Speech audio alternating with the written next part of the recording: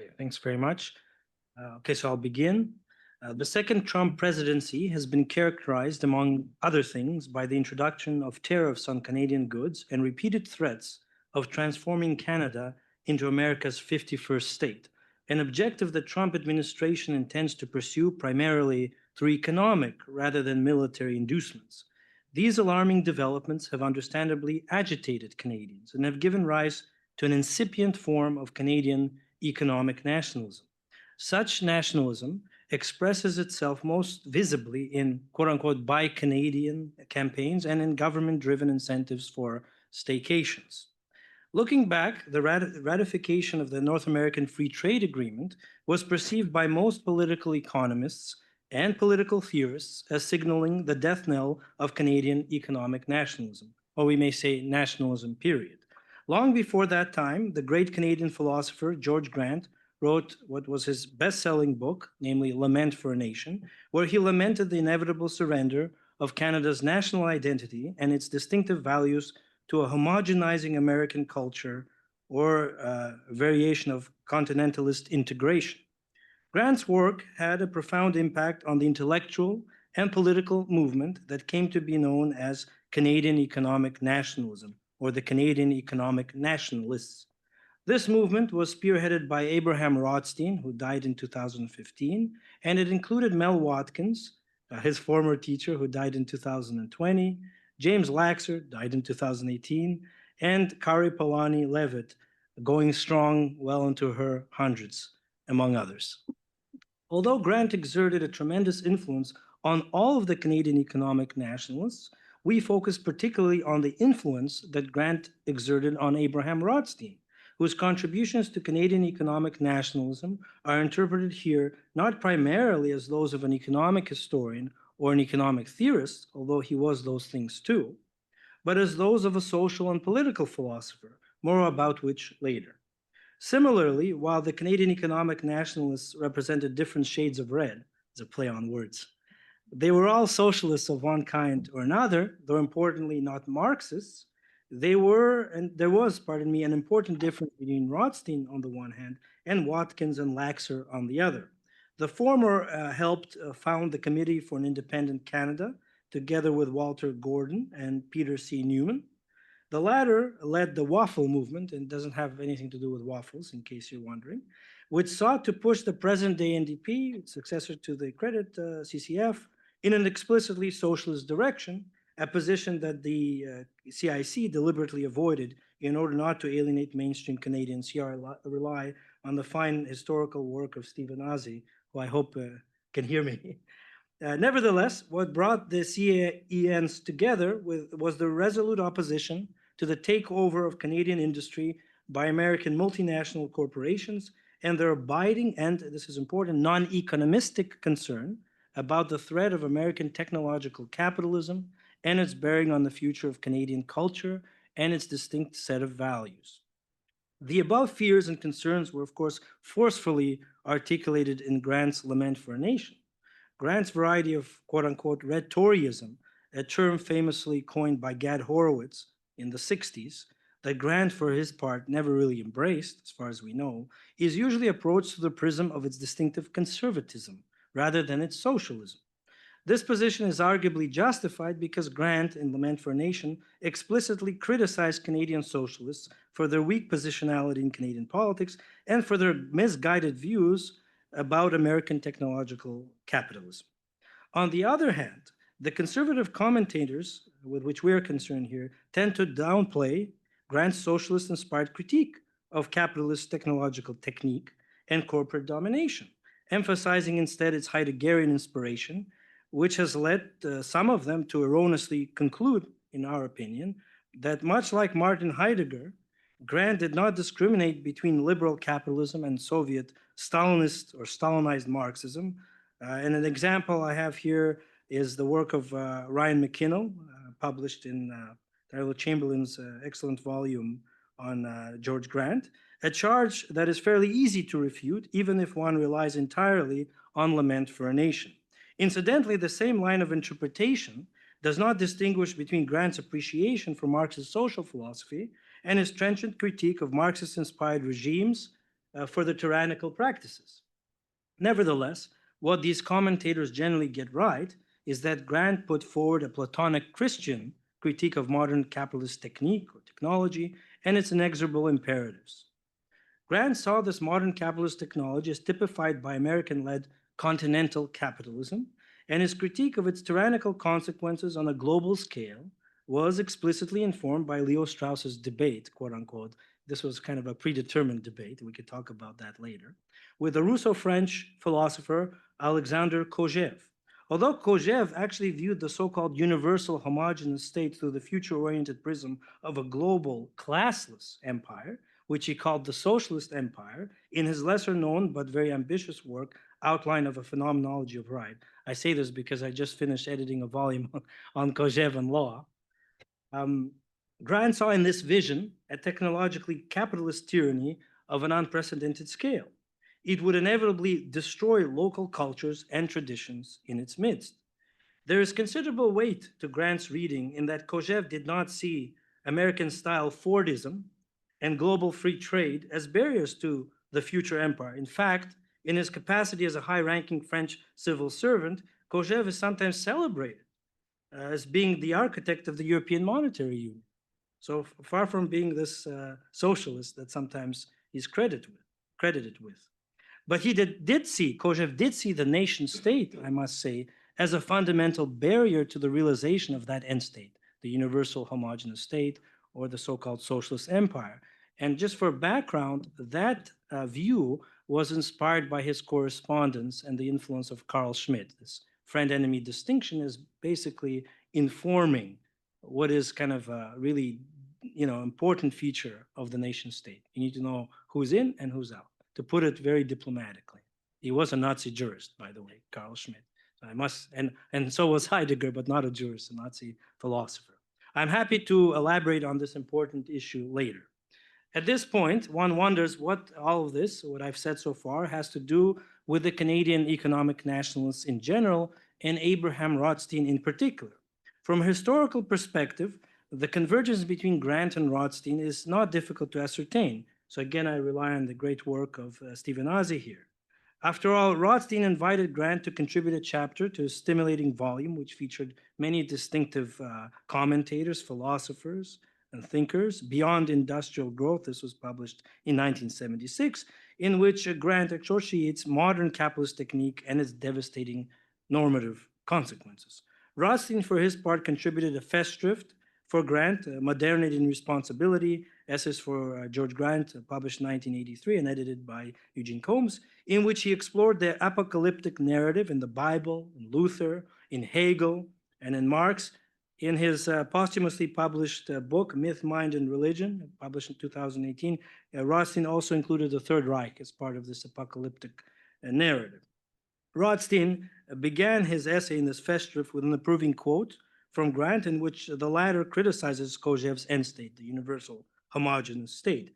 As a side note, we now know, mostly due to the efforts of Jacob over here, from our archival research that Grant was an external assessor for Rothstein's promotion to full professor in the Department of Political Economy, as it was then called, the University of Toronto, even while frankly admitting in his letter or report that he was no expert on economics. We have the letter here, if anyone is interested. We're happy to share. Beyond these interesting political and personal connections, there were more substantive philosophical, dare I say, ontological reasons for Rothstein's turn to Grant's critique of technological capitalist modernity. Rothstein includes Grant among his cherished quote-unquote voices of wisdom, an essay which is contained in The Precarious Homestead, published in 1973. Rothstein's discussion of Grant is followed immediately by reflections on his influential mentor, namely Karl Polanyi, the author of The Great Transformation, which was published in 1944. It's not for nothing that Rothstein considers Karl Polanyi immediately after Grant in this list of voices of wisdom. Rothstein was a favorite student of Polanyi's at Columbia University. Polanyi, who we are likewise approaching here as a social philosopher, theorized the seemingly inexorable juggernaut of the self-regulating market, as he called it, fueled as it still is by the ideology of laissez-faire. The neglected convergence between Grant's critique of modern capitalist technology and Polanyi's critique of the self-regulating market consists in their shared view that quote-unquote progressive economic and technological processes unleashed by human beings, ostensibly for their benefit, have come to dominate them, eviscerating the thick web of normative ties and the good, to use Grant's Platonic conception, that previously inspired or informed social, political, and economic relations between human beings as members of definite communities and concrete forms of ethical life. Polanyi referred to this phenomenon as a process of disembedding of the economy from society through the commodification of land, labor, and money, first brought about by the Industrial Revolution. The challenge for Polanyi was to re-embed the economy in society, or in other words, to realize what he called freedom in a complex society, not by abolishing markets, which historically predate capitalism for those of us who study these things, but by subordinating markets to democratic processes and to human interests, harnessing them for human interests. According to Polanyi, the self-regulating market finds its formidable match in and through the counter-movement, where it is confronted by an immovable object, society, as an actor in its own right, which sets protective limits against the ravages of the self-regulating market, without which both nature and society would be destroyed. Polanyi did not specify the precise institutional form that such a counter-movement would necessarily take in each iteration, but at different times he saw it in the trade union movement, in socialist movements, in economic planning, in the New Deal, in nationalist movements, and sometimes negatively in fascist reaction. Jacob will have more to say about the present predicament in this regard. While clearly praising Grant's essays in Technology and Empire, published in 1969, where he returns to Lament for a Nation, as offering, quote, a moving plea, evocative, passionate, and deeply human, sounding those hidden chords in all of us that could turn atheists religious and socialists conservative, and have them discover that against the common condition, the human condition, their divisions are insignificant, end quote. Rossi nonetheless takes issue with Grant's inescapable fatalism, which was influenced by his critical understanding of Hegel's philosophy of history, and Grant's rigid disregard, quote, for the role of institutions as mediators between ideology and technique and for being acted on in turn by both, end quote. Rothstein's Polanyi-inspired rejoinder to Grant's inescapable pessimism is clear as day. Rothstein proceeds by noting that, quote, no one knows the limits to which capitalist technological society could be reformed, nor indeed how. For some, including Rothstein, this provides a precarious but sufficient basis for hope without illusion and for action, end quote. Indeed, Rothstein found this hope in an ambitious project of Canadian economic nationalism, for which he successfully solicited Grant's active support in the Committee for an Independent Canada. We have evidence of that too. Rothstein could also count on Grant's own words in Technology and Empire, in which he returns to the lessons of Lament for a Nation. Quote, nothing here written implies that the increasingly difficult job of preserving what is left of Canadian sovereignty is not worth the efforts of practical men. It is a dim candle to light the way, end quote. And with this Grant-inspired wisdom, I turn matters over to my talented collaborator, Jacob Couchet. Wonderful. This will be a far more informal, and hopefully I'll keep it to 5 minutes or so. So with the quote that Igor or Dr. Schweikerbrod just ended off with, it's Grant inviting us to try to reclaim what is left of Canadian sovereignty. And I think to do that, we have to first kind of come back to where you started, which is what we are seeing happening today. Of course, in the kind of early 2025, Trump imposed sweeping tariffs on the Canadian economy, sparking what I think most would colloquially call a trade war between Canada and the United States. And in the process of this, we saw a kind of return to a type of Canadian economic nationalism. But I want to point out that it's very different from the Canadian economic nationalism that we saw in the 60s and 70s and 80s. In particular, it's one that is primarily economistic. It's a type of nationalism that is oriented around things like tariffs, around, as you said, buy Canadian programs, but not necessarily around things like American ownership of Canadian economy or even American investment in Canadian economy. Rather, what we essentially are seeing is essentially, as Grant would have called it, like he said something with the maple leaf slap. I don't know if you know the quote that I'm thinking about. Basically, free trade with a Canadian leaf slapped on top of it. Why I want to return to Grant and Polanyi here is because I think both of them offer the Canadian economic nationalists something that is missing today. And that if we reflect on it, we might be able to improve our response to American tariffs and protect the identity of Canada moving forwards. In Grant, he provides clearly this lament over the disappearance of the Canadian state, its culture, as it's subsumed by American technological capitalism. And for Polanyi, he offers an institutional way through what could be termed some of Grant's pessimism. And the way that it manifests, particularly in the Canadian economic nationalism or nationalists and Abraham Rothstein, as an example, not as some grand idea, but Rothstein has an idea of homestead mentality.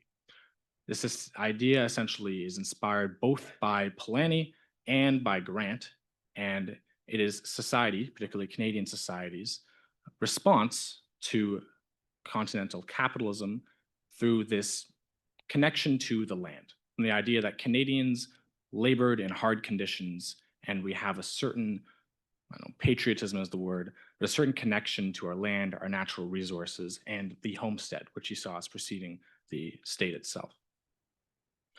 This idea of homestead mentality is also an idea of collective control. It's the idea that Canadians are the ones who are going to be in control of the economy or of their nation's destiny. And it's that particular idea that I think you don't get with both Grant and Polanyi. And it's the intersection which provides both the national focus, which Grant provides, a lament about where Canada is going, and then also a Polanyian idea of the counter movement, against which to re-embed society within Canadian values. And it's through this that I think we saw a lot of how the Canadian economic nationalists operated. Things like the establishment of FIRA, the Foreign Investment Review Agency, or public ownership like Petro-Canada. Ways to continue to ground Canadian control over our own economy. I think that's distinctly missing in what we're seeing today. And I think Polanyi, and through Grant in particular, and Lament For A Nation, offer a way out of that. But before I end, I want to kind of leave a more concerned note, because Polanyi himself has been criticized for not specifying exactly which institutional form the double or the counter movement will take. It could have been, as you said, socialism, a type of New Deal, but also things like fascism. And I think that we're seeing a lot of that manifest today, in particular, the effort to re-ground markets in community and purpose and meaning. But where we get that meaning isn't exactly clear. And perhaps it's time to reflect on whether or not we need to reground the counter movement, this idea of homestead mentality, in things like civic nationalism instead of ethnic nationalism. It's a concern that I kind of want to leave off with, and I'll end things there.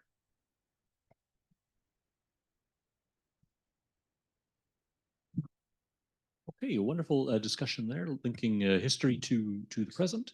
We're very fortunate to have Jacob, one of our top students here at St. FX, give his thoughts here. And we're lucky then to turn to two of Canada's top historians, both Penny Bryden and Stephen Ansey, who I think will situate Lament For A Nation in a wider sort of context. So Penny, I think you now have access to show us. I do, yes, I am actually here. Thank you for waiting for me. Okay. In Lament For A Nation, George Grant offered an eloquent jeremiad on the disappearance at the hand of the Liberal establishment of a particular type of Canadian nationalism. According to Grant, the politicians, the businessmen, and the civil servants worked harmoniously together in pursuit of continental integration. The Liberals, he argued, had, for the entire post-war period, been pursuing policies that led inexorably to the disappearance of Canada. Many others since Grant wrote his lamentation have agreed, at least in part, although usually less pessimistically and often in quite positive terms. All those who have written about continental defense, globalization, and American cultural imperialism have had a bit of the lament rub off on their thinking. So too have socialist movements like the Waffle and the Parti Québécois, and nationalist organizations like the Council of Canadians, and of course the most recent call to keep Canadian elbows up. All this suggests that this very slim book is indeed complex, conceivably contradictory, and able to be read in a number of different ways. The irony, perhaps one of many, of Lament for a Nation is that it landed at a time in which left-wing nationalism was on the rise, and populist movements, whether explicitly nationalist or not, were increasingly evident. Canada's 1960s saw women's movements, gay rights movements, anti-war movements, all jostling for space in the crowded commons. Some of the groups reflected similar movements in the US, or had as their genesis American iterations of the same ideals. In this, they confirmed some of Grant's argument that Canada had ceased to exist as an autonomous entity. Others explicitly confronted the American behemoth, protesting the need for an explicitly Canadian position on, for example, nuclear weapons.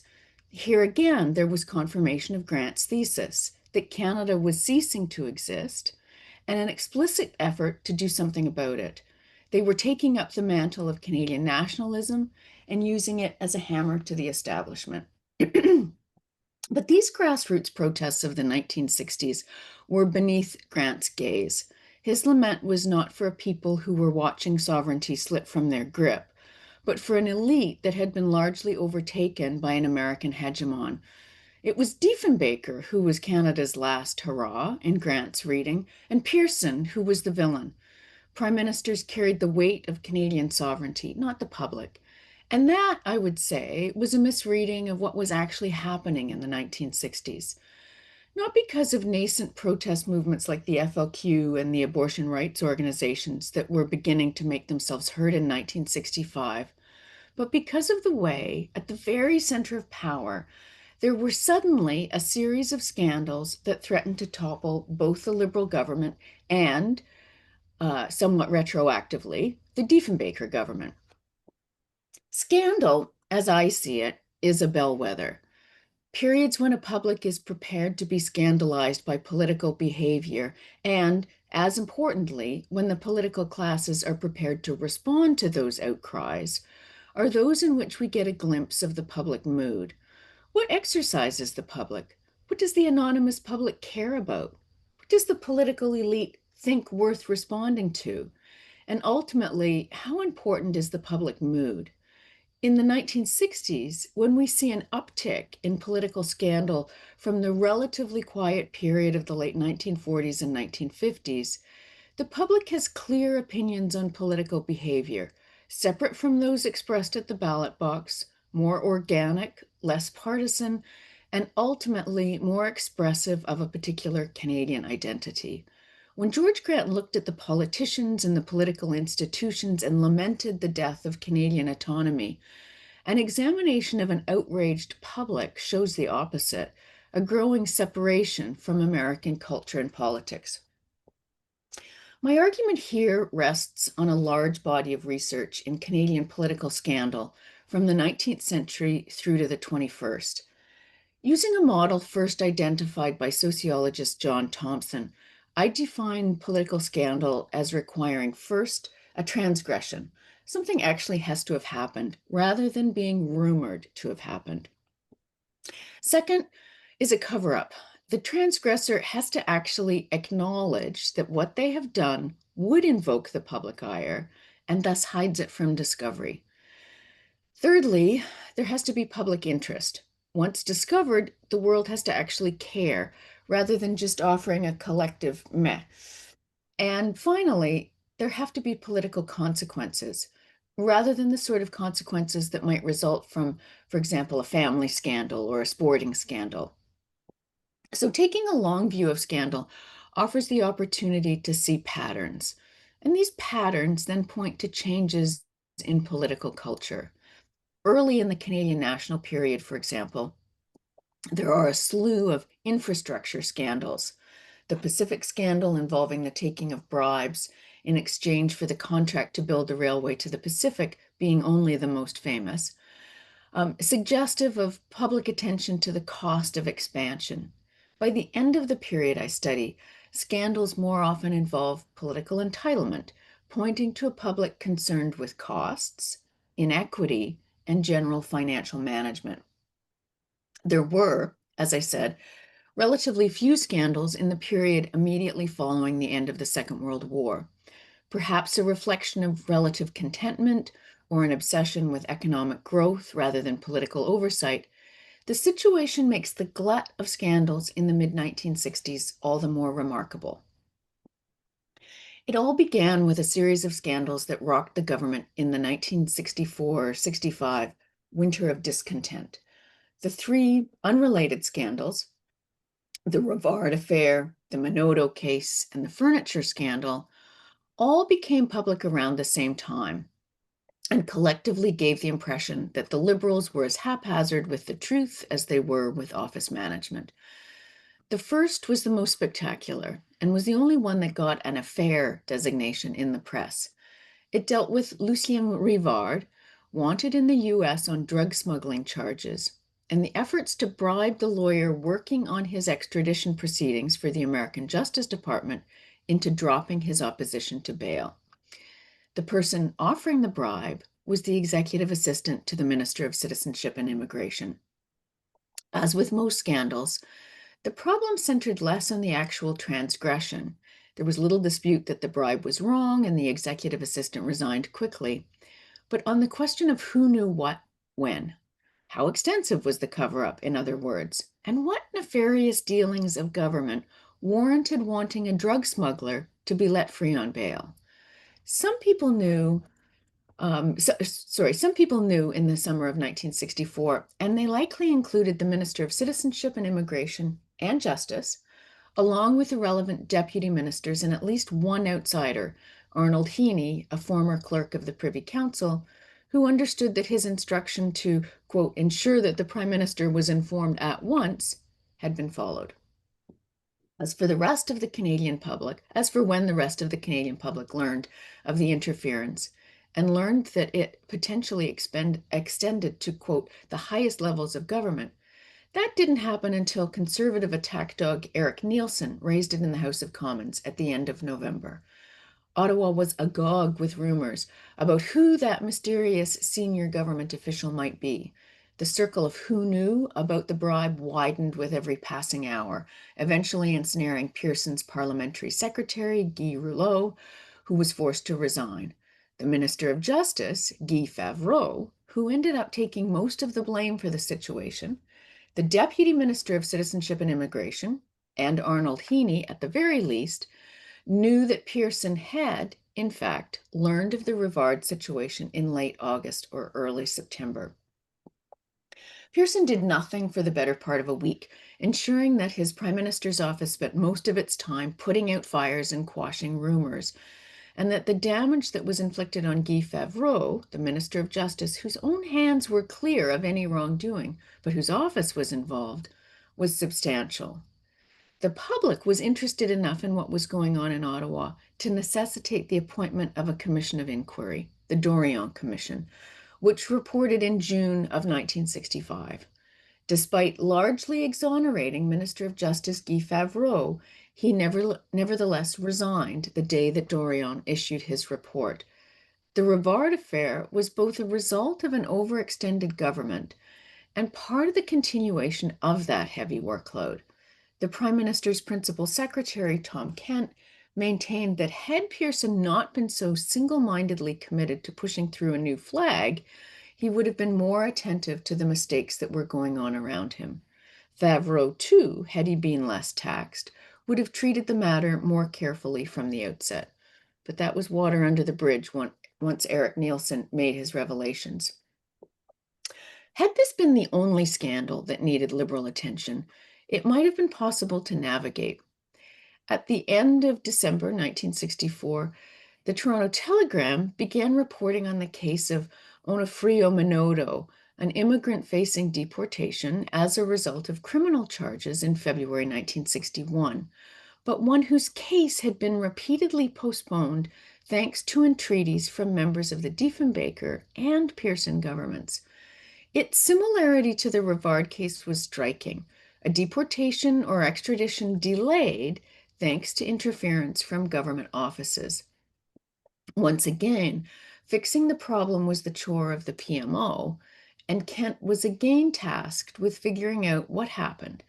In this case, External Affairs Minister Paul Martin, in his capacity as a private lawyer, received a normal legal fee to assist Minoto in fighting his deportation in 1960, the second time he had been deported following gambling charges. Another liberal using their influence in the justice system, and another headache for the Pearson government. Kent once again worked out a letter to send to the NDP members who were pursuing the issue in the House, hoping to forestall any further action. Insomuch as the Minoto case disappeared from public view, it was really only because of the appearance of yet another scandal. The final of the trio that dogged the Liberals in the winter of 1964-65 implicated Maurice Lamontagne, the Secretary of State. In early December 1964, Lamontagne was forced to publicly answer a question that had been placed on the order papers regarding campaign contributions to cabinet ministers from the Selfkind brothers, whose bankruptcy filing was currently under investigation in Montreal. Newspaper reports described him as angrily resentful of guilt by association innuendo. Nevertheless, there was no question that Lamontagne had behaved inappropriately. He accepted furniture from the expensive Selfkind store on the understanding that he would pay when he could. By the time the store had gone into receivership, he still hadn't paid a cent. This was a scandal that seemed to inflict the most damage on the government, since, as Kent recalled later, most of us buy furniture. But then things began to turn around. In early 1966, riled by the continuous jabs about government chaos by the opposition, Liberals accused the Conservatives, when in government under John Diefenbaker, of knowing about and covering up an affair between Associate Minister of National Defense Pierre Sévigné and an East German woman named Gerda Munsinger, who quite possibly had ties to Soviet espionage. Diefenbaker, claimed then Justice Minister Lucien Cardin, was the, quote, very last person in the House who can afford to give advice on the handling of security cases in Canada, given his participation in the Monsignor case, misremembering the name, Monsignor case when he was Prime Minister of this country. The press, at least, took notice of that statement, even as debate moved quickly on to other Liberal shortcomings. It was all very murky. Cardin maintained in the House of Commons that Munsinger, as she ultimately was named, had died in East Germany, perhaps of leukemia, sometime in 1963 or 1964. The convenience of death was soon removed, however, when Toronto Star reporter Bob Reguly found her alive and well and living in Munich. Newspapers described a shapely blonde woman who was, by 1966, 37 years old. After the Second World War, she had married an American soldier named Mike Munsinger, but had been denied entry when the couple tried to return to the U.S. They then divorced sometime in the 1950s. She came to Canada in 1955 as a landed immigrant, ultimately moved to Montreal, and on several occasions in 1958, 1959, and 1960, she met with Pierre Sévigné, then Associate Minister of National Defense, visited his Ottawa hotel suite, and went with him to the races in Boston in a government plane. More information came out over the next few weeks as the story moved from the House of Commons to the press to the courtrooms of the inquiry that Pearson was forced to call into the question of what Diefenbaker's government knew when. Munsinger was, quote, a playgirl or, quote, a swinger with a heart of gold, whose mere existence seemed to hint of improprieties. As events unfolded in the spring of 1966, sex was never far from the surface. The scandal was repeatedly called a sex and security scandal. The woman at the center of it was identified using language that emphasized her appearance and her sociability, and the men at the center agreed that they knew Munsinger socially. The nods, the winks, the suggestions all pointed to an affair, but it remained elusive and ill-defined, even if it was obvious to all but the most naive. Indeed, there was an active effort to keep particularly salacious details quiet. Some cabinet ministers in the Diefenbaker government, for example, had been aware that Diefenbaker had an RCMP recording of, quote, a meeting between Sevigny and Munsinger, presumably a sex tape, that he would play back to Sevigny when he felt the need to humiliate him. None of this was known or apparently demanded at the time. More interesting than the fact that the details of any sex remained blurry was that there seemed relatively little public appetite for anything more. The security features of the Munsinger story seem to have attracted more public attention. Most of the details about Munsinger's potential threat to national security came as a result of the hearings into the case and were leaked to the press. In Justice Wishart-Spence's report on the Munsinger affair, she was described as having, quote, a checkered career, and, according to RCMP reports, had been refused a visa for immigration to Canada in 1952 because she was, quote, a self-admitted espionage agent who had a record of convictions as a common prostitute, a petty thief, and a smuggler. The crimes, such as they were, seemed to relate to incidents in the 1940s when she took clothing from a home in which she was employed as a maid and rifled through the pockets of a United States Army private who had befriended her. She was, the commission found, someone who could very easily betray those who trusted her. The commission based its version of Gerda's pre-Canadian life on RCMP files, which themselves indicated that her espionage activities had been of a, quote, minor character. The RCMP accounts were, in turn, based on a report of the American West German Border Police, who had stopped Gerda at one point in 1949 as she moved back and forth across the border in an effort to survive. Once the initial excitement over finding Munsinger alive and well and living in Munich had worn off, the scandal came to be understood clearly within the context of the Cold War. Whether or not Munsinger was a security risk was incidental to the central issue, as it was clear that little effort had been made to uncover her early history in East Germany or to verify her contacts with Soviet intelligence. Instead, it was clearly sufficient to establish that she might have been a security risk and that the Prime Minister knew that that was the case. The real focus of the Munsinger inquiry was on Diefenbaker's progressive conservative government, not on the shadowy woman who gave name to the scandal.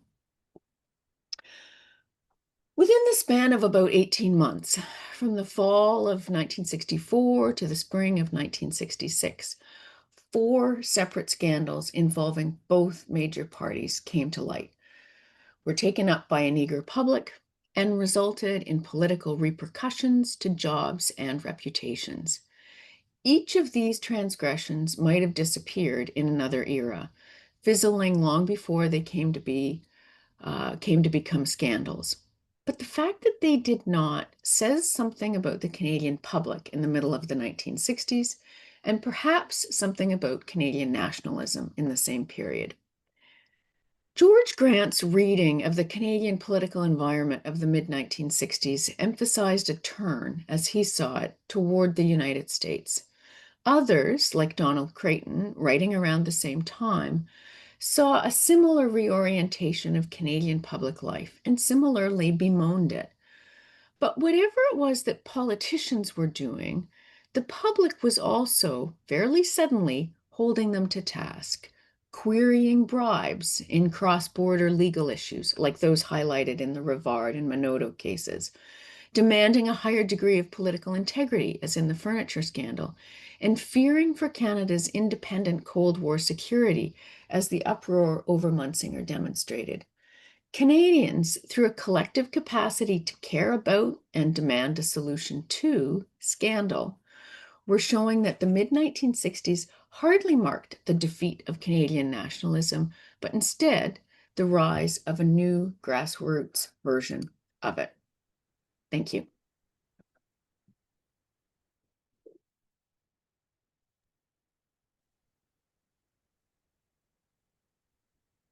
Thanks very much, Penny. That was a wonderful, wonderful talk. Thank you. And now we have Stephen Atty. Stephen, please take it away. Thanks, Asa. Can everyone hear me? Yep. Good. Okay. Let me start with a question. What was the best-selling Canadian novel of 1973? If you're like me, you would have guessed something by Margaret Atwood or maybe Margaret Lawrence, Mordecai Richler, Robertson Davies. If you know your Canadian literary history better than I do, you might have guessed Rudy Weeb's The Temptations of Big Bear, which won the Governor General's Award that year. But in fact, the best-selling Canadian novel of 1973 was Ultimatum by Richard Romer, a part-time author, a part-time Air Force Reserve officer, and a full-time attorney specializing in land development law. Ultimatum was the first of two Romer blockbusters about a US invasion of Canada. The other book was called Exoneration, and it came out shortly afterward. Each of these two books sold more than 100,000 copies, and this was despite dull prose, tedious plots, and prosaic dialogue. For a while, Ultimatum managed to outsell works by Graham Greene, Gore Vidal, and Agatha Christie, at least in Canada. But these sales did not reflect any great literary achievement. What they did reflect was something more interesting: the anxieties Canadians felt at the end of the long 60s. Anxieties about Canada's future, anxieties about the power and the motives of the United States. Today, Romer's novels have been consigned to literary obscurity, but they're worth revisiting. As Linda Hutcheon reminds us, popular novels often reflect cultural attitudes more directly, even more stereotypically than so-called serious fiction. Romer's works and others like them offer a window into the political and emotional climate of their era. Beginning in the mid-1960s, a growing number of Canadians began to doubt the moral integrity of the United States.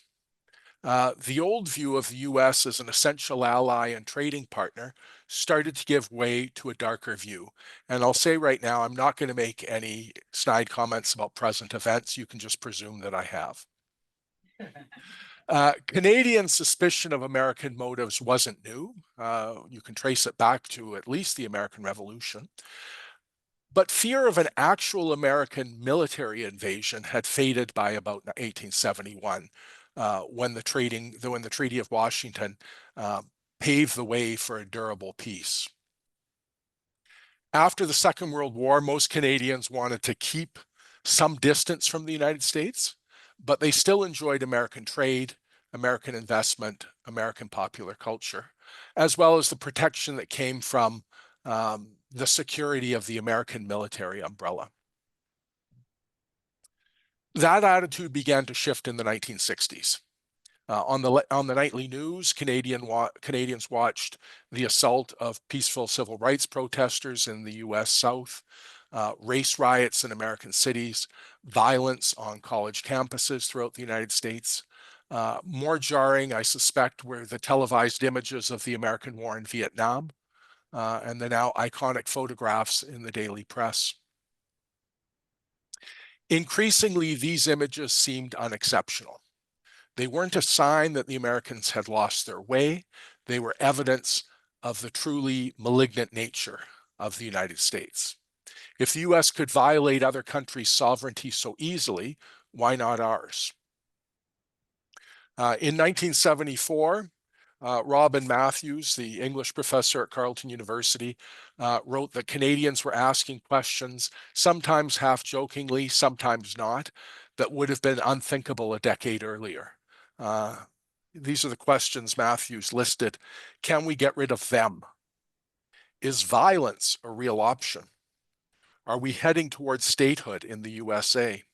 Would they send an army in? Would the Canadian people resist with any kind of solidarity? Many Canadians believed their country was already an economic colony of the United States. Some even imagined that a shooting war might be unavoidable. A few thought that a shooting war might even be desirable. Robert Fulford recalled that he and Margaret Atwood would, in the mid-70s, often meet people who talked quite literally about restoring Canadian pride through a war with the United States.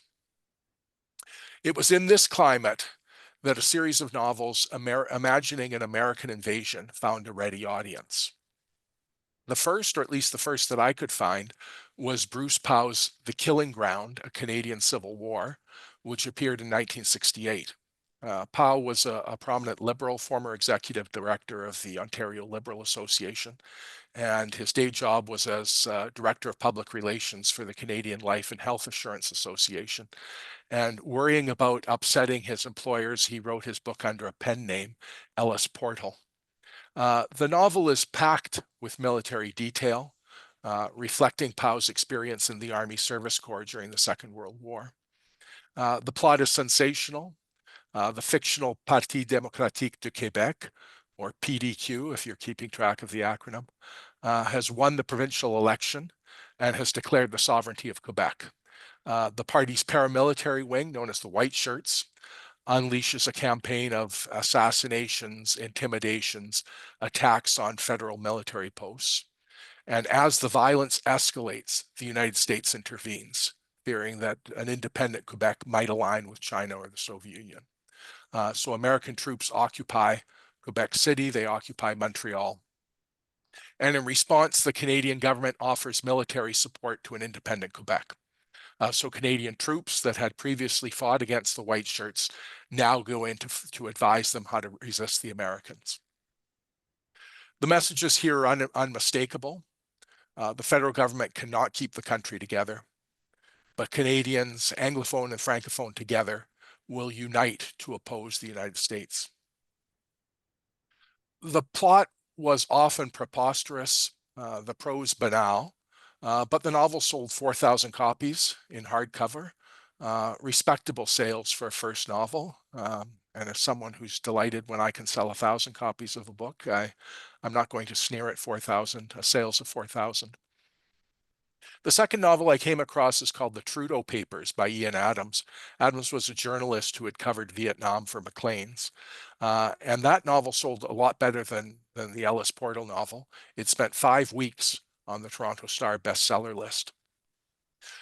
In a plot reminiscent of Dr. Strangelove, a chain of errors leads to Soviet and American nuclear missiles exploding over Western Canada.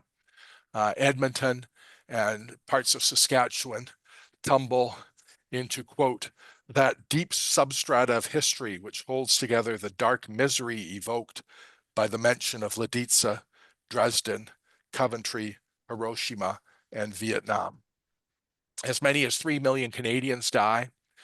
Radiation begins drifting east towards Toronto. The survivors are herded into so-called contaminated people's self-help hamlets, clear parallel to the American strategic hamlets in Vietnam. When desperate Canadians begin fleeing south, the US Air Force guns them down in what becomes known as the Red River Massacre. One airman says, "Look at the way they're dying," just like the offensive word in Nam. The Canadian government requests American help to restore order, but the US uses the crisis to seize Canada's natural resources. Only the Canadian left continues to resist. And at the end of the book, leftist nationalist guerrillas take up arms against both the Americans and their Canadian collaborators. Richard Romer, who I started this talk with, approached the same themes, but from the opposite side of the political spectrum. Romer was a conservative insider, a successful lawyer, an Air Force officer. He was a busy man who dictated his novels into a tape recorder while driving between meetings, and then would give the tapes to his secretary who would type them up.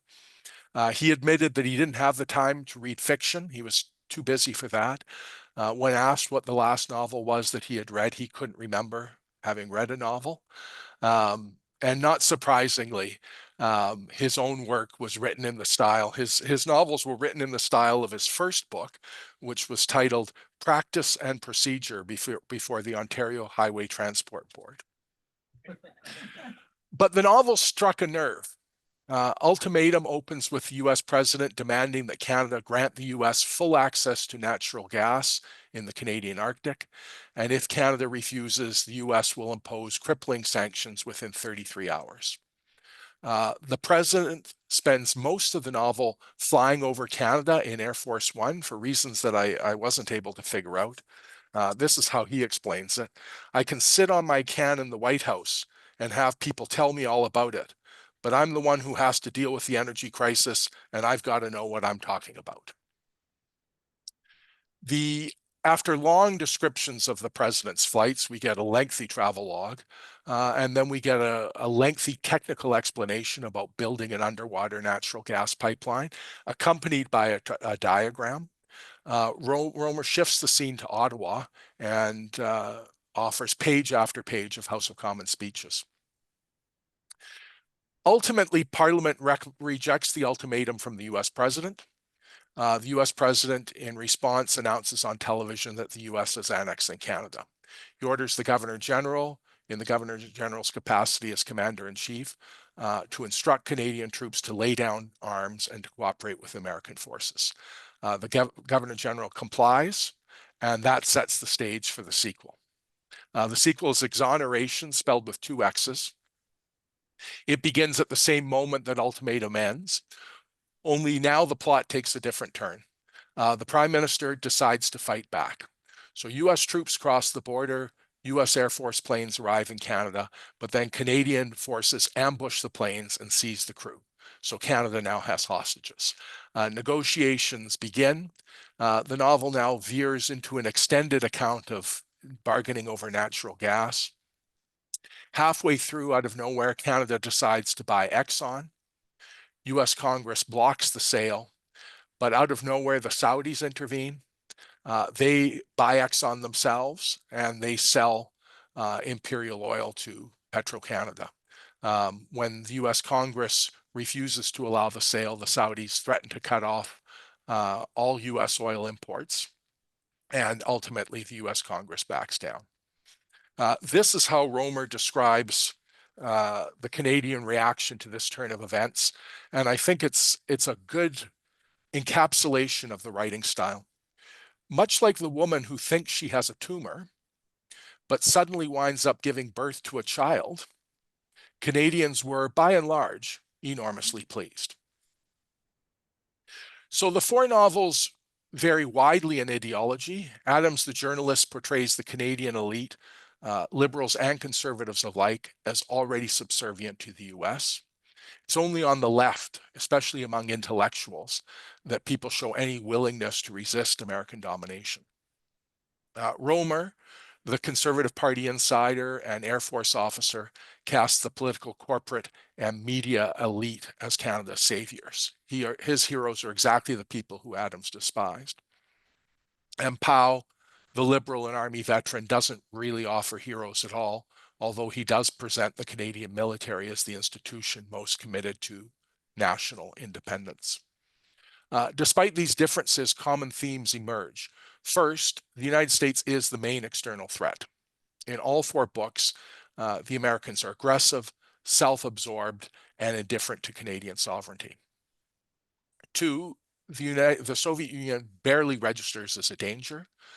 This is striking given Canada's Cold War alliance with the Americans, which Ottawa saw as essential to containing Soviet power.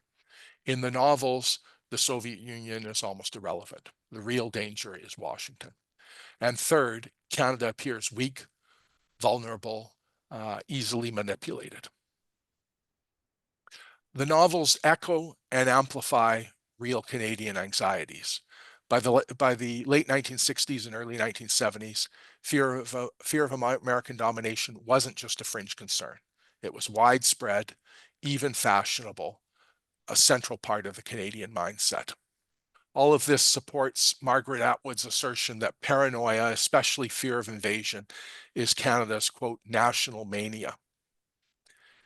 At the end of the long 60s, that mania was in full bloom. Thank you.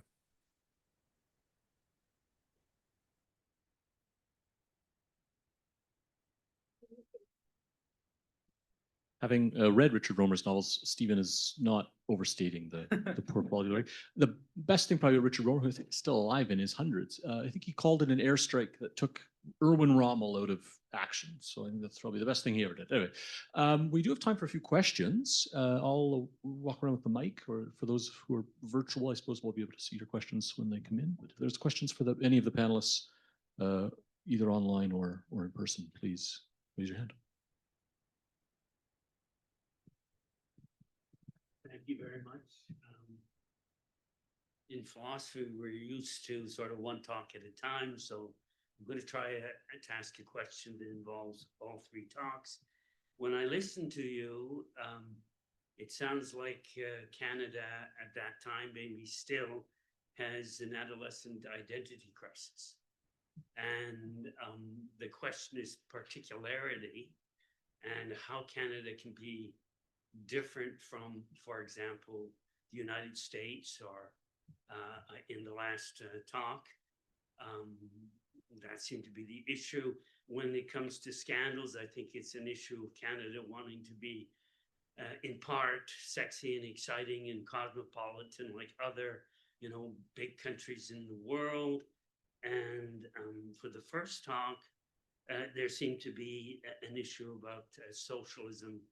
And, Grant's worry about socialism is that it makes everything the same, that there's no particular, identity that separates one place from another. So that's what I kind of took from the talks. Maybe anyone could respond to that. Thank you. I guess I could start. Sure, yeah, John. Yeah. So I'll mention in response to the universal homogeneous state. So this is concept that emerges in Alexander Kojev, or if you want, the Russian Kozhevnikov's introduction to lectures on Hegel, which famous ones, which were delivered in the 1930s and then led to kind of like a existentialist, euphoria, if you will, about the struggle for recognition, and that's what he's mostly famous for. And at least we argue, I should say, Jacob agrees with me on this one, right? I do. Okay, just consent is very important. Yeah. That concept first emerges in those lectures, which were translated into English by James Nichols, I believe it was like 1969. And I think it gets its most adequate expression in Kojev's outline of a phenomenology of right. And like many of Kojev's works, you had manuscripts that were never meant for publication.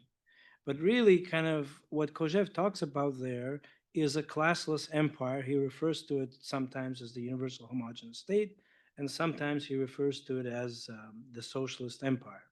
But a basic precondition for the realization or actualization of this empire is the absence of the nation state, which, following Carl Schmitt, the Nazi jurist I mentioned earlier, is predicated upon an end to the friend-enemy distinction. In other words, there will no longer be warring nation states that are basically existentially, if you will, grounded in this friend-enemy distinction.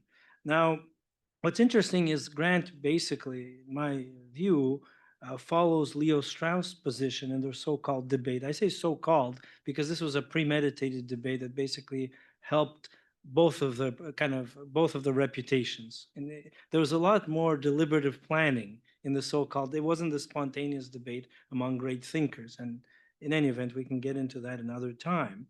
And so Strauss basically takes the position in this debate, and this is a response to, they have this correspondence on tyranny, that if this empire is realized, it would be a global tyranny. Now, many people have interpreted Kojev's universal homogeneous state not as a socialist, classless, if you will, paradise, but rather as this kind of technological empire that renders, right, all local cultures kind of irrelevant. And just in many ways, some of this is anticipated in the Communist Manifesto. All that is solid melts into air, right? There's nothing, not even the Great Wall of China, that can prevent, this movement. So what's interesting is that in this regard, I think Grant follows Strauss's position in that debate. It's not clear that he really gives much attention to Kozer's position, and I think the reason for that is because it destroys the notion of national identity. That's what makes homogeneity kind of a characteristic feature of the universal homogeneous state.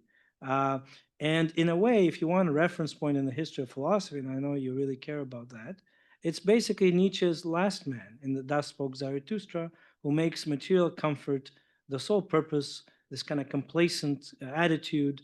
Once the stomach is satisfied, it's the creature comforts. There will be no need for struggle. There'll be no need for separate identity. There'll be no need to struggle for recognition. But that is a Kojevian position more than it is a socialist one. We could talk about that another time. Can I jump in too? What I thought was really interesting as well. I mean, Grant was definitely very interested in socialism. Whether you want to call him a conservative thinker, a red Tory, or something else, he paid a lot of attention to it, and he actually wrote, I don't know if people have read it, an entire essay on why socialism needs to be grounded in equality. Surprising, right? And he essentially is concerned with the triumph of technique and of efficiency and all that, and how even with something like socialism or communism or liberalism, both are heading in that direction. But he says that his advice, to the socialists essentially is ground it in equality, and for him, it's equality before God. In some moral kind of endpoint that can't be subsumed by means over ends, but is an end in itself. But what's really interesting in that essay is he has a quote, something about you don't even have to be religious to find this. He says common political ends can be sought without theoretical agreement in the end of this essay. So he's saying that as long as they manage to ground it in this kind of end of equality in and of itself, as that's the basis of it, I think that's kind of was his way forward, away from kind of this homogenous state. You know what I mean? Like that is what he was criticizing. Stephen or Penny? Yeah, sure. I think that was an astute comment. That this is a period when Canadian identity, maybe all periods are those when Canadian identity is in crisis. But it's definitely a moment of, attempting to thread the needle. And I think you can definitely see that in Scandal. And especially, you're right, the identification of the Munsinger scandal is really the one that, on the one hand, announces Canada as a modern 1960s state, like Britain, at least in this case, because of the connection with the Profumo scandal at a slightly earlier time. So this is a moment that Canada has matured enough to have a sex scandal of this proportion. But on the other hand, it's also an effort to say, but this is different. This is a Canadian, version, and we're interested in different things, and it's not quite a sex scandal. It's something more serious, So it's both, the big, yes, we are just like everybody else, or just like important nations, but we're also, very Canadian. So anyway, I do agree that identity and grappling with similarities and differences in the 1960s is a key component of what's going on.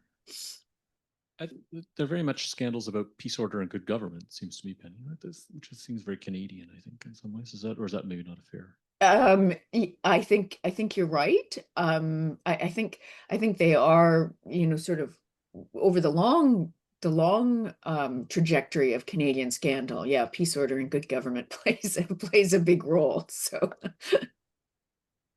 Stephen, please. Yeah, I think certainly the Canadian identity crisis is a subtext in the four novels that I was talking about. Canadians don't know who they are, and as a result, they don't see any reason to stand up for their country.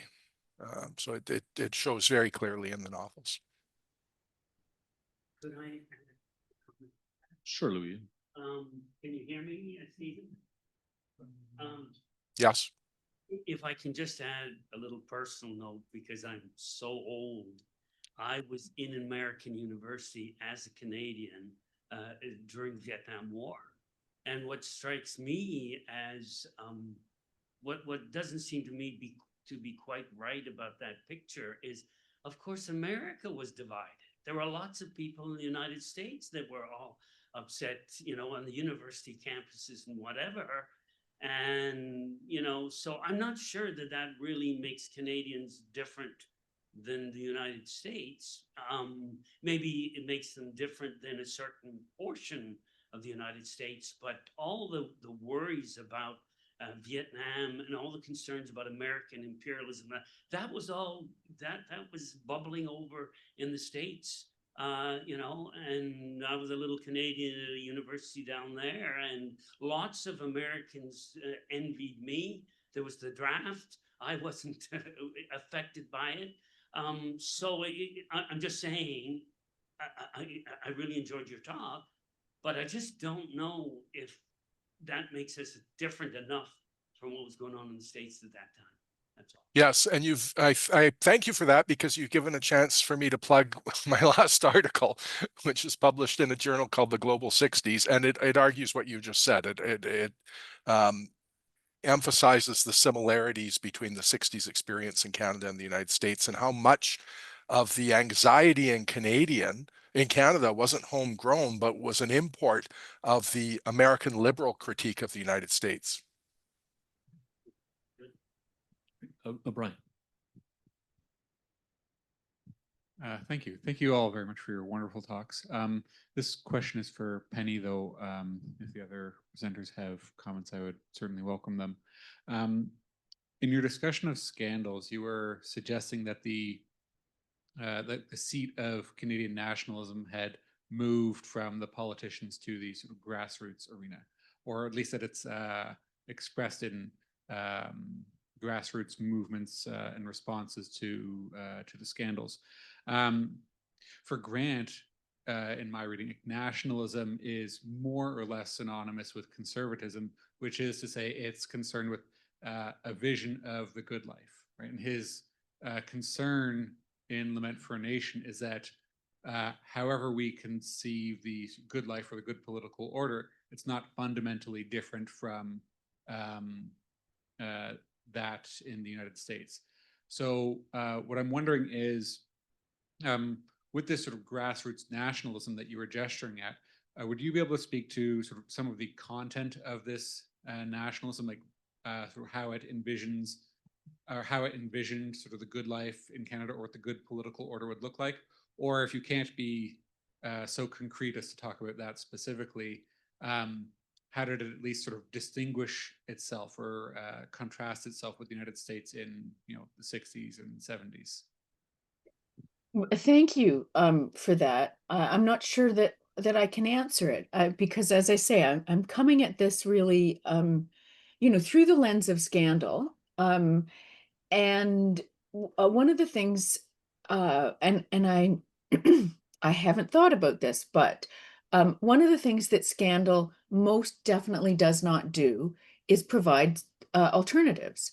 The point of protest and outrage is against something, and that's sort of, you know, part of the definition of it. It's not about offering alternatives. And so you know, I can you know, answer sort of on a vague sense of what the 1960s protest movements imagined as an alternative. But, I would just be offering a kind of generic, this is what I argue in my undergraduate class kind of point. But for scandal, which I'm supposed to know something about, I think it's interesting that it is one sort of expression of public, sentiment that is kind of definitionally devoid of offering an alternative.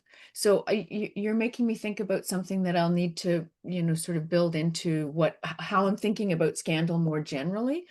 But the bottom line is, I don't have an answer. Sorry. Did you have a comment? Yeah, just quickly, I of course agree with you that it's about the good, that the kind of substantive content that informs Grant's nationalism, but at the same time, and the kind of coterminous with his conservatism. But he also, as you well know, makes it very clear that conservatism is an impossibility in Lament for a Nation, and so that's the kind of the problem. And he anticipates this, kind of links it back to much earlier in kind of English kind of history as well, that you could find this process is already kind of dissipating far earlier, the idea of Canada, right? So that's what also makes it a really kind of puzzling work from kind of a philosophical perspective. So he laments something, right, that we already know is gone. And then what he does is he tells us that actually it started dissipating even earlier. It's just come to full. So on the question of alternatives, it also leaves us kind of, with an impasse. And that's why, at least in our account, Rothstein, by drawing from, some of Grant's work, does try to find a way of kind of reclaiming that good, right, which Grant thinks is nowhere to be found, right? And anyway, that's.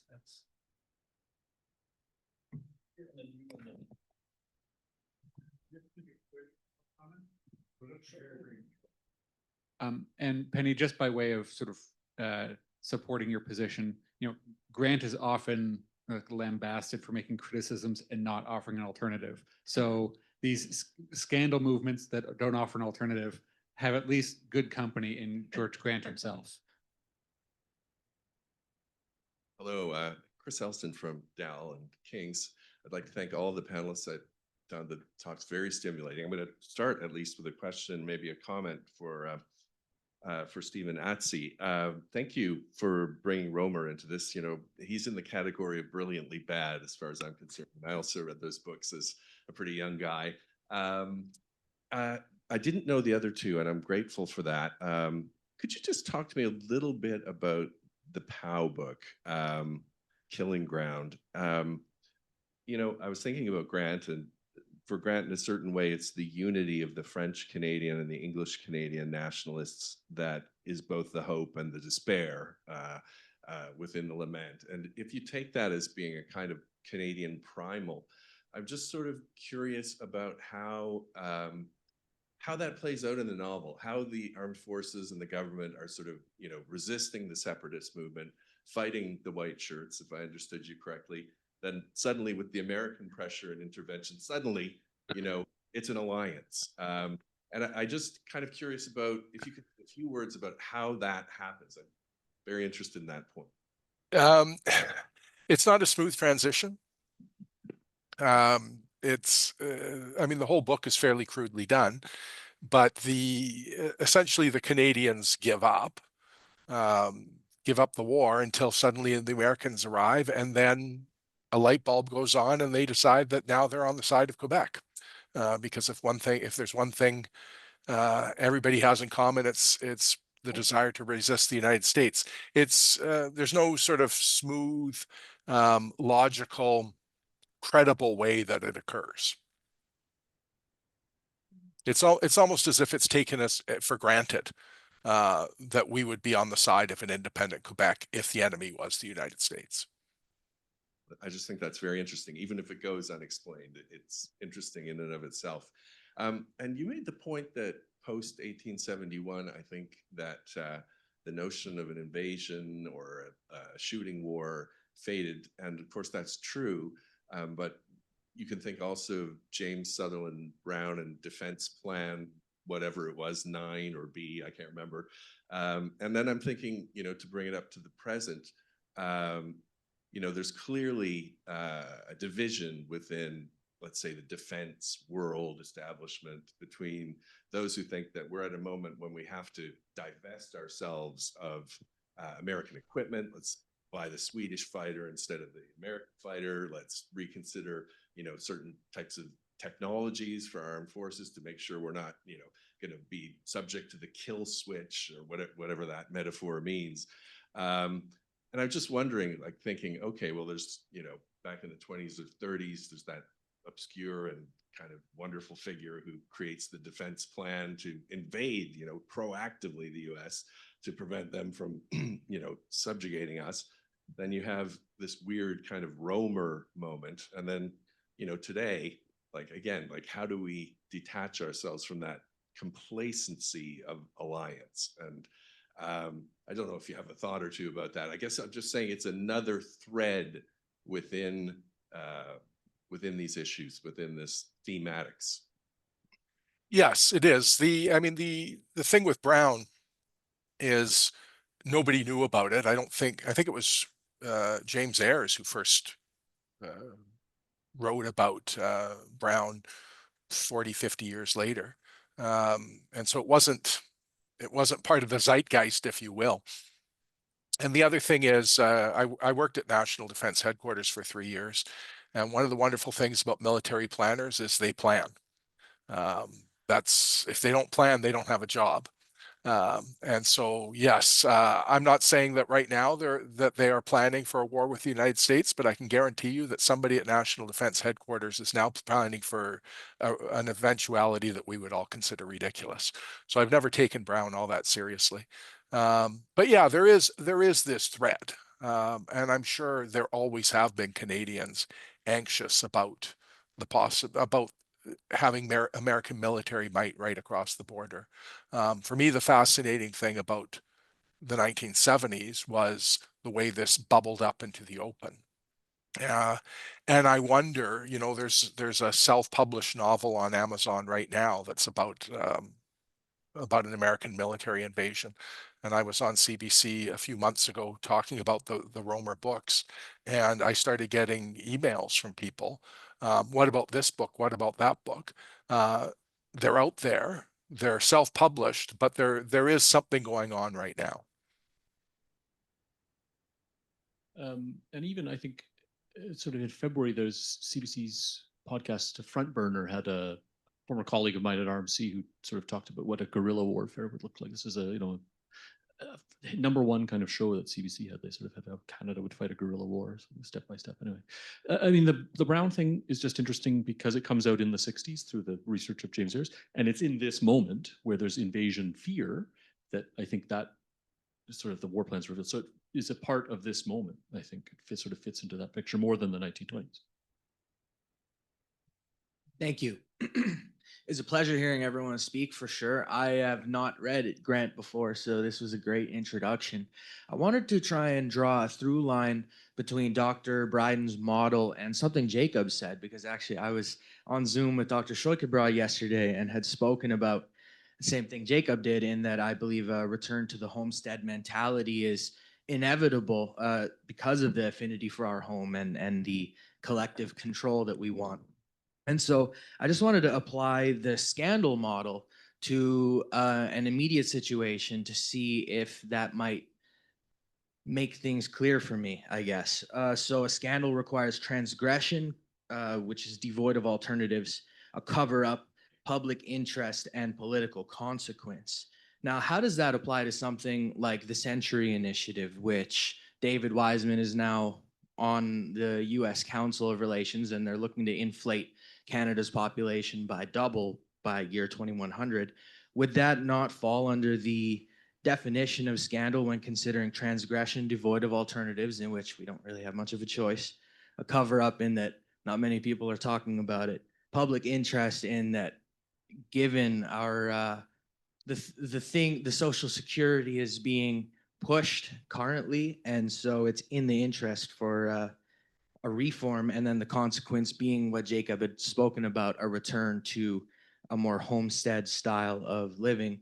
What sort of thoughts does the council have on this?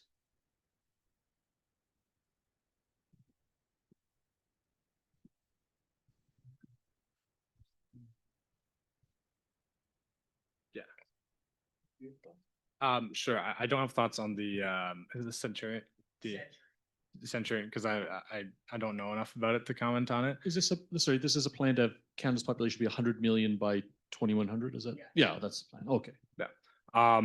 But I do want to just clarify something about the homestead kind of mentality. I don't know if you meant like it's not necessarily like a return to the homestead, but more so just the Canadian distinct attachment to the land and to Canada because of almost this inherited sense that, you know, we toiled over this. This is something that we established through hardship and harsh conditions, and these are our resources and that sort of a thing. So it's more so an expression of Canadian patriotism isn't the right word, but that's kind of, you get the idea. Yeah. I think what Adnan is referring to is a kind of retreat from urban life, given the housing crisis, inequality, the sense of political alienation. And so that's still very atomizing and individualizing, whereas Rothstein's account of homesteading, it's a kind of a collective revival of what makes us, you know, brings us together rather than what tears us apart. Thoughts, Penny or Steve? So maybe some things to think about as we revise our papers, perhaps. Things to kind of noodle over there. Okay, Patricia. I have a question for whoever would like to respond to it. But I'm thinking it might be Igor and Jacob. Yeah. I'm wondering about how to read Grant. And so I mean, there's this Hegelian influence. Mm-hmm. And so I think you answered the question, Igor, when it's like the hour of Minerva takes flight at dawn or dusk? Dusk. Okay. Yeah. So that's what you were kind of saying, that the lament is after, once you can finally see that something's resolved or over. But my difficulty is that nation state is particular in history, and particularity is something that Grant seems to be defending.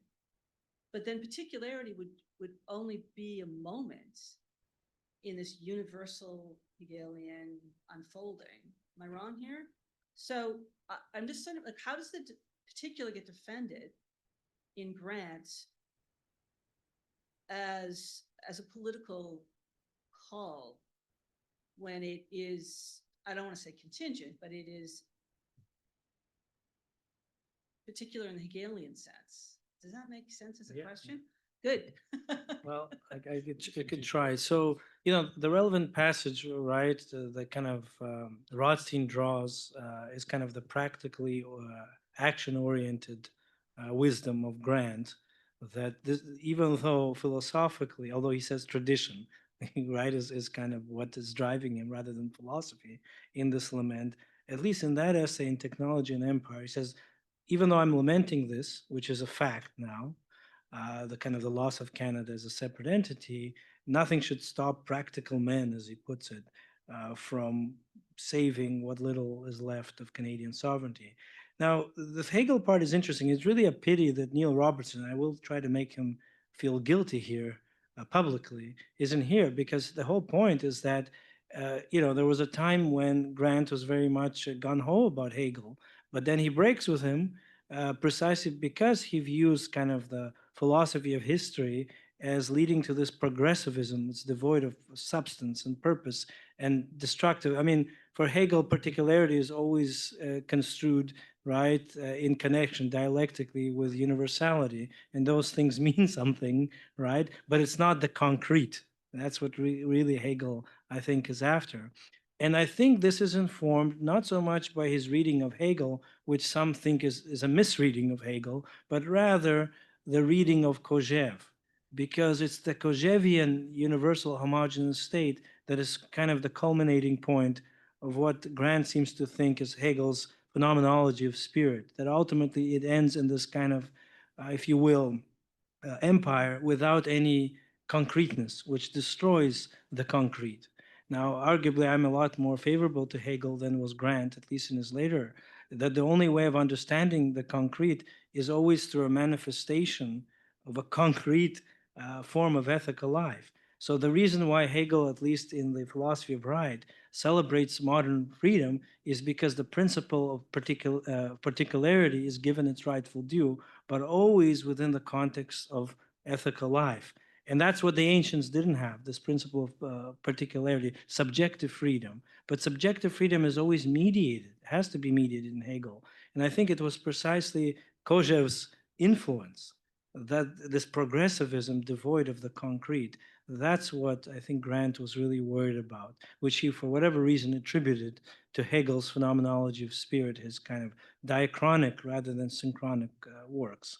So it's a kind of negative influence of Kojève on and potentially Leo Strauss on Grant's reading of Hegel. Okay, great. We have time, I think, two more questions, or two last questions here. So hello, thank you. My question is specifically about your use of Polanyi in relation to Grant, where you said that, you know, he gives a, I wrote here, institutional way through Grant's pessimism, and you also noted society's response through connection to land, which goes to one of the last questions. The thing I'm wondering about is that if this is like a resistance through this like connection through land, and this is like not a new thing, Margaret Atwood said that like survival is part of Canadian identity, this identification with land. But using Polanyi brings me to the idea that like land is a fictitious commodity, right? That it can't be fully turned into a commodity without kind of like destroying the social and natural foundations that make markets possible in the first place. I wonder though, when we apply this specifically to Canada, which is a settler society, to say that land is a fictitious commodity, but the existence of this state comes through the violent commodification of Indigenous lands. So I'm wondering, like, if it's as applicable in a settler state as it is in like a general kind of abstraction.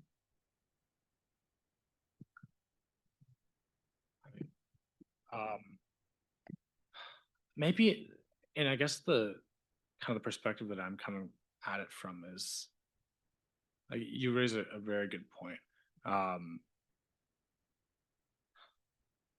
thinking maybe in like the popular mindset of Canadians, perhaps, you know, unfortunately, but I think that a lot of them do feel, you know what I mean, like Canada, you know what I mean, it has earned that, not earned that land from Indigenous people, but aren't even, you know, thinking about it kind of in their head.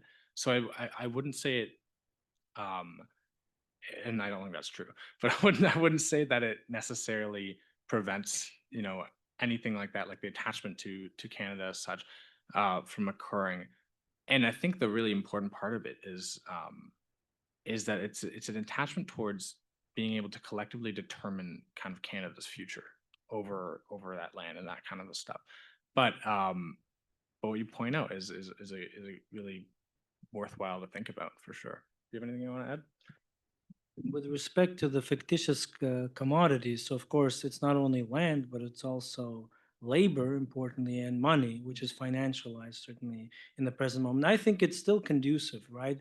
I think I take your point. I think it's very important, but the claim is that society, by Polanyi anyway, is construed as an actor that, you know, is an immovable object.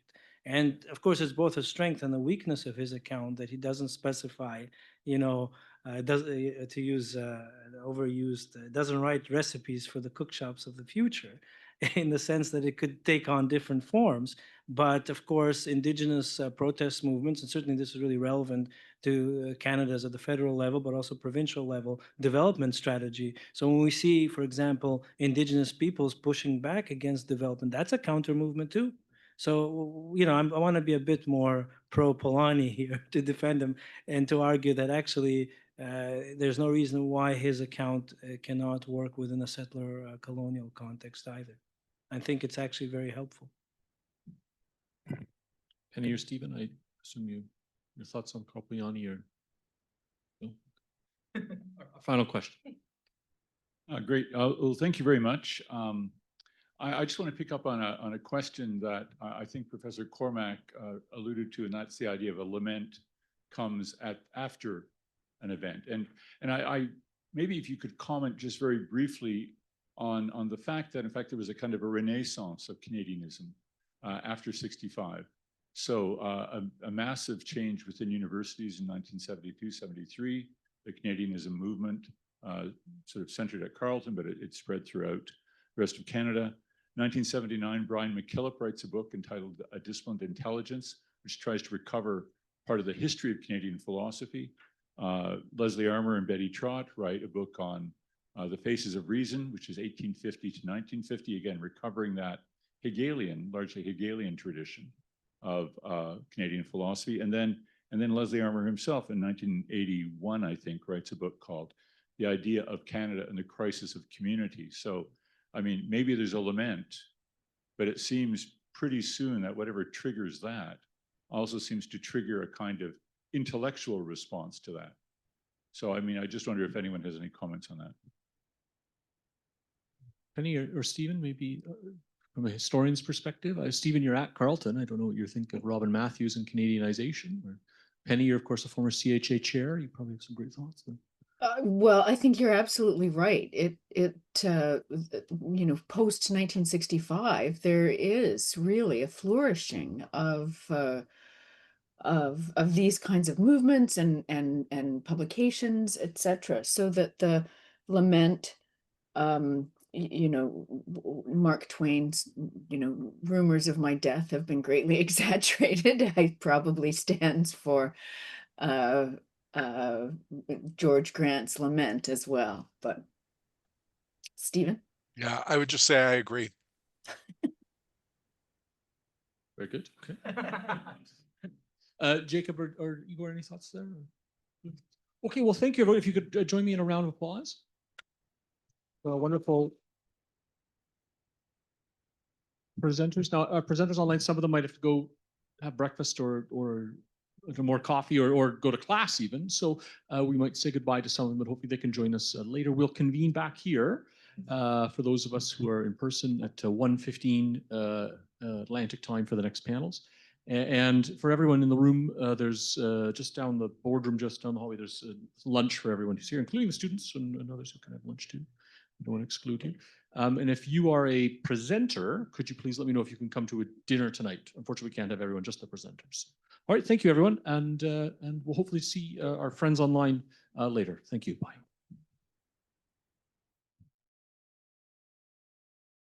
Which bring this about are progressive. The United States is not bringing about a communist utopia and is therefore reactionary.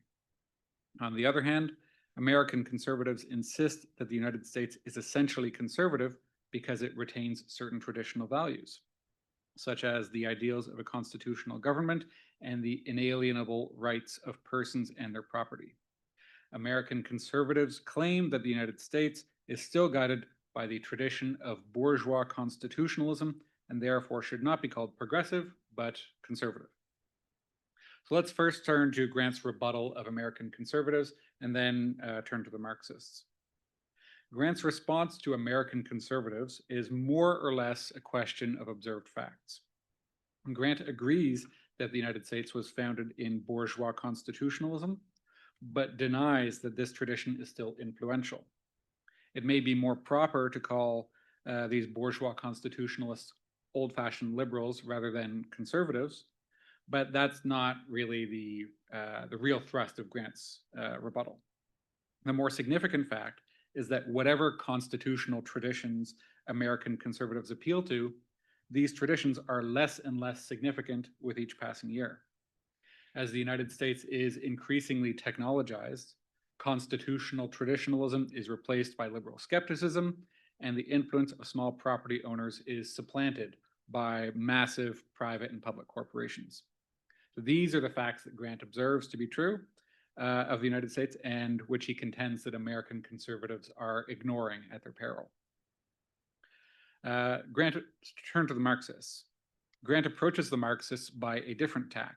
He rebuts them not by observing different facts, but by using a different meaning of the word progressive. To repeat, for Marxists, progressive means moving toward a communist utopia, a society in which human well-being and happiness will finally be realized. Grant denies that this is the full meaning of progress because the so-called progress is directed to a given end and is therefore limited. He writes, "To modern political theory, man's essence is his freedom. Nothing must stand in the way of our absolute freedom to create the world as we want it. The doctrine of progress is not, as Marx believed, the perfectibility of man, but an open-ended progression in which men will be endlessly free to make the world as they want it." In this sense, progress does not mean movement toward a given end, but rather endless change. Although Grant connects this definition of progress to the modern idea that human beings are fundamentally free, in Lament for a Nation, there isn't really a detailed elaboration of why progress must mean change without end. He just sort of asserts this definition. And so it appears at first blush that Grant is just making a semantic argument against the Marxists. He asserts a different definition of progress, and on the basis of that different definition, finds that the United States is more progressive. Right? How convenient. As we shall see momentarily, this new definition of progress is not arbitrary, but belongs to a broader account of modernity. I'll return to that in a second. And Grant does not, however, differ only from American conservatives and Marxists. He also differs from Leo Strauss. Grant cryptically prefaces his discussion of progressivism and modernity by invoking the peculiarly Straussian term universal and homogeneous state, saying that the masses and the philosophers have both agreed that this state is the goal of historical striving. In these statements, Grant references a line of thought developed by Leo Strauss in conversation with his interlocutor Alexandre Kojève. We've already heard about that this morning. But to recapitulate it and put a very complex line of thought in extreme brevity, Kojève argues that modern politics aims at a universal and homogeneous state. And this is because human beings are fundamentally motivated by a desire for recognition of their inherent freedom, and only a universal and homogeneous state can adequately satisfy that desire. Because I want everyone to recognize my freedom, the state must be universal, right? Everybody's got to be a party to it.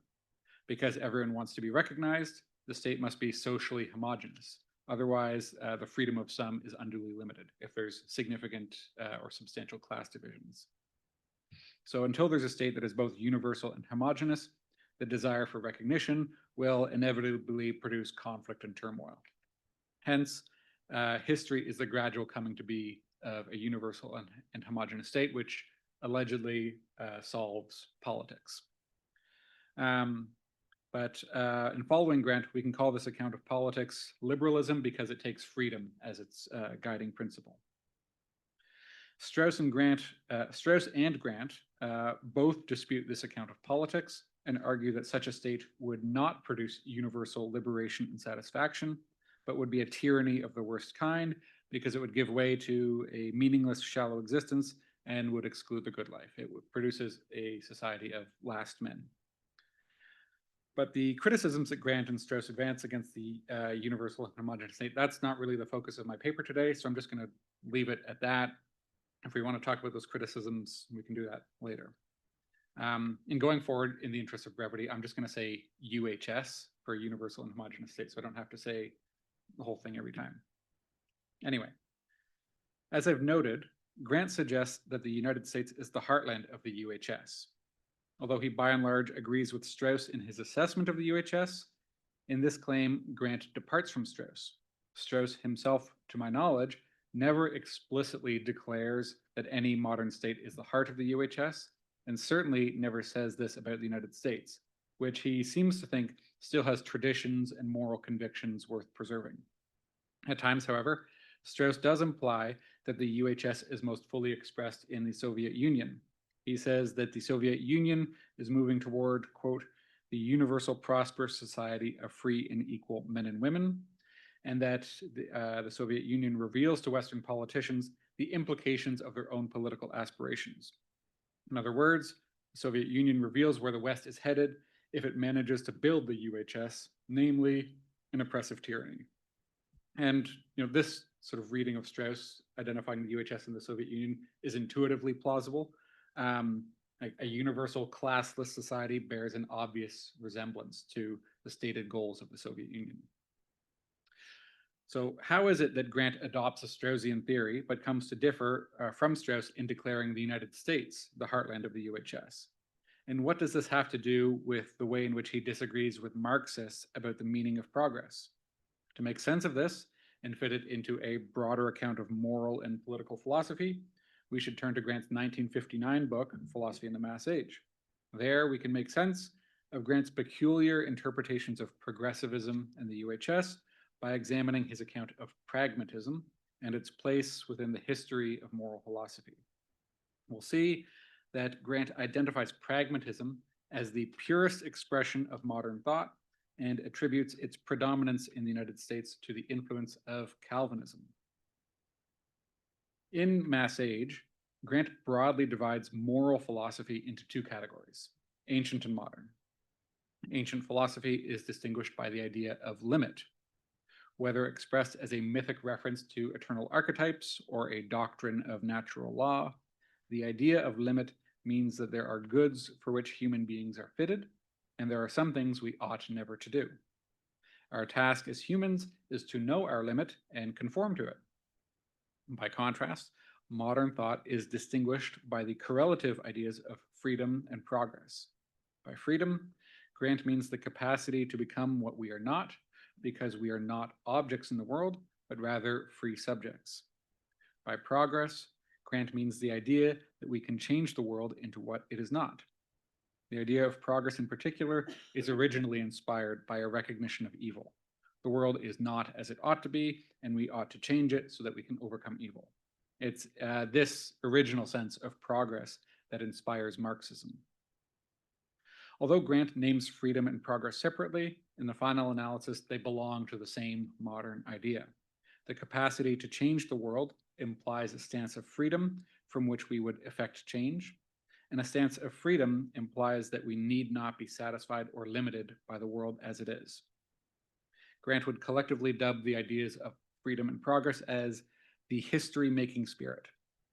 In Grant's view, it's the history-making spirit which distinguishes modernity.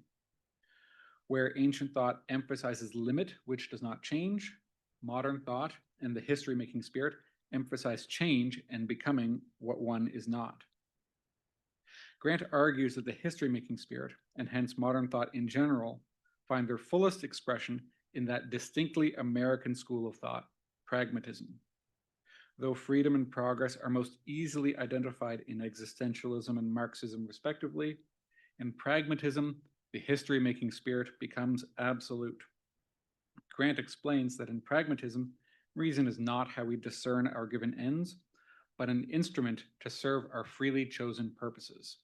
Truth is nothing but the useful, and reason is how we change the world to satisfy our chosen purposes. There are and should be no limits on our freedom. In Grant's view, pragmatism is the most complete expression of the history-making spirit because neither freedom nor progress is limited by anything outside themselves. Where Marxism's imperative to change the world is guided by an account of human good, pragmatism asserts that we not only make history and nature, but truth itself, and hence the human being is entirely open to make the world as he chooses. In pragmatism, progress, or the idea of changing the world, is liberated from all final ends so that we can progress endlessly. Hence, Grant's disagreement with Marxists about the true meaning of progress is not an arbitrary disagreement over definitions, but an interpretation of the history and true character of modernity. Ends and limits are characteristic of and relics of pre-modern thought, whereas what distinguishes thought in the modern era is the capacity for change of self and the world. To the extent that changes are limited, the influence of ancient thought remains. Modern thought in its pure form asserts the unlimited freedom of human beings to change the world and refuse limit. This account of pragmatism would be receptive to the theory of the universal and homogeneous state. As noted before, the UHS is the end goal of modern thought and emerges from the principle of freedom and the universal desire to have one's freedom recognized. In Grant's interpretation, pragmatism is concerned exclusively with the exercise of freedom. There are no absolutes, and we can make and remake ourselves in the world however we choose. The only thing people fundamentally have in common is the motive to exercise their freedom in changing the world. Under the guidance of pragmatism, the only legitimate function of politics is to ensure and increase the exercise of freedom. Hence, the UHS. Everyone has an interest in having their freedom recognized, because if it is not recognized, they will not be able to change the world to suit their purposes. Thus, Grant's account of pragmatism goes well with the theory of the UHS. But to be clear, Grant does not make this connection between pragmatism and the UHS in Mass Age. There's no notion in Mass Age of the UHS or Strauss's suggestion that modern moral philosophy is irredeemably problematic. Indeed, Grant's purpose in Mass Age is to show that the history-making spirit is an essential part of any adequate moral philosophy, but needs to be completed by the idea of limit.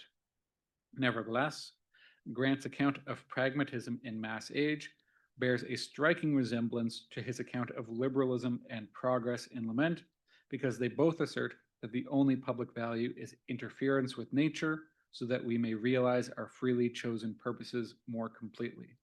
Hence, when Grant encounters Strauss, he is able to integrate his earlier account of pragmatism into Strauss's broader theory of the universal and homogeneous state. Grant's peculiar claims that 1, the United States is the most progressive society on earth, and 2, that the United States is the heart of modernity and thus the spearhead of the UHS, come into focus when read in the context of philosophy in the Mass Age. There we find an explanation of why the true meaning of progress is open-ended change, as recommended by pragmatism, and why pragmatist liberalism is the height of modernity and hence the fullest expression of the UHS. A regime which takes freedom as its sole principle must ultimately be a society committed to endless change, free of teleology. It is on the basis of these insights that Grant differs from both Marxists and Strauss in asserting that the United States is the progressive spearhead of the UHS. Grant takes it as an observed fact, and I have taken it as an interpretive starting point, that the United States is the most pragmatic society on earth. So much is reflected in the American commitment to technical education and the instrumentalization of reason. Yet, given the fact that the United States is the most pragmatic and hence the most progressive society on earth, how did this come to be? Grant takes pragmatism to be the theoretical justification of the social mentality produced in North America by Calvinism. Taking his cues from Max Weber, in Mass Age and throughout his career, Grant maintains that the pattern of civilization in North America was set by Calvinist Puritans. Subsequent waves of immigration would fit themselves to that pre-established pattern. The key feature of this pattern was a commitment to practical activity in shaping themselves in the world. At one and the same time, Calvinists anxiously sought material signs of their election, and because they rejected natural theology, they knew the world as indeterminate stuff, ready to be shaped by work. Because of Calvinism, Americans came to know themselves as a radical freedom moved to act in an indeterminate world. It is because of this pre-existing sense of freedom and the need to work that pragmatism found a home in the United States. Pragmatism would become influential in the United States because it unwittingly lent philosophical justification to the Calvinist urge to practical activity. Thus, in a time when the religious fervor of Calvinism has faded, we may explain the influence of pragmatism, the history-making spirit, and the commitment to open-ended progress by acknowledging Calvinism's role in forming the character of the United States. The result is that Grant identifies a development in Western Christianity as deeply formative of modernity and the movement toward the UHS, an insight which sets him apart from Strauss. In a 1969 essay, Grant would return to the themes of liberalism, Calvinism, technology, and the character of North America. In that essay, he charts in more detail how Calvinism played a formative role in shaping North American civilization, including and especially its commitment to technological mastery. In a footnote, Grant expresses his doubt to Strauss, but also his difference. On the history of modernity, Grant comments, "My understanding of this history is dependent on the writings of Mr. Leo Strauss. To express my enormous debt to that great thinker must not, however, hide the fact that I interpret differently the relation of Christianity to modern philosophers. It is clear that for Grant, modernity emerges out of Christianity, and the spearhead of modernity in particular is formed above all by Calvinism. Grant clearly holds this position in Mass Age and would develop but not abandon it when he encountered Strauss in the early 1960s. Although Grant's encounter with Strauss would revolutionize his thought so that he would explicitly repudiate his earlier account of moral philosophy, there evidently remains significant continuity. Lament for a Nation, then, is not simply a Straussian work which overturns all Grant's prior convictions, but rather a work which reflects Grant's efforts to marry his prior account of modernity, including the role of Christianity in shaping modernity, with Strauss's account of the universal and homogeneous state. Thank you.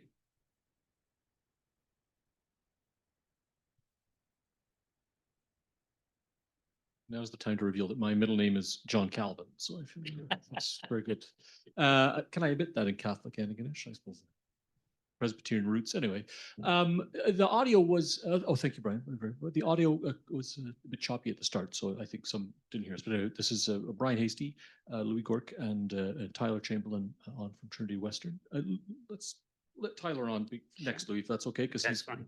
Coming in all the way crack of dawn. He had to come here anyway. We're very fortunate to have Tyler Chamberlain, who's coming from Trinity Western University, and is an eminent authority on George Grant. It's indeed edited a collection, George Grant in the 21st Century, came out last year, 2 years ago, Tyler, anyway.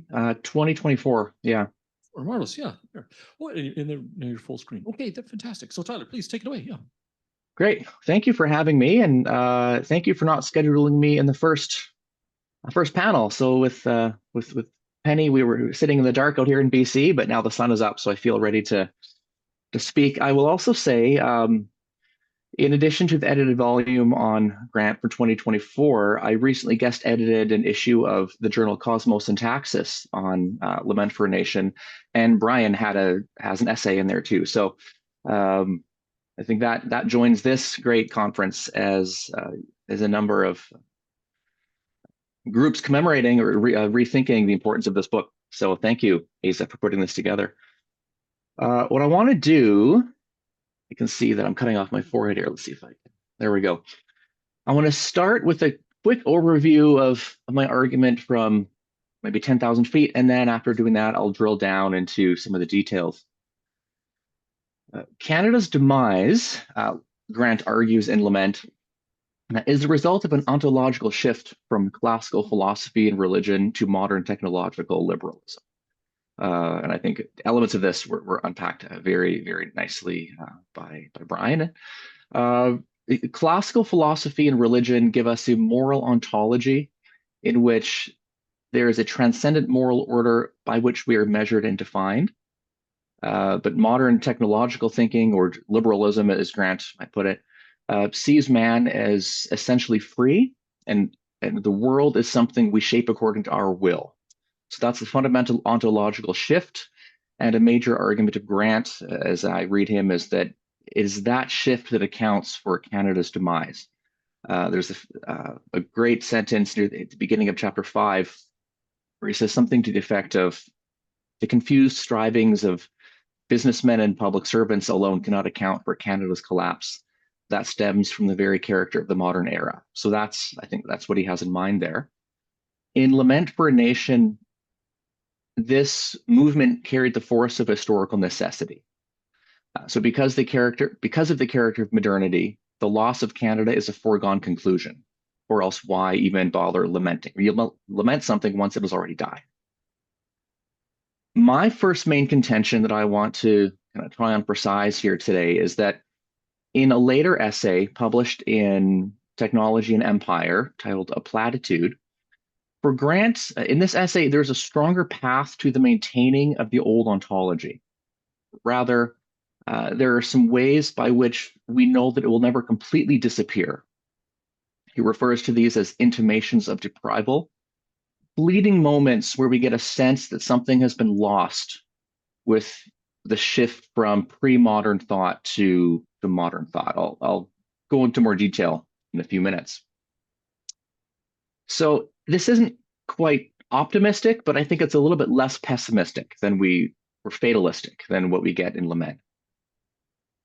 My second main contention, and again, I'll go into more detail on this in a few minutes, if these intimations of deprival hold the potential to maintain or hold on to in some form the ontology that Canada inherited, this pre-modern ontology, and again, a bit more detail on this later, if these intimations allow us to hold on to this pre-modern ontology, and if Canada in some sense inherited this pre-modern ontology in the form of British Toryism, then these intimations of deprival and the nurturing and fostering of them can be thought of as a nation-building exercises.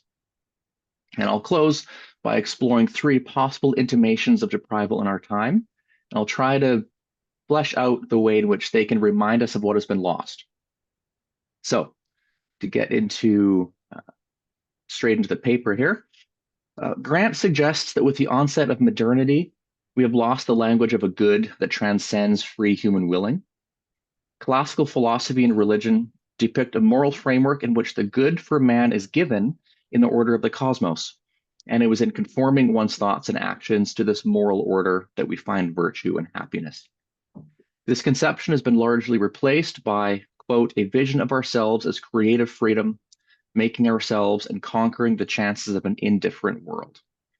This is not simply, for Grant, a matter of replacing one moral language with another, but of reframing our relationship to meaning altogether. Meaning, as something created out of human freedom, the modern view, may lead to greater control over a hostile world, but whatever it is fundamentally different than a moral language of a good to which human lives should conform.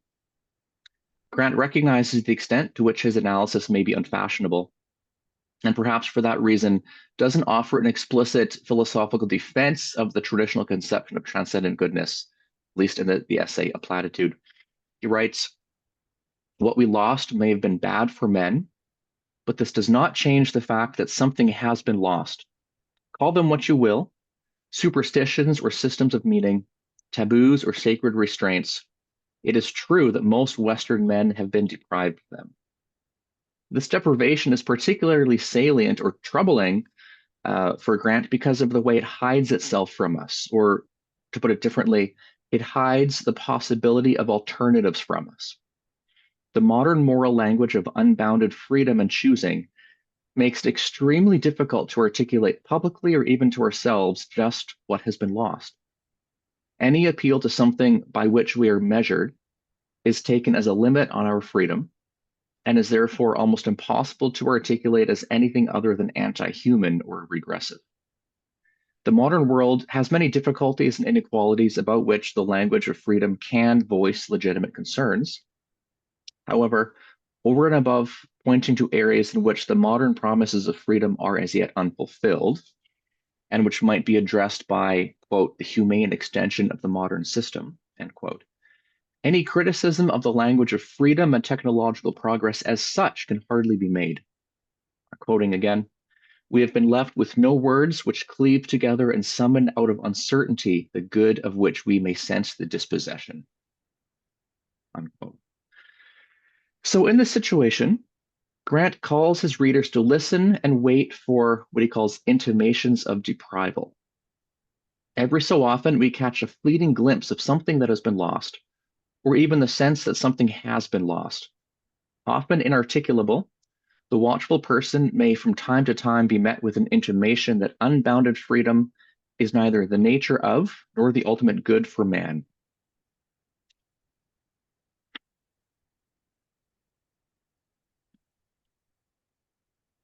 So, as I said before, if Lament for a Nation is Grant's pessimistic book, Grant had trouble with the term pessimism. He didn't call he rejected it on philosophical grounds, but I'm using it here knowing that Grant would probably not appreciate me using the term. So if Lament for a Nation is Grant's pessimistic book, a platitude should not by any means be considered his optimistic account. The modern language of freedom and technological mastery is still hegemonic and shows no signs of going away. However, there seem to be, in a way not really discussed in Lament for a Nation, brief moments in which the limitations of the modern view are exposed. We can do nothing but wait for these intimations of deprival and encourage others to similarly wait.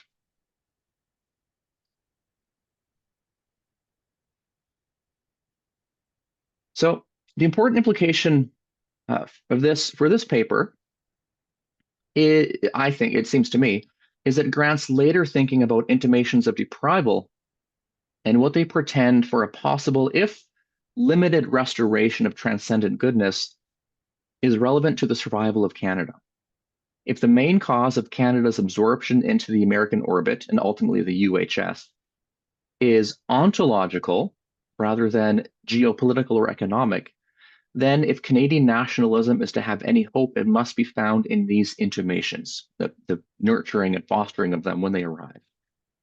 Shoring up Canada's economic resilience by diversifying trading networks may be wise policy, but on its own can do nothing to secure a Canadian future in anything but name. The same could be said for strengthening military and intelligence relationships with our non-US allies. Almost certainly wise policy given the circumstances, but not enough to preserve what has characterized Canada as a unique political culture in North America. So these intimations of deprival for Grant hold open the hope that there may be some partial retrieval or maintenance of the pre-modern ontology. Again, in pockets, limited, I'm not making any claim that we're going to see a mass revival of pre-modern thought that will gain widespread public appeal, but it's not going away entirely.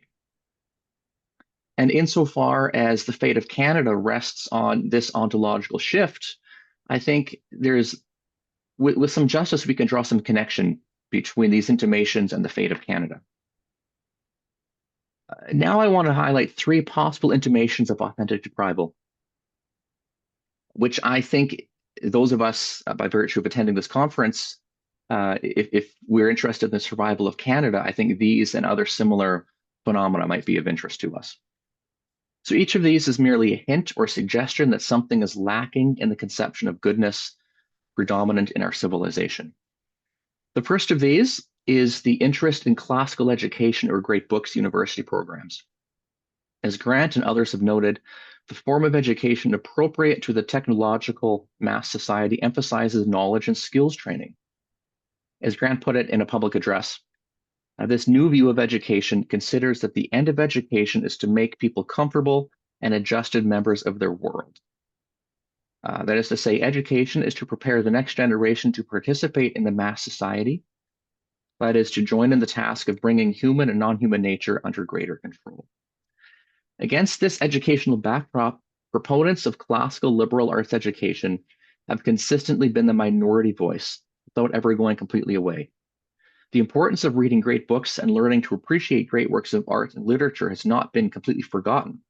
Moreover, this importance is often defined in terms that go beyond simple career preparation. Over and above learning the skills required for comfortable living, being able to ask questions about the meaning of life is intrinsically important. Studying the best that humanity has created is no guarantee of attaining knowledge of any goods that transcend the purely human, but one cannot seriously undertake such study without at least being open to the possibility of some such good to which these works point or after which they seek. So I make no sociological claim about whether liberal arts education is more or less prevalent now than in recent or previous decades. But wherever a student or teacher wonders whether being educated could mean something more than gaining job skills or technical knowledge in a highly specialized area, there may be an intimation of authentic deprival. Moreover, the very existence of liberal arts and great books programs may themselves serve to foster intimations of deprival in students, insofar as students in these programs will be encouraged to reflect on the nature of the human good. Turning now to the second intimation, which is the bipartisan reactions to MAID, medical assistance in dying. In English-speaking justice, Grant drew out some of the more overtly political realities of life under the modern conception of man as being essentially free. One of these is that despite the lip service paid to the dignity of all people, only those lives that do not undermine technological or economic progress will be valued and given legal protection. Examples of such lives for Grant included the Vietnamese killed in the American War in Vietnam, as well as the elderly and infirm who experienced declining quality of life. Grant's opposition to the right to euthanasia in the 1980s placed him squarely within the social conservative right. However, in the aftermath of the 2015 Carter v. Canada Supreme Court case, opposition to the legalization of MAID has been noticeably bipartisan. Social conservatives are generally opposed, as they were in the 80s, but there's been a growing chorus of moderate or leftist opposition to the way in which MAID is offered to poor and disabled Canadians. Jeremy Appel writes in The Jacobin that euthanasia, quoting here, euthanasia in Canada represents the cynical endgame of social provisioning within the brutal logic of late-stage capitalism. We'll starve you of the funding you need to live a dignified life, demand you pay back pandemic aid you applied for in good faith, and if you don't like it, well, why don't you just kill yourself? End quote. David Moskrop, also in The Jacobin, argues that while MAID may not be intrinsically wrong, its current use as a cheaper alternative to a robust social welfare system that cares for all and seeks to prolong their lives in a state of dignity is, quote, indefensible. Canada's MAID regime has also drawn international and legal criticism. Of particular interest, Isabel Grant, George Grant's daughter, who teaches law at UBC, argues that Track 2 MAID, that is, the way it's made available to persons with disabilities, is unconstitutional, referring to it in a recent article as, quote, legislated ableism.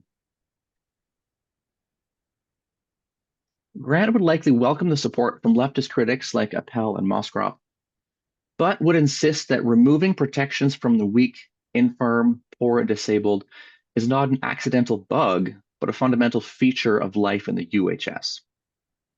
Economic and technological efficiency are paramount, and spending limited resources on lives that no longer contribute to the project of conquering nature is foolhardy, especially when those lives can be painlessly ended with consent. If Grant was correct that something like this was bound to result from a view of the human good that privileges the ability to create and consume, then the reaction to the ease with which we dispose of those no longer able to create or consume may also be an intimation of a healthcare system that offers death because it is cheaper than treatment may be just in our face enough to remind us of the possibility of a transcendent goodness or a basis for human dignity that is not dependent on one's contributions to society. Turning now to the third intimation.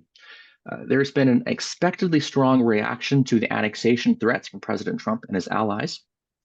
This could be taken as strong evidence that Canadians are fiercely protective of their sovereignty and will stop at nothing to remain independent. While this is closest to mind for many Canadians, it is not necessarily an intimation of authentic deprival in the Grantian sense. Many Canadians who want an independent Canada do not do so out of any desire to see the Tory adherence to peace, order, and good government thrive. Ironically, given that President Trump's foreign policy is protectionist, if haphazardly and inconsistently so, to be fair, Canadians who resist the further Americanization of Canada may be doing so for Pearsonian reasons. Canada has established a solid middle power role in the world, with historical strengths in multilateral engagement and UN diplomacy. That is, the Canada that many Canadians now want to save may be the dutiful participant in the UHS that Lester Pearson worked so hard to promote and that motivated Grant to write Lament for a Nation. Wanting to preserve that vision of Canada is far from an intimation that modernity has deprived us of something essential. Even still, being forced to think about the differences between Canada and the US may open people up to what has made Canada distinct. Newly energized reflection on the differences between our two countries, may bring a newly energized reflection on the differences between our two countries may bring to mind not only Canada's greater accommodation of collectivism and a strong social democratic tradition, but the philosophical grounds for them. It can be said that Canada has made room for social democracy, not because of any inheritance from Marx or Rousseau, but because our Tory tradition emphasizes the importance of peace, order, and good government. Grant held that view, and this is one of the local cultures that he thought represented the traditional view of the good as something by which we're measured and defined, not the creation of the human will. That sentence is a mouthful. Essentially, the apparent differences between Canada and the United States, I think, still hint at the ontological differences that may still linger between our two states, even if only historically, not so much today. So this is not to say that the Elbows Up movement necessarily signals a return to classical thought. Perhaps it's no more than an opportunity for readers of George Grant to speak up and give voice to some of the ontological differences between the two countries in the hope that a small number may experience intimations of deprival. To bring it to a close here, I've attempted to balance the fatalism with which Grant closes Lament for a Nation with his notion of intimations of deprival. These intimations, however fleeting, provide a way by which a goodness that transcends human willing may yet endure. To the extent that the loss of this good entails the demise of Canada, nurturing these intimations may help to keep the Canadian flame a flicker. This account is hardly optimistic, but it may perhaps be less pessimistic than that to which we are accustomed to see in Grant's writing. Canada may yet be relegated to the dustbin of historical necessity, but nurturing these intimations of authentic deprival that we are fortunate enough to experience in the 21st century should still be understood as carrying nation-building potential. Thank you.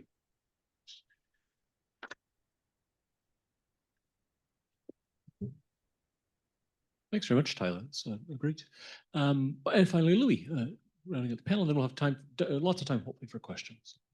Okay, everybody can hear me.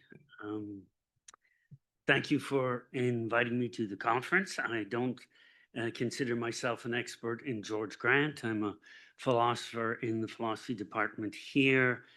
I'm going, although my talk fits in nicely with the previous talk, I want to talk about George Grant from a little bit of a different angle. And I want to talk about liberal arts. And I want to talk about George Grant as somebody who believed that liberal arts was important, going back to old philosophy, Plato and Aristotle and whatever, that was what was missing, and that somehow the demise of Canada was the demise of some kind of protective, framework wherein which we could live a good life and do what we could contemplate and talk about deep metaphysical issues and religious issues and so on and so forth. In an odd kind of way, I think that Grant's, or at least what Grant is known for, is in a way, it's an arrow that points to something else. It's very political, it's very historical, but really, I think at the heart of it, and this joins with some of the previous comments, is an idea that there's a common good and that conservatism preserves that common good. And what that common good is about is a life of reflection in line with ancient philosophy. But what I thought I would do, I do come from Quebec, and I thought I would, to be a little bit interesting. At first, I thought I was going to add a correction to George Grant. I don't know that it's a correction. It's maybe an amplification, maybe it's a refinement. I certainly think that he might agree with what I'm going to talk about. And there are intimations in Lament for a Nation of what I'm going to talk about. But I want to talk about a Quebec author, a Quebec philosopher, who wrote just before George Grant. I don't know if George Grant ever read him. Charles de Coninck, who was the head of the philosophy department at Laval University and founded the Laval School of Philosophy, and is in some ways a very different thinker, but in some ways, I think, touches on things that are sort of hidden there in the background, implicit in George Grant and in his Lament for a Nation, but which, deserve to be spoken more explicitly, more loudly. So I'm going to look at another Canadian intellectual from Quebec, very much on the French European side. He was Belgian as well as Quebecois. And I want to look at sort of his reaction just at a little bit earlier time to some of the issues that George Grant was trying to deal with in Lament for a Nation. And what I find when I did reread the book before the conference, I find a focus on technology, a concern with the American empire, a concern with, I think, Brian, you're right, with what I would call American liberalism. And he's aware of all sorts of dangers, but there's another danger, which again he hints at, but which Charles de Coninck talks about. I guess you could call it the danger of consumerism, of Amazon.com society. And maybe that is basically what is detracting from and what might spell doom for Canada as any kind of a distinct identity. So de Conick's, his dates are 1906 to 1965. So he's just a little bit before George Grant. And he wrote a report in 1954 for the Quebec government. It was the Royal Commission Inquiry on Constitutional Problems. And it was sort of at a time before separation or separatism. It was at a time where at least some intellectual Quebecers of high repute really looked to Canada as a confederation as a way of solving problems. And the title of his report was La Confédération, rempart contre le grand État. And how I would translate it, the Confederation, the Canadian Federation as a bulwark, as something giving stability against, he says, le grand État. I'm going to translate that as the master state.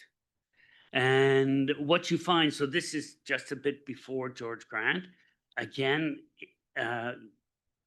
George Grant talks more about Quebec than I remembered, but I don't see any indication that he'd read de Coninck. But I think there's something in de Conick's analysis which could be added on to, or sort of could be used to qualify some of what George Grant is said about. So I'm going to read a little bit of a previous paper that I've written about de Coninck, just a little bit here and there. The first thing that's important to understand is de Coninck was all about particularity.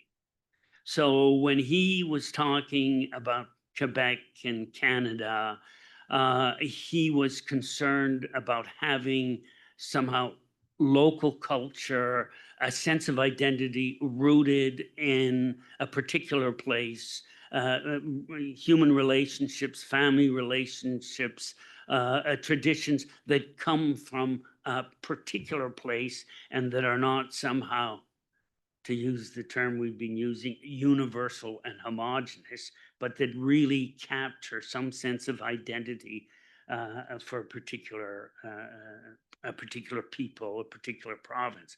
So in his report for the Quebec government, he talks about le grand état, or the master state.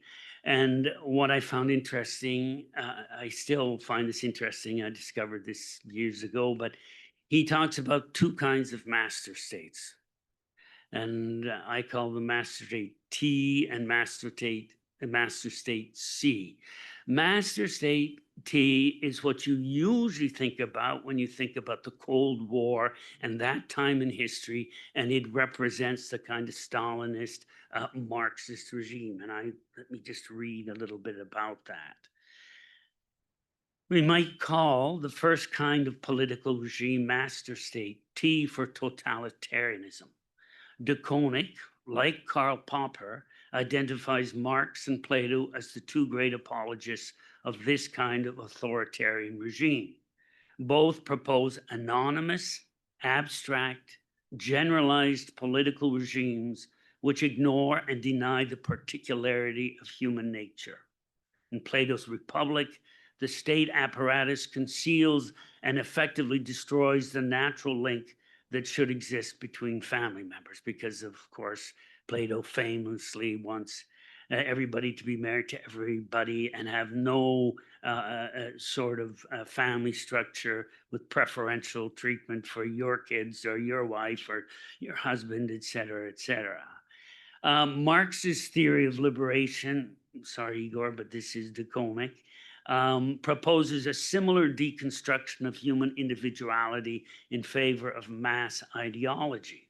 In each case, both with Marx and Plato, one is left with a faceless, bureaucratic, totalitarian regime which forces its subjects to conform, deifies its own political power, stifles individuality, undermines the family, and destroys real difference.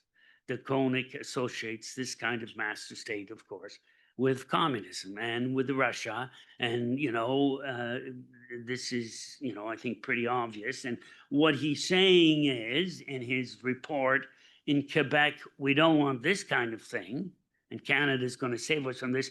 But there's a second kind of totalitarian state that he's worried about, what I call master state C, and let me read a little bit about that. De Koning also criticizes adepts of free enterprise who pervert the political enterprise in a different way. Call this type of political regime they propose master state C for consumerism. Master state C provides a more subtle type of social control. So you get kind of, and throughout when he's talking about this, you get this kind of hard totalitarianism and soft totalitarianism. And the hard totalitarianism, which I've just talked about, is what he identifies with, with Russia and communism. The soft totalitarianism is what he identifies with the United States of America. Here's a quote. This is from de Koning. It is not only with Marx the abdication of politics began, nor the observation that men, for the most part, in abundance as well as in privation, seek after material goods in an uncontrolled manner. And you get a bit of this in George Grant in Lament For A Nation, where he says, human beings, qua human beings, just desire. They desire more and more and more. Greed is part of human nature. But he says a little bit about this, but de Koning is focused on this.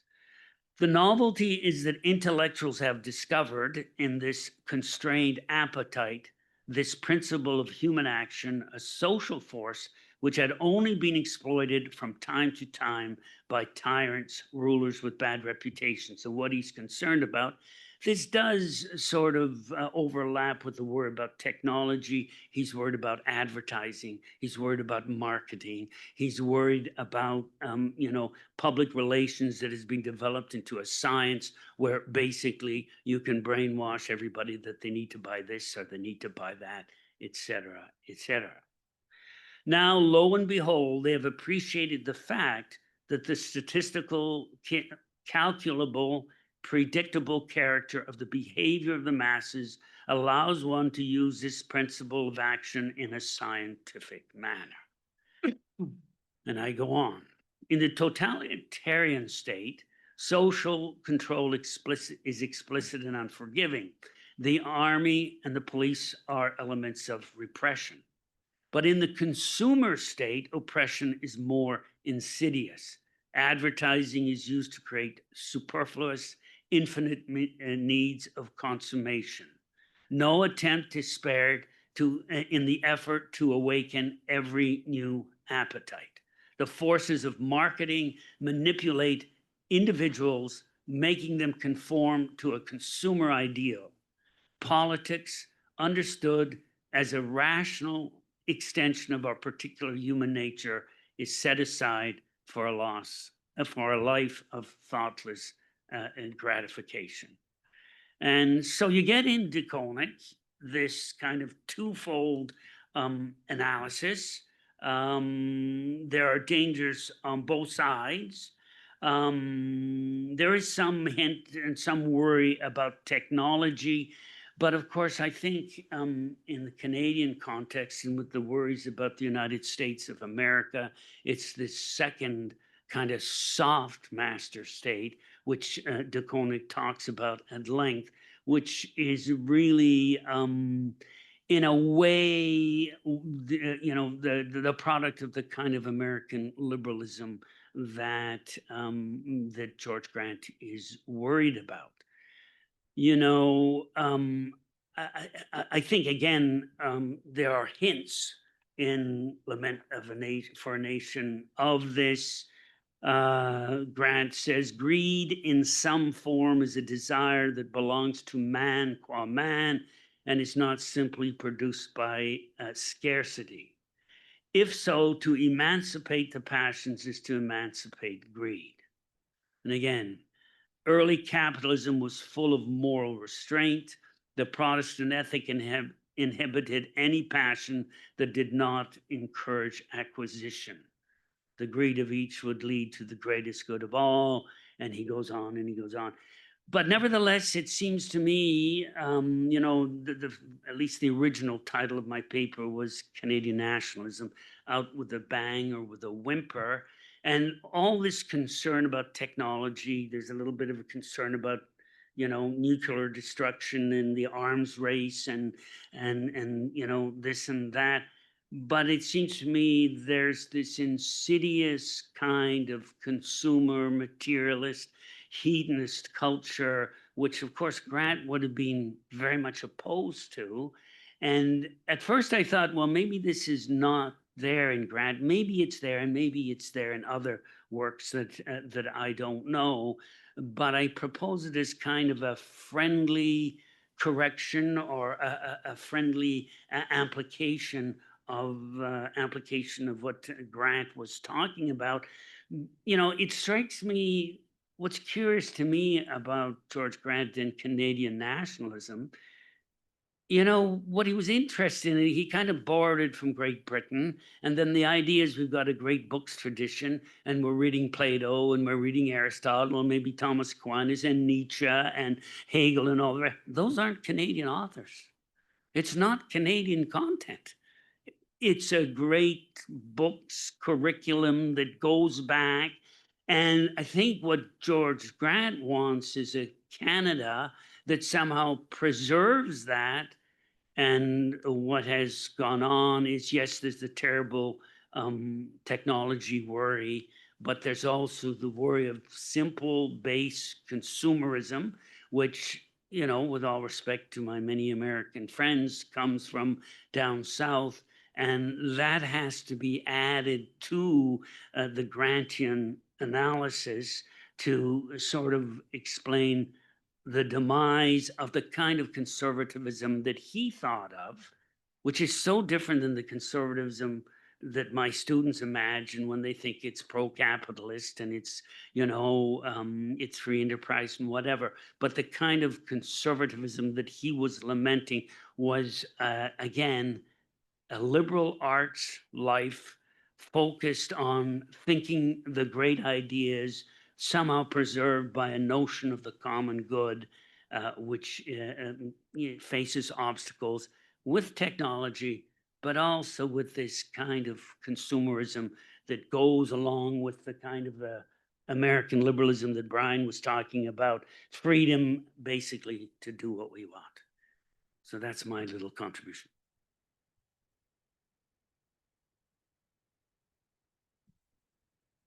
I'm going to use my prerogative as chairs to make a brief comment. Louis, just because you'd mentioned it, the sort of reverting to great books which aren't Canadian at all is sort of an interesting aspect here. And there's a parallel with Vincent Massey, Grant family, I don't know quite the family tree there, but in-law, I suppose, yeah, who in the Royal Commission on Arts and Letters and the Massey Commission, as it was known, recommended things like the development of a national ballet in Canada and Stratford Festival. Again, not Canadian art forms, but a different type of art form than the kind of lowbrow culture of America. So maybe there's a parallel there, perhaps. Yeah, no, I think absolutely. I think George Grant there's a perennial culture, a perennial process of thought that thinks about the big questions, philosophical, artistic, literary, also religious. But the point is, because again, now the George Grant that I know, if I wanted to, I teach Plato and Aristotle, I don't go read George Grant. But I think probably in his classroom, that's precisely what he was doing. Maybe I'm wrong. Maybe he has written about it all over the place, and I don't know about it. But I think that's what he wanted. So yeah, it's Canadian nationalism, but it's not provincial. It's not narrow. It's not local. But here's a country that we can cultivate this kind of life-giving force in a special way that the Americans have missed out on and the Russians have missed out on. Wonderful. Okay, so questions from the audience here, questions from the audience online, and I imagine some of the panelists might have questions for each other too, so that's perfectly allowed. Linda. Thank you, everybody. So I'm just a lowly sociologist, so forgive me for asking philosophers if I have a good question that doesn't quite match. So what I've been looking at with George Grant is the influence of Simone Weil. And a lot of what you're talking about here is very much at the root of at the heart of what she talks about, right? Going back to the classics as part of a way to understand what's happening and to today, her today, carrying over to now, and the influence she had on Grant's own thinking, particularly through World War II and his time served and his being in Europe and all of this kind of coming together. I'm not sure what my question is, but maybe thinking about Simone Weil, how does she fit in to what you're discussing here around the great books or around the liberal arts or around those ideas that you're saying Grant is kind of weaving through, if not being explicit, in Lament for a Nation that he wants to see happening here in Canada? Yeah, do you want to go? I think Tyler's, in my opinion, I think your paper would be most appropriate for this. Or am I throwing you under the bus? No, I was thinking the same thing. So I don't mention Simone Weil in my paper, but I think she's in the background. This idea of waiting for intimations rather than actively pursuing them ourselves. I think Simone Weil is in the background there. Her book that Grant, from what I know, loved the most was Waiting for God, or Awaiting God, depending on how you translate it. So this idea of simply standing back and waiting rather than feeling the need to always do things yourself. That's that technological mindset. So I can't prove it yet, I don't think, but this idea of waiting for intimations of deprival, I think Grant is channeling Weil. And in some other works, well, Grant at one point wanted to write a book on Vey. His last published essay, Faith and the Multiversity, is essentially a commentary on Simone Weil's definition of faith as the intelligence enlightened by love.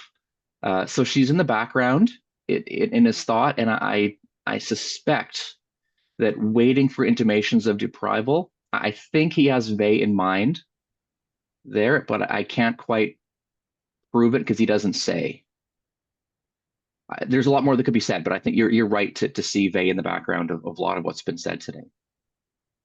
I would absolutely 100% emphatically agree that when he says intimations of deprival, he's specifically thinking of Wey and the cultivation of attention. I don't see that so much in Lament, just because he has other concerns. But at the end of Philosophy in the Mass Age, which is his most Hegelian book, I don't think he's a full-blown Hegelian, despite what some people would say.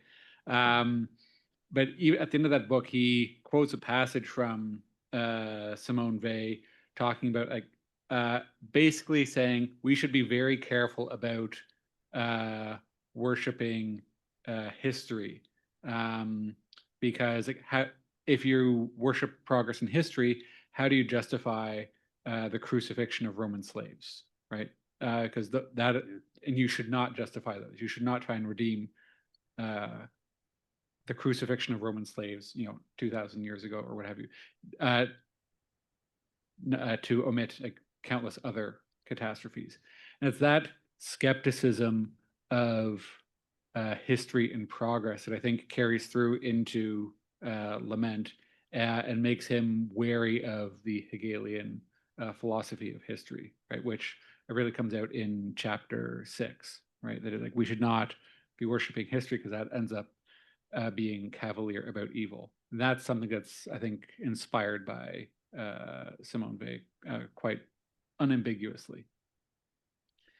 And maybe I could just add a more general comment. It does strike me that, she was very patriotic. She was very French.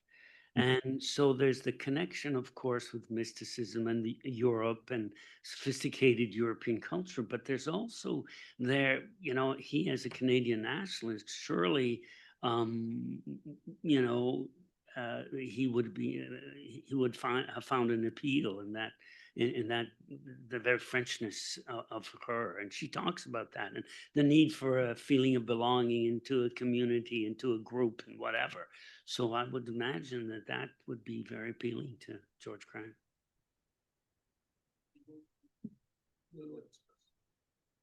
Yeah, I can.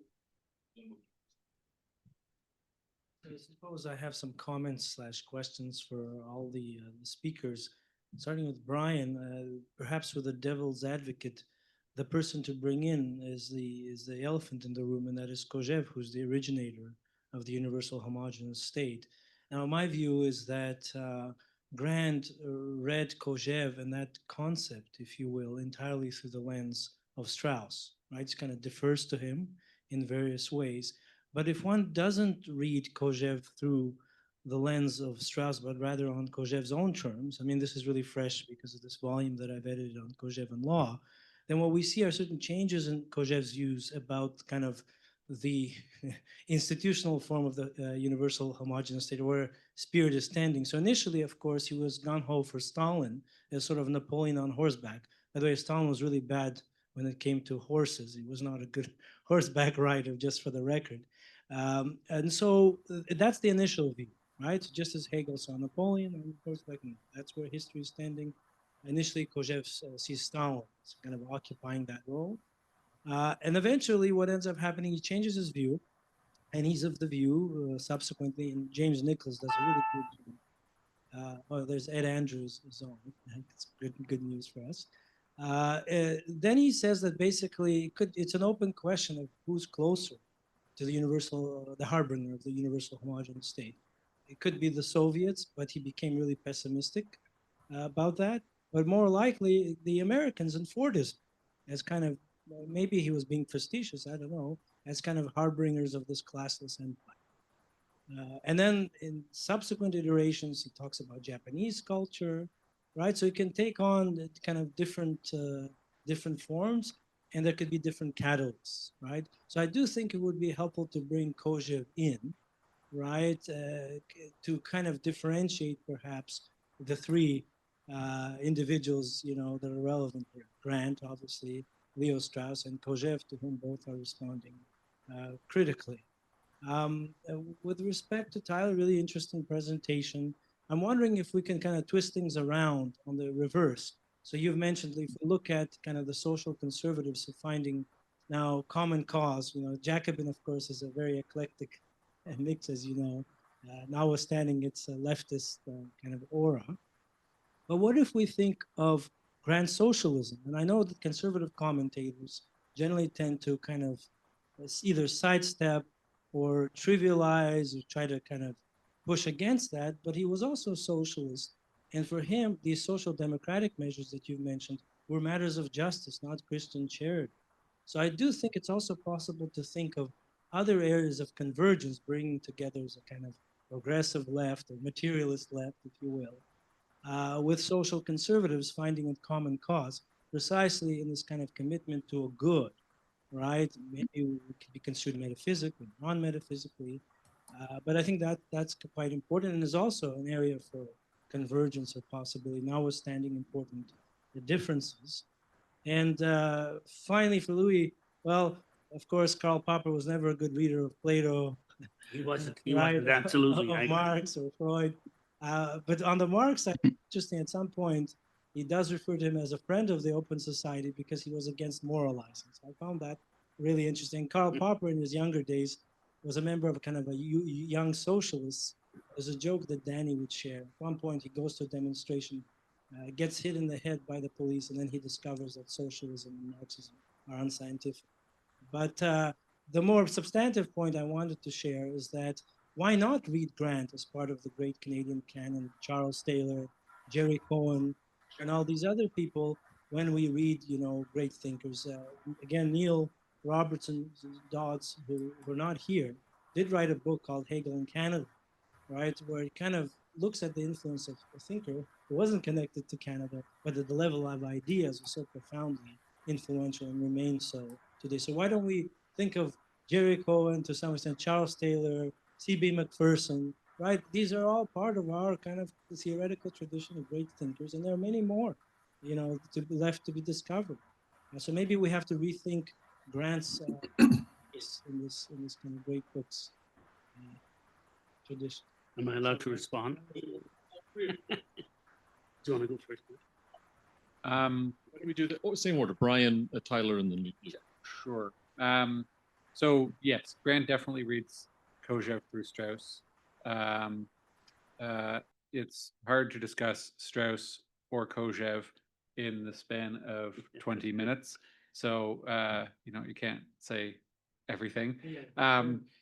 But I'll also note that, you know, Strauss and Kojève, like, they also read each other like through themselves. They have like wildly different like sets of assumptions, and then they just like disregard the other's assumptions. It's bizarre that they were even in conversation with each other. So, I mean, it makes sense that Grant reads Kojève through Strauss because he shares the assumption, he shares common assumptions with Strauss that Kojève does not. Namely, he believes that being is immutable and does not become in history, to be abstract about it. And then I'll just make one comment about your sort of great books suggestion. One of the issues that, or one of the reasons that Grant finds the United States problematic, or that it sort of has become problematic, is because it doesn't have any history from before the age of progress, right? In the way he puts it, right? It severed itself off from its European past, that with contemplation going back to Plato and so on.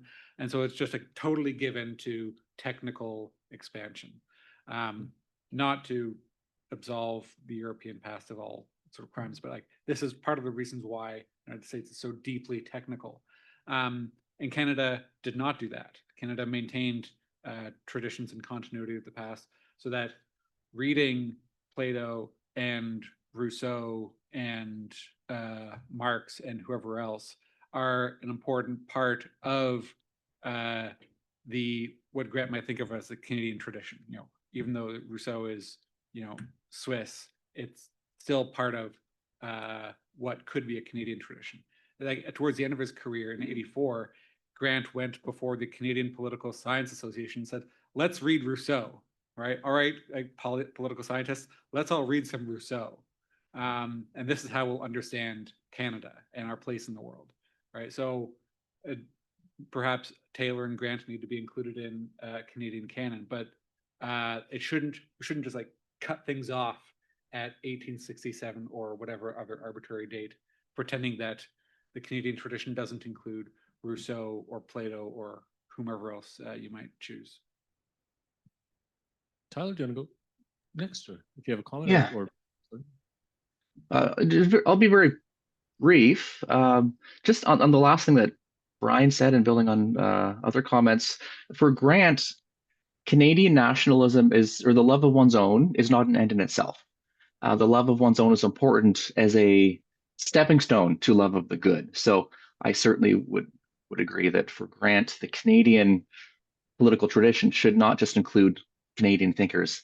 Don't think I'm disagreeing with anything anyone said here, but in terms of the question, the convergence between left and social conservatives, Joan O'Donovan, in her book, George Grant and the Twilight of Justice, that Grant praised to her in a letter. He said, "You've helped me understand my thought better than I understood it myself." She has a great line where she says, the basis for Grant's arguments against the Vietnam War in the 70s is the same as his arguments against abortion and euthanasia in the 80s.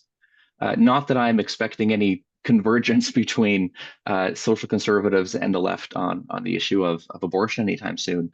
I don't really know what that would look like, but Grant's reasoning behind many of his moral positions is different than what you will find on either the right or the left. So I don't know if that will lead to a convergence, but I think that at least Grant would tell you the same critique of life in the UHS and the dehumanizing effect of making mastery over nature paramount.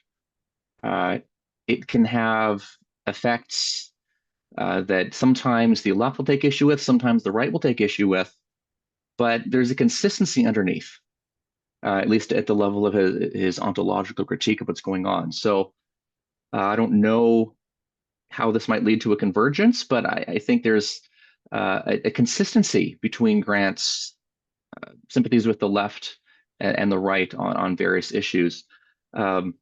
I don't know if that quite answered your question. I'd have to think more about specific issues where we could draw some sort of convergence or find a convergence, like we're seeing right now with medical assistance in dying.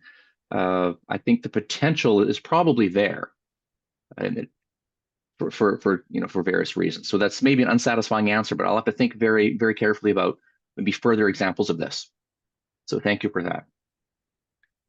Thank you very much, Igor. I basically agree with Brian and Tyler. There is a canon of Canadian literature, Canadian philosophy, Canadian painting, or whatever. But I think from Grant's perspective, correctly so, and from de Koninck's perspective, it can't be cut off. It's not. It's in continuation of what was good and what went before. I found actually, Brian, too, in your paper, it's interesting to think about pragmatism, because pragmatism, if you think of John Dewey, The Quest for Certainty, it's very anti-metaphysics. And it's very American in a certain kind of a way, which seems to me to go back to the point that what Grant wants eventually, and maybe Tyler to just continue on what you were saying, in the technological society, everything becomes a means rather than an end. And we need ends. We need a flourishing human life. We need a life of contemplation. We need of happiness in a good sense. And that just gets out of the way because we've redefined, or maybe the Americans, maybe Canadians, we've redefined human beings as freedom, and freedom to do what? To satisfy our desires and whatever. But yes, I'm basically just echoing what my fellow, my conspirators are echoing. Thanks very much. Really rich discussion. And I think some of the issues on the Canadian canon will be featured in my paper tomorrow. So look forward to sharing that with you. But I did have a very particular question for Tyler, and I think it might open up into or rejoin your more general discussion. I was intrigued by your expression. I wrote it down. I think I got it right. Encourage others to wait for the intimations of deprival. Then you moved into a consideration, you might say, of state action, how trade diversification might be a very worthwhile thing to pursue, reinforcing our defenses, revising our perspective on the world in that way. And then you went into your 3 intimations of deprival. And I guess I'm just sort of wondering, is this how we encourage others to await the intimations through liberal arts education, through a certain reconsideration of maybe entrenched ideologies on social questions? And then the final example, of course, the resistance to American threats, a kind of assertive patriotism or nationalism, or is the awaiting something else? I guess I just wanted to see if I got that, or if that might inspire some further thoughts. Okay, yeah. So I don't think that resisting American imperialism itself is an intimation or a way that we can save the distinct Canadian identity that has this ontological basis. I guess what I'm saying is these types of things may help us to question the modern moral ontology. If we're really concerned about not becoming the 51st state, well, why is that? Why do we want to be Canadian rather than American? And I think that line of questioning might, if guided by some Grantians or Grant sympathizers such as ourselves, that line of questioning might be guided towards a consideration of the pre-modern ontology that on which Canada was based. Grant argues that can be traced all the way back to Plato. So diversifying trade networks, I think economically, I'm not an economist. I suspect that's a good idea, but without reconsidering or without asking these ontological questions, I don't think it will do much to save Canada as anything other than a branch plant of American capitalism, a term that Grant uses a couple times in Lament. So it's for Grant, I think it's really about asking these ontological questions, becoming aware of what has been lost. It has to take place in the level of thought or ontology. Did that clarify things? Is that helpful at all? It's very helpful, and I think if I can add a little bit, the encouraging others can be both. You come to these issues with that pre-modern ontology, or whatever that means for us as moderns, right? Or you discover it in those kind of activities. I think it could be both, you might say. And you say, perhaps if these are guided by Grantians or near Grantians, but people can become Grantians through those things too. And maybe that's, I think, if I may put words in your mouth, maybe that's where you were going with the encourage others. Yeah, I think so. And I think that to me, this is clearest in the responses to medical assistance in dying. I think left and right may see what's happening and potentially might become aware that this is just part and parcel of life in the UHS. And that might lead someone to become a Grantian or a near Grantian, or at least to recognize that there's something lacking in the way we think about these issues in modernity. Thanks. That would have been a great way to end. So I sort of apologize for adding a question on. I think the question kind of got sparked by Louis, but I'm not sure who it's directed at. And now I'm sort of thinking it might be directed at anyone. But just to play devil's advocate here, I guess my question sort of started when Asa mentioned the Massey Commission. So the Massey Commission kind of said, 51 said, listen, we don't want a bunch of American money coming across the border to kind of frame our high arts, our ballet, right? But ballet's universal. It's French, I know. It's universal, right? It's high art. And so Massey's talking about high art. Once we decide to Canadianize, we get the state deciding what's Canadian. We get the maple system, where some bureaucrat sits there and decide that Bryan Adams is not Canadian, right? So, I mean, I just want to sort of push here. Maybe the Americans have a mythopoetic tradition, and maybe Canada has a statist tradition of turning the universal into the particular in a really bad way, such that maybe there is something that the Americans still cling on to that is more overarching, more use. Like at the end of the day, if you're a ballet dancer, you go to New York. If you're an actor, you go to Hollywood. I don't have a huge problem with that idea.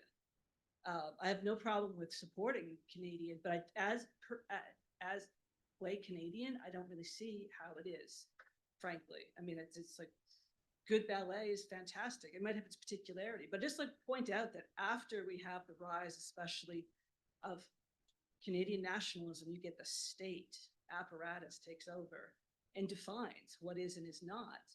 And I mean, literally, somebody in Ottawa sits with the maple system and checks off boxes. So it's like maybe the Americans have a mythopoetic taboo system. That is a great expression. That the sort of the idea of those systems. I thought of Levi-Strauss, that integrate and give identity, and we can have these sort of statist mechanisms that artificially generate the content of Canadian identity, which I know is a big critique. I'm not the first person to come up with this idea, but so I'm wondering if there's any tension in there that I'm kind of pointing to that you might find a way out of, since I started to create that mess as an opportunity, I suppose. I can start to respond. I think I do agree with you about the Americans, and I went to school in the States, and they do have a it's sort of simplified, but very potent, powerful mythology that surrounds what it is to be an American, how it came into being, whatever. And I don't think that's as strong in Canada. Partly, I think it's problematic in Canada. I don't know, Tyler, if you agree or not, so I apologize if you don't. What's going on right now with the tariffs and all this stuff, I think that's pretty superficial. That doesn't strike me as certainly what somebody like George Grant, who I'm considering as a philosopher, I think that's what he was, even more than an expert in religious studies, he was a philosopher. So I would think that, okay, in Canada, it's complicated. We've got Quebec, Quebec, we have Alberta now, we have the Indigenous, we have a big whatever, and it's complicated. So the hope, maybe it's only a hope, but I would think this is in line with George Grant and with de Koning, is that if you cultivate that liberal arts tradition, then you get reflective, thoughtful people. And over time, and it'll be struggles, and maybe we're not there yet, but over time, they will be able to cultivate and preserve some kind of meaningful identity. The trouble is, it seems to me, I better be careful what I say, but we have the term I use, businessification of the world in Canada, in the universities, everywhere, and it's economy. And don't misunderstand me. Yes, you need thoughtful people to have good businesses and provide good services and be economists for banks. You need all that. But what you need is some kind of, at least, we all teach at university, at least at the university, you need some real serious liberal arts education, which gets back in, which includes maybe the Canadiana canon, but also much deeper, perennial issues and people and authors and whatever. And The yeah, Americans have religion, they have Harvard, and they don't have MAID, right? I'm just sort of pointing out when you want to push back yeah. to what we're describing as coming from the Calvinist American, they've often provided, right? They have more faith in, they have more people who are religious. They have more resistance to practices like MAID than we do, based in religious or at least metaphysical positions. And so our hyper rationality, especially the statist kind of form of that in euthanasia, is possibly more Canadian than American. And that's the Americans are the ones who kind of can have some resistance to it.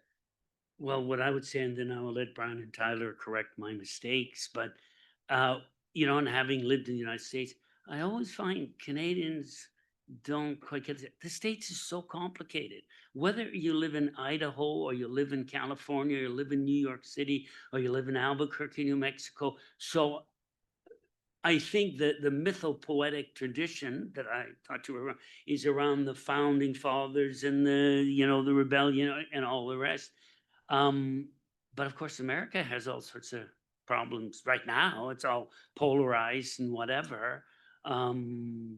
But again, I think with somebody like with Grant, with philosophers generally, the hope would be, get thoughtful people, and then maybe some of these problems can be solved.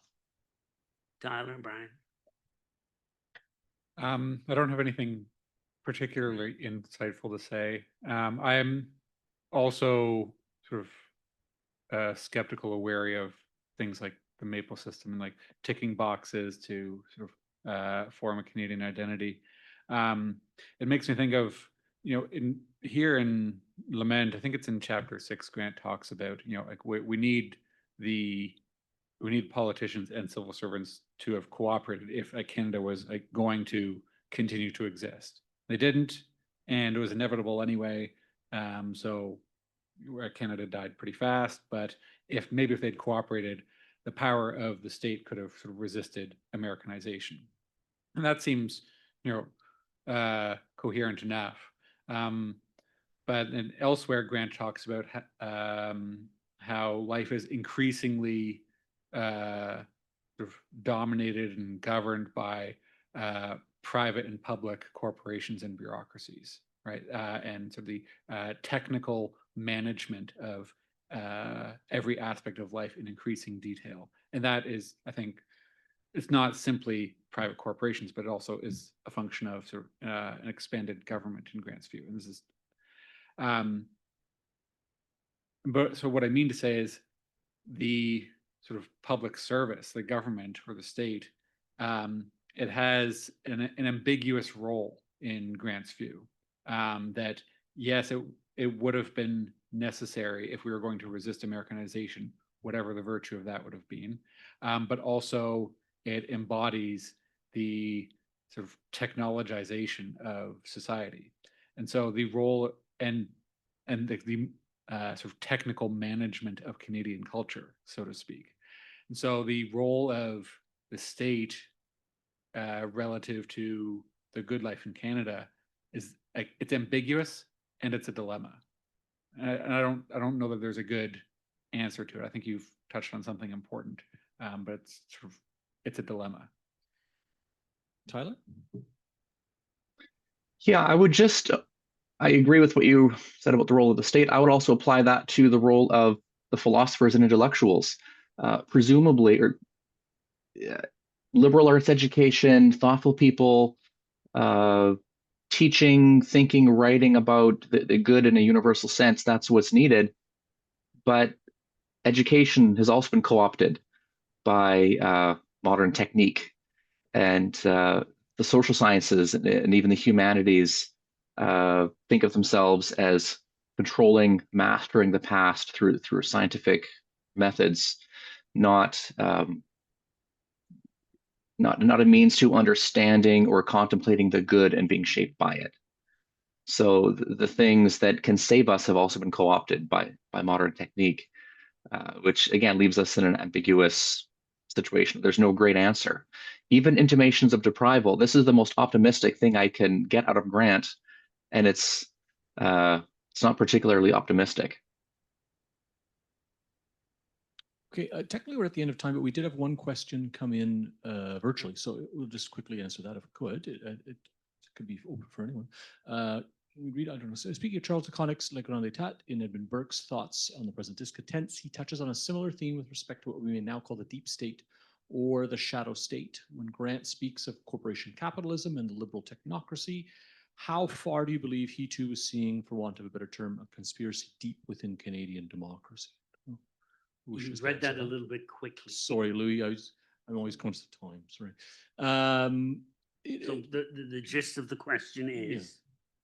Sort of, is it corporation capitalism that Grant speaks of, liberal technocracy, is there a conspiracy deep within Canadian democracy?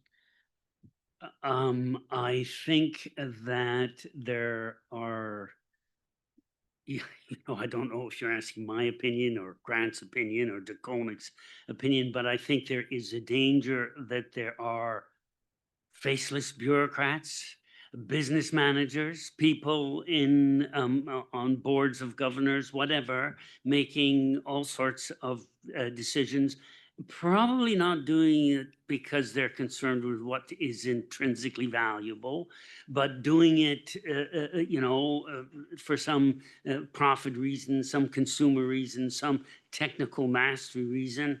And yes, I think that that's probably a big part of what goes on. How one counteracts that there's an accumulation of wealth among certain groups and people, and how that's a very good question. So I think that's I don't know, the swamp's out there somewhere, whatever, and we're immersed in it, and how one combats that. Again, I hope it's not a disappointing answer. I think the thought is to have critically reflective people, doing what we're doing here, talking about issues that supersede, that transcend simply day-to-day business of, what we see going on around us. Brian or Tyler? I'll be brief. And I think it's at the beginning of a platitude. Grant says, all definitions which place technique outside ourselves hide from us what it is, because technique is ourselves, right? So technology isn't something that happens to us. It is a part of us because of what we understand ourselves to be. And in his view, like, we are like a radical freedom in an indifferent world. That's how we understand ourselves. And so, it's not something that happens to us. It's something that each one of us enacts in all that we do. So which is to say, no, there is no conspiracy out there or in the Canadian democracy. The conspiracy is in us. The swamp isn't out there somewhere. The swamp is in each of us in all that we do, in Grant's view. Alarming. Okay. Tyler, please. Any thoughts there? Or? Well, I think I agree. We all embrace this, whether we realize it or not. So it's not necessarily someone out there doing it to us. But even at the level of the bureaucrats and civil servants who facilitated Canada's Americanization, as Grant describes it in Lament, it seems to me that Grant thinks it was all out in the open. So there's no real conspiracy. They weren't hiding anything. They made their intentions quite plain. So I don't know if Grant would be comfortable calling it a conspiracy, because it seems like it was out in the open, not hidden, no attempt to hide what was taking place. For the reason Brian mentioned, most Canadians wanted it, or want it. We want continental integration. We want to get rid of the barriers to increasing prosperity and access to goods and services. So. Can I just add to that? Sure, Louis. I don't think it's not a conspiracy in the sense that it's plotted and it's designed and there's, well, I don't know, not that I know of, secret meetings that somebody's orchestrating this in some intentional way. But I think and maybe I'm disagreeing with Grant. I don't think that's disagreeing with DeConnick, but I think it'd be foolish to say that there aren't people that may, my brother was a university president. Was he on a board of governors, and did they make all sorts of decisions that, that are over and beyond, I'm at a university, I would like the university to be run a certain way, whatever. So there is that element of it. And Ottawa is filled with it, and everywhere it is. But sure, it's not a conspiracy in the sense that it's being plotted out there, by people who have design. And I would agree, we participate in it because we all go on the internet and we all become consumers and whatever. Although some people can participated in more than others, I would think. Okay. Well, Anyway. on that, a happy thought. Please join me in thanking our panelists on this. It's wonderful. And we'll convene in reconvene about 10 minutes. We'll take a brief break, and then we'll have our first of our two keynote speakers, one today and one tomorrow. So thanks very much. Say about pragmatism. George, I know almost nothing about pragmatism. Basically, everything I know is what George Grant has written, which I'm sure is not giving it a fair shake. Well, there's good and bad about pragmatism. Yeah. But I could see that it would seem to me very uncongenial to somebody like Grant. Oh yeah. Because the pragmatists throw out the metaphysical tradition, you call it that way. And everything becomes, in a way, even the pragmatist criterion for truth, what works, so like it's all means. Yeah, because his beef in philosophy of the mass age, if truth is nothing but news, the reason is nothing but an instrument, then anything goes. If there's nothing but ingredients, like what's moral is what suits our purposes right now, suits your purposes right now. And if your purposes should change, then that becomes moral. So and did he think of pragmatism as typifying, embodying American liberalism? I think so. Yeah. It is a very that's American kind of philosophy. He talks about it as American morality, and in my view, the way he talks about pragmatism is basically what he's talking about as liberalism is Lament For A Nation. Right. So I think he is. It's not really explicit. And did he read a bunch of pragmatism? Did he read, Dewey and Peirce and James and all that? He names them and he quotes them. But did he read them carefully? It's hard to say because he never cites anyone. Right. So I can't imagine him reading John Dewey and not being upset. Dewey seems to represent, he's the public face of pragmatism, and his progressive kind of views. I can't imagine that Grant would be pleased with that. Yeah, Grant had like 2 or 3 major revolutions in his thought over his career. Okay. Like he started as a quasi Hegelian, and then he became a Straussian, and then he became like a Nietzschean / Heideggerian. And do you think, because some even from the beginning, he hated pragmatism. Right from that wouldn't change. I could. Did he read Heidegger carefully? Yeah, I think so. Yeah, he spent a lot of time with Heidegger. Interesting. Yeah. And he tried to draft some books about rebutting Heidegger. I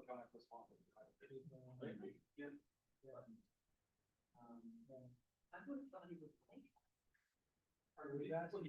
So he does and doesn't like Heidegger. Somebody complained to me the other day,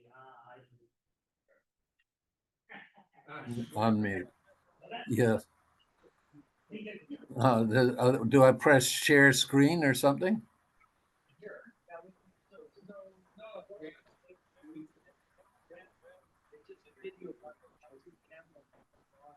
Yeah, there's a video, right?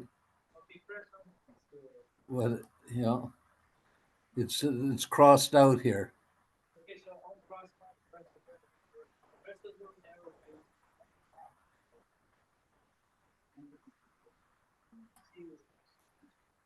Mirror my video. Select the camera. Where do I select the camera?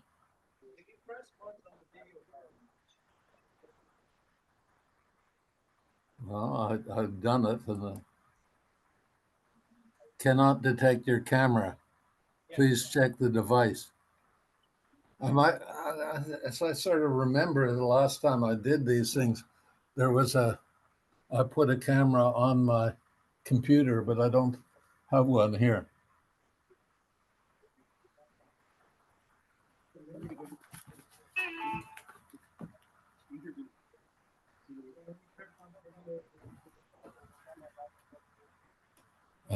No.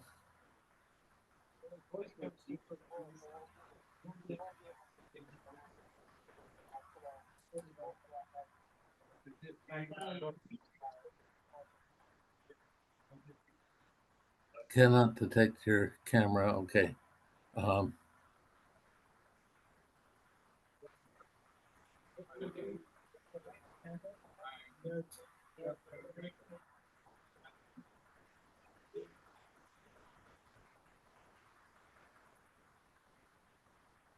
Well, I cannot detect your camera. Please check the device and your connections and try again. Okay. That's okay. No, well, there's no reason for people want to see my ugly face, so I'll be.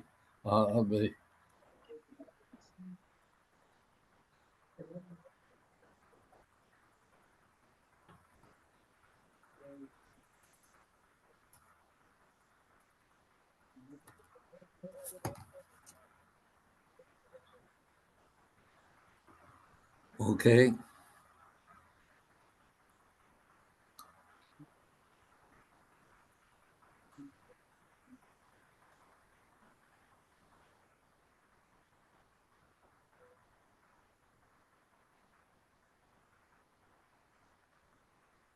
Oh.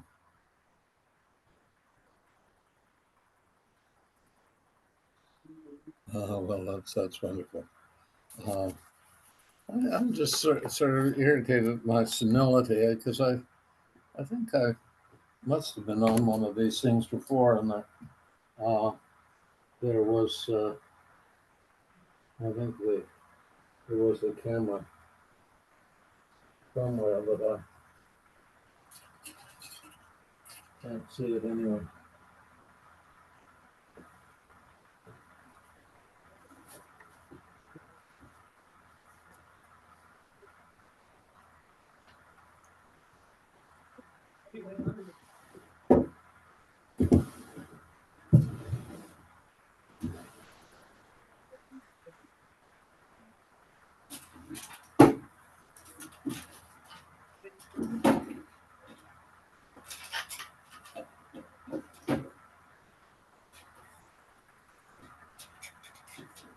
What's happening?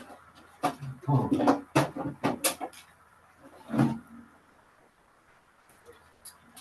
Yeah. Okay.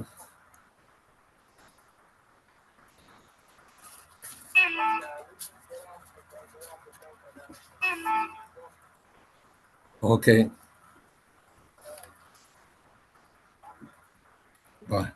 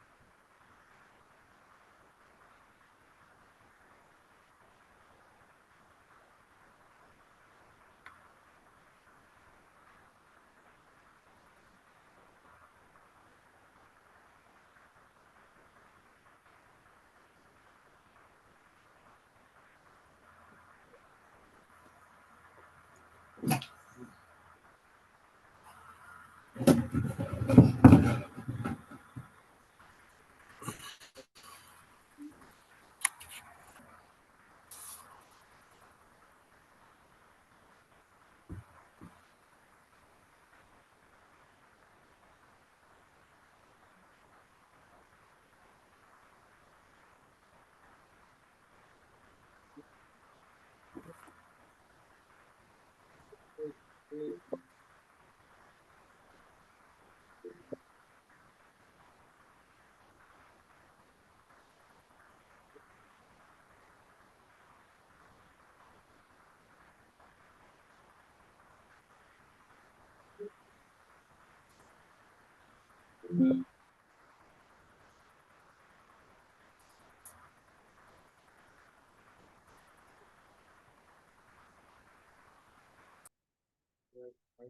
can see her influence at work, but he doesn't.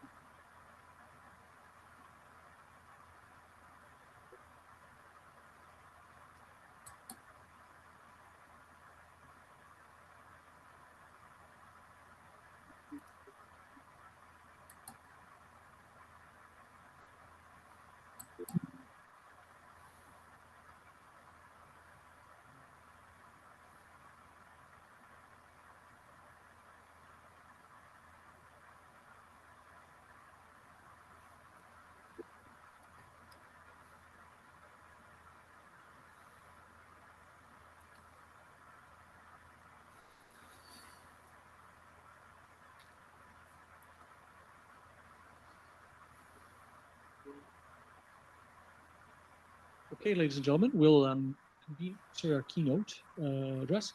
And I'm very delighted to turn the honors for this over to my co-organizer here, Igor Shakov. Before I do that, I want to double check that. Ed, can you still hear us? I can hear you. Okay, wonderful. So it is my great pleasure to invite and introduce Professor Emeritus at the University of Toronto, Political Theory, Edward Andrew, who is the author of many books in the history of political thought, which we may discuss a bit later. But the title of Ed's presentation, and he's also related to George Grant, Grant's nephew, and I'm sure that'll come up in Ed's remarks, is the gulf between Grant's nationalism and our own. Take it away, Ed. Okay, thanks, Igor. I guess it's quite fitting that a nephew of George Grant should be totally incompetent with technology, but there it is. Anyway, to go to my paper, it indicates that there's been a revival of interest in Grant's Lament for a Nation, partly occasioned by Trump's tariffs and his mocking suggestion of Canada as the 51st state, and his vigorous insistence that members of NATO vastly increase their military expenditures. Now, perhaps one reason why Grant's nationalism is not in tune with current sentiments is the pacifist strain in Grant's lament for the loss of Canadian sovereignty. Grant defended Diefenbaker, and particularly his Minister of External Affairs, Howard Green, the only Canadian, Grant thought, who deserved the title of Right Honorable, for refusing American pressure to arm Beaumark missiles with nuclear weapons. Grant recognized that Diefenbaker accepted Beaumark missiles because the Conservatives canceled the costly Avro aircraft program, perhaps the only time that Canada ventured into the big leagues militarily. Grant never considered whether the Liberal government's Avro project might be an expression of liberal nationalism. And although he recognized that the Beaumarks would be useless without nuclear warheads, he praised Dief's courage in standing up to NORAD, the Kennedy administration, and Canada's military establishment by refusing nuclear weapons, warheads. Grant, until then, had been a member of the CCF-NDP, but he broke with his party for supporting the Liberal acceptance of Kennedy's demand that Canada arm nuclear weapons during the Cuban Missile Crisis. I was in Toronto doing social work at the time, and that's the only time in my adult life I was really scared of death. I thought the Americans were likely to lead to nuclear confrontation that might well drop on Toronto. Anyway, Grant clearly favored Howard Green's view that NATO and NORAD were instruments of American domination, and that America, not Russia, was a dominant imperial power. He opposed the Vietnam War as American imperialism and Canada's support for its American ally. Grant's pacifism is clearly related to his Christianity. He came to be certain that God exists, or as he rather grandiloquently said, that there was an order beyond space and time when he walked through a gate in the English countryside. He was doing this when he was on the run as a deserter from the Merchant Marine during the Second World War, and had to be whisked out of Britain by his uncle, Vincent Massey, the Canadian High Commissioner. Grant's pacifism then seems to be at odds with current big L liberal and big C conservative. This is one of the things that another error of Grant is he always thought that there's a connection between big L liberalism of the Liberal Party and the little L liberalism of liberal principles. We'll come to that. And the same with big C conservatism and little c conservative principles. But Grant's pacifism is at odds with the current government and the conservative opposition desire to beef up our military to counter Russia and China. Another reason that Grant's lament may not be pertinent to us today has been stated by my cousin, Michael Grant Ignatieff, whose mother, like my own, was Grant's sister. In Lament for a Nationalism in the Globe and Mail in June 2025, Ignatieff claims that Grant's answer was to embrace radical left populism, which no longer makes sense. Ignatieff, in that article, refers to Trudeau's rights revolution, about which he expanded in his Massey lectures, making the point that the more polities are founded on rights, the greater is the social and economic inequality. One point I would agree with Ignatieff. However, Ignatieff completely missed Grant when he wrote that Grant embraced left populism. Lament for a Nation is not populist, but a severe criticism of Diefenbaker's populism and an advocacy that the NDP see themselves as a conservative force in the manner of the older Canadian conservatism, which had created Ontario Hydro, the CNR, the Bank of Canada, and the CBC.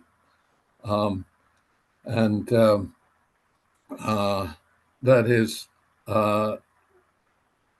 that Grant favored a conservatism which sees that the state has a proper role in intervening in the culture and economy of a nation, as distinct from American conservatism, which calls for the withdrawal of the state from economic and cultural matters. Now, during World War II, the Great Lakes area became integrated with the economies of Michigan and New York. But if Canada was to survive, the integration into the American economy must be arrested. Quoting Grant, after 1940, nationalism had to go in hand with some measure of socialism. Only nationalism could provide the political incentive for planning. Only planning could restrain the victory of continentalism. And Diefenbaker was so far, Grant thought, from a recognition of the necessity of a marriage of conservatism and socialism that he voted against the nationalist Walter Gordon, the Liberal Minister of Finance's attempt to Canadianize the directors of corporations active in Canada.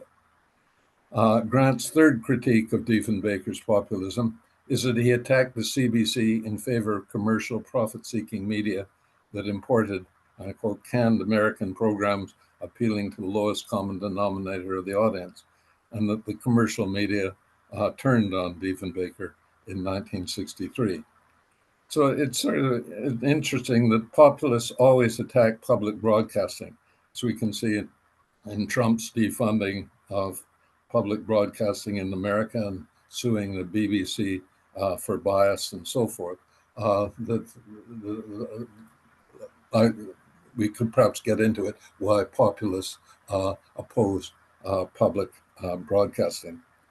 But fourthly, Diefenbaker ignored the Quebec nation and favored the equal rights of multicultural Canadians. And I quote Grant, "Nevertheless, the rights of the individual do not encompass the rights of nations, liberal doctrine to the contrary. Diefenbaker's interpretation of federalism is basically American." Grant asserted, "One distinction between Canada and the United States has been the belief that Canada was predicated on the rights of nations as well as the rights of individuals. Diefenbaker's failure to support the rights of nations showed himself to be a liberal rather than a conservative, little l liberal rather than little c conservative. The very nature of Diefenbaker's Protestantism, that is individualism, made him unsympathetic to Catholic Quebec. Lacking a French lieutenant, Diefenbaker's appeal to the Canadian people threatened Quebec conservative nationalists. Fifthly, Grant criticized Diefenbaker for scorning intellectuals, universities, and particular conservative historians, such as Donald Creighton. Did not Diefenbaker know that the existence of Canada depended on a clear definition of conservatism? So those 5 points indicate that Grant was not a populist. And so much for Ignatieff's criticism of Grant's populism. Populists do not think, as Grant did, that the civil servants are the only people who can limit the power of transnational corporations. As for the radical left populism,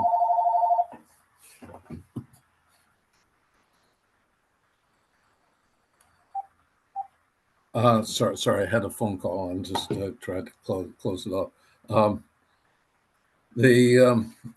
So that Grant dismissed Castro's Cuba as a model for Canadian sovereignty and offered Gaullist France as a model, where senior civil servants link up with leading national capitalists to uphold French sovereignty. To consider Charles de Gaulle a populist is to strain the loose and sloppy concept beyond recognition. Now, Canadian Gaullism for Grant depended on East-West, not North-South trade. Grant described John A. Macdonald's national policy as Gaullist. Grant's grandfather, George Monroe Grant, a friend of John A., left his position as principal of Queen's University to chart the path with Sanford Fleming of the CPR, the last spike of which was in Craigellachie, named after the Scottish seat of the Grant clan, to which John A. Macdonald and Donald Smith also laid claim. George Monroe Grant saw the CPR as a bridge between Europe and Asia. The Liberal Party's trade routes are primarily north-south. Wilfrid Laurier's proposal for free trade with the United States was defeated in 1911, but his successor, Mackenzie King, who had been a labor relations officer or fixer for the Rockefeller family, thought that Britain, not America, was an imperial power and lowered tariffs on the Americans. After World War II, the USA was the dominant imperial power in the world, especially after the Suez Crisis of 1956, which won Lester Pearson the Nobel Peace Prize and left the US as the only imperial power to hold sway in the Middle East and to secure dominance of oil. Diefenbaker wished to revive the British Commonwealth trade preferences, but Britain was preoccupied with the European common market and the East-West trade floundered. Free trade came to Canada with the conservative Brian Mulroney in 1988. I shouldn't say this in a Mulroney conference, but Grant told me the previous year that he was going to vote for the Liberal Party for the first time in his life. The question might be, can East-West trade be revived in response to Trump's bullying and tariffs? Could a Canadian government be brave enough to accept China's offer to drop tariffs on Canadian canola if Canada drops its tariffs on electric vehicles. Perhaps the difficulty with Grant's advocacy of Canadian goalism is twofold. First, that Canada doesn't have the deep roots in cultural sovereignty as France has. And secondly, that France does not have the regional differences that Canada does. Saskatchewan is keen to drop tariffs on canola, but Ontario is resolutely opposed to allowing Chinese electric vehicles into Canada.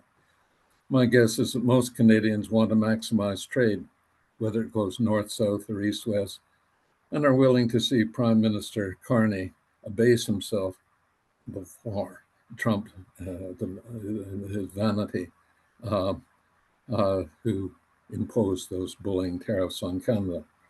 I don't think it's time for the Right Honorable Howard Green. All people that do business with Trump really have to kiss his behind.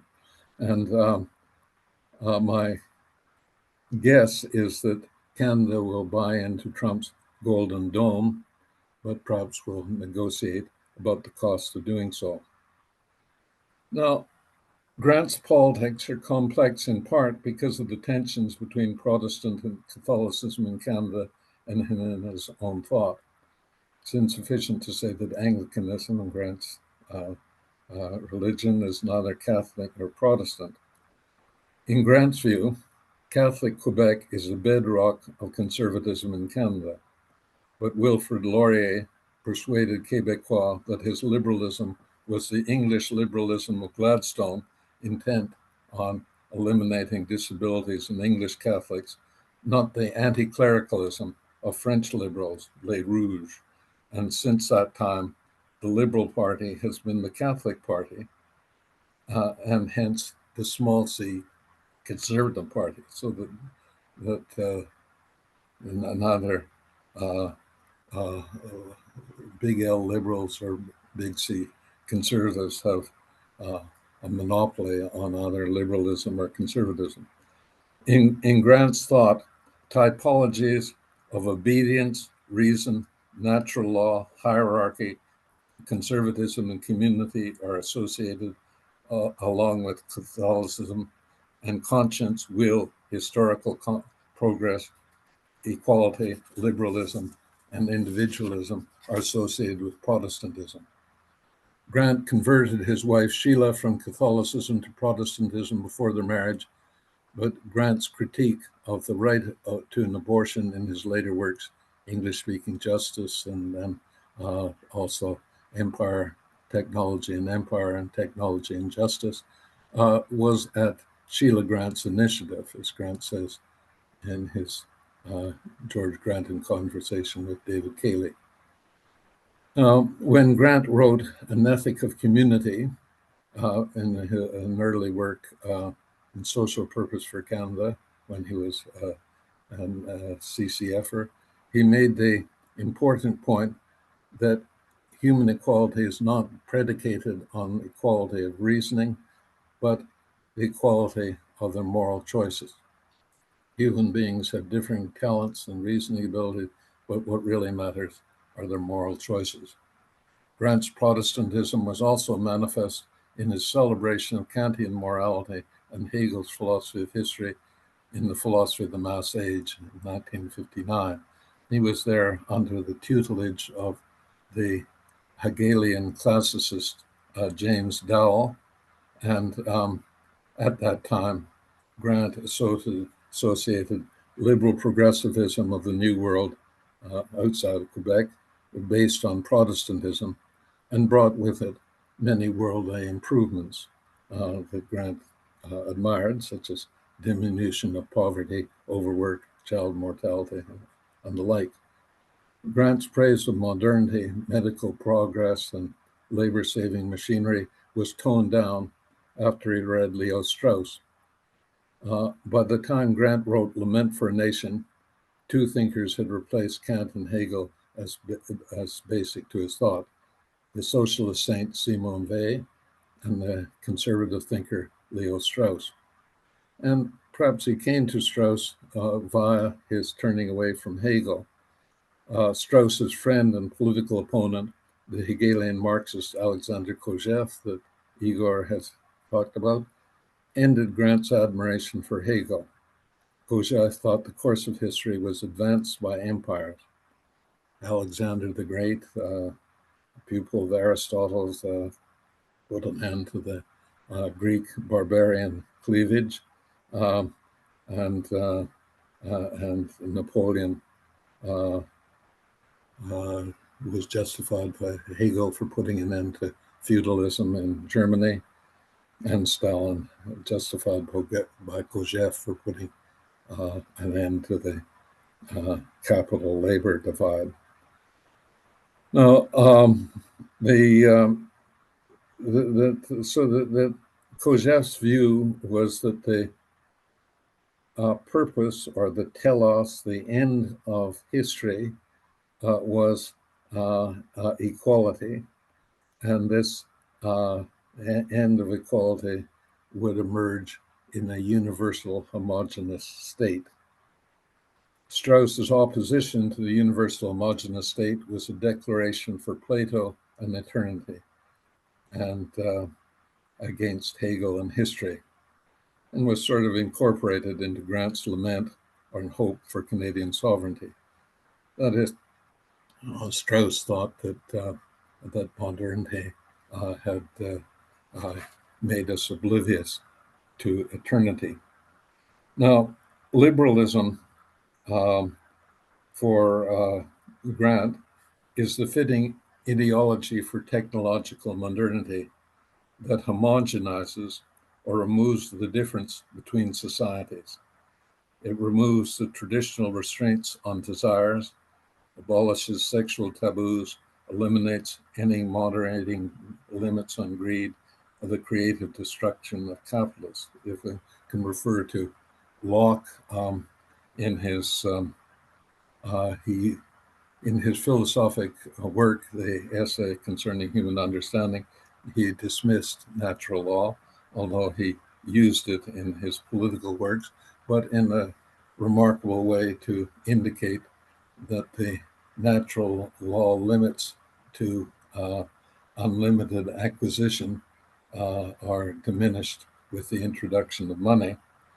But in the essay concerning human understanding, natural law is replaced by the law of fashion or public opinion.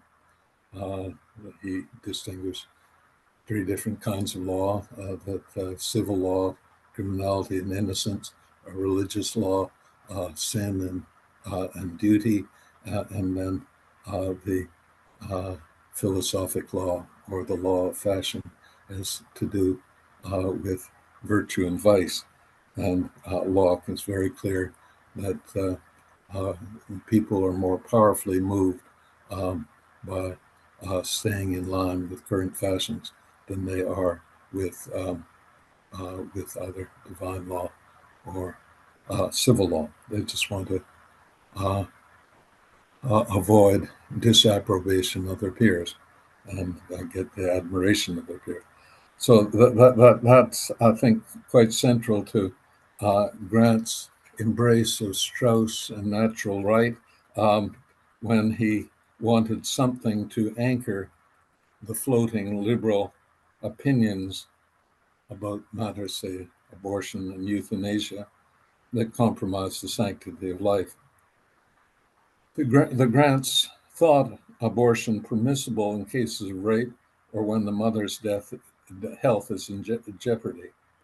Although they called abortion murder, they thought the medical practitioners, not mothers, should be subject to the law.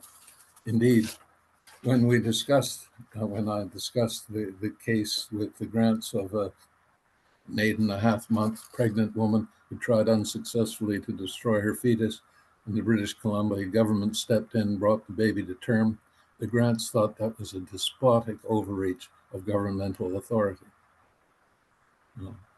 So in my view, the Grants had not really thought through the consequences of criminalizing abortion, rather than offering support systems to pregnant women, as well as offering their views on the sanctity of life.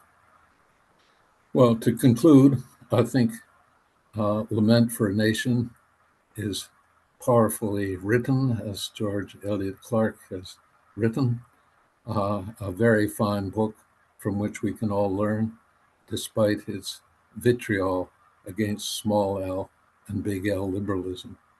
And I think from the above, one can see that there's no easy link between small liberal principles and big L liberal party, or small c conservatism and the big C conservative party. While I disagree with many of Grant's ideas, I'd like to say that he was the greatest influence in my life. He demonstrated to me that the life of thought is the happiest life. Thank you. Igor, I'm finished. Yes, but maybe there's some questions that Yeah, sure. the audience would like to pose to you. So questions? Okay, we have one from Professor Lee York in the philosophy department here at St. FX. Thank you, Professor Andrews, for your talk. I have a question about Grant's attitude towards great men. You mentioned the goal. Sorry, can you speak up? I can't hear it too well. Is this working? Can you hear me now? Yeah, hear you well now. Okay, very well now. Well, you mentioned de Gaulle, but and you said he wasn't a populist, and I think that's right. But at the same time, there was that sort of great man image that was very prevalent in France and played a big important role. You might even say today with Trump, maybe it's the anti-hero, but we get in politics these big figures which sort of symbolize something and people are very attached to. And it often goes along with populism. It doesn't have to. What would Grant say about all that? Are there great men or great women in politics, and do they play a role, and should they, and what should we think about that? Thank you.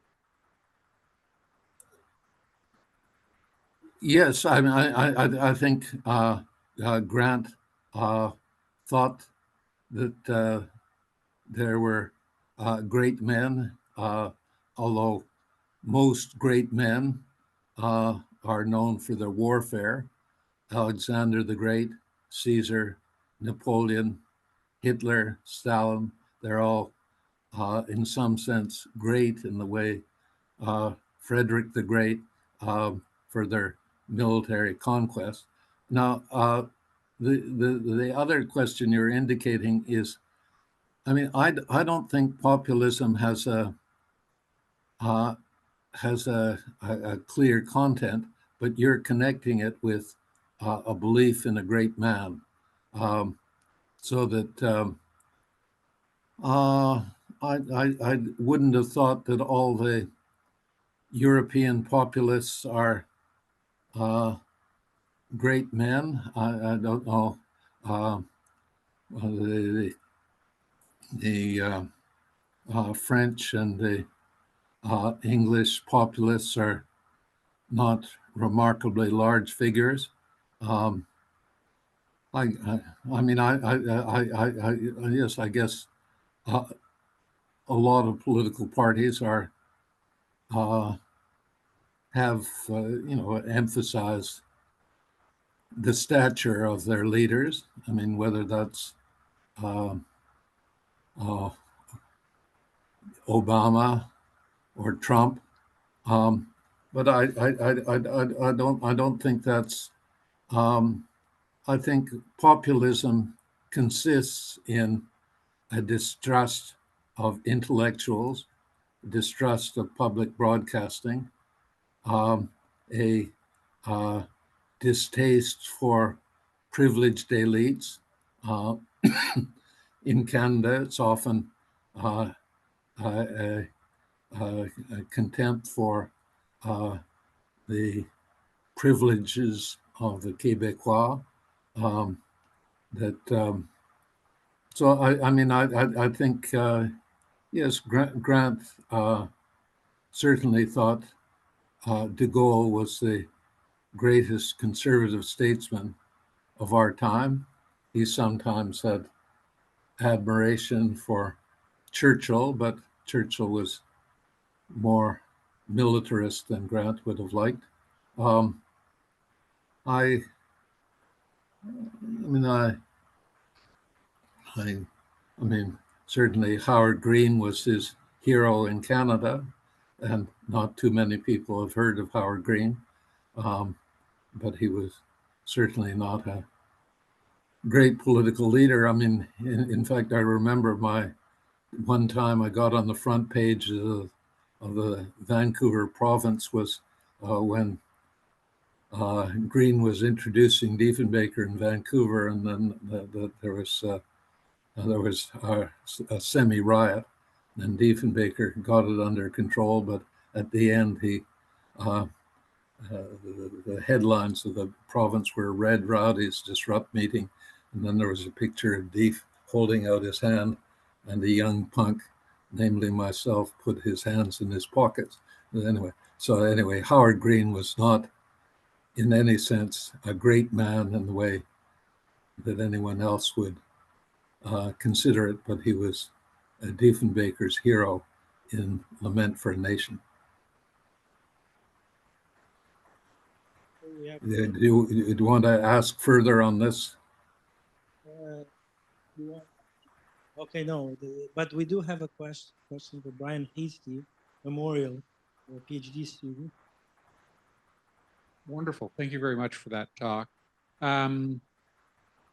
One thing that came up earlier today in our discussions is that, and that has come up, I think, in sort of a number of short articles about Grant this past year, is that sort of paradoxically or counterintuitively, Lament for a Nation allegedly inspired a Canadian nationalist movement in the 1970s.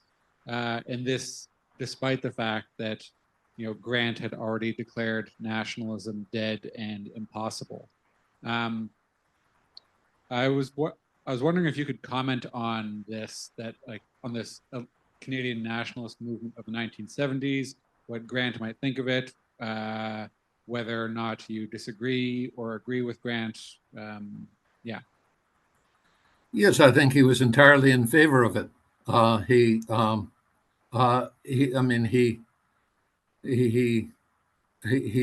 strongly admired Walter Gordon, and and Mel Watkins was sort of a link between Walter Gordon and the left. That Gad Horowitz's view of red Toryism as the sort of basis of the cement of Canadian society and its distinctiveness from American society came up. I think a lot of the anti-Vietnam protesters were very moved by Grant's opposition to the war in Vietnam. So I think certainly there was a strong connection between Grant and the young lefties of the 1970s. I mean, Grant was actually quite remarkable in that he listened to youth, such as myself, with more attention than adults usually pay to the young.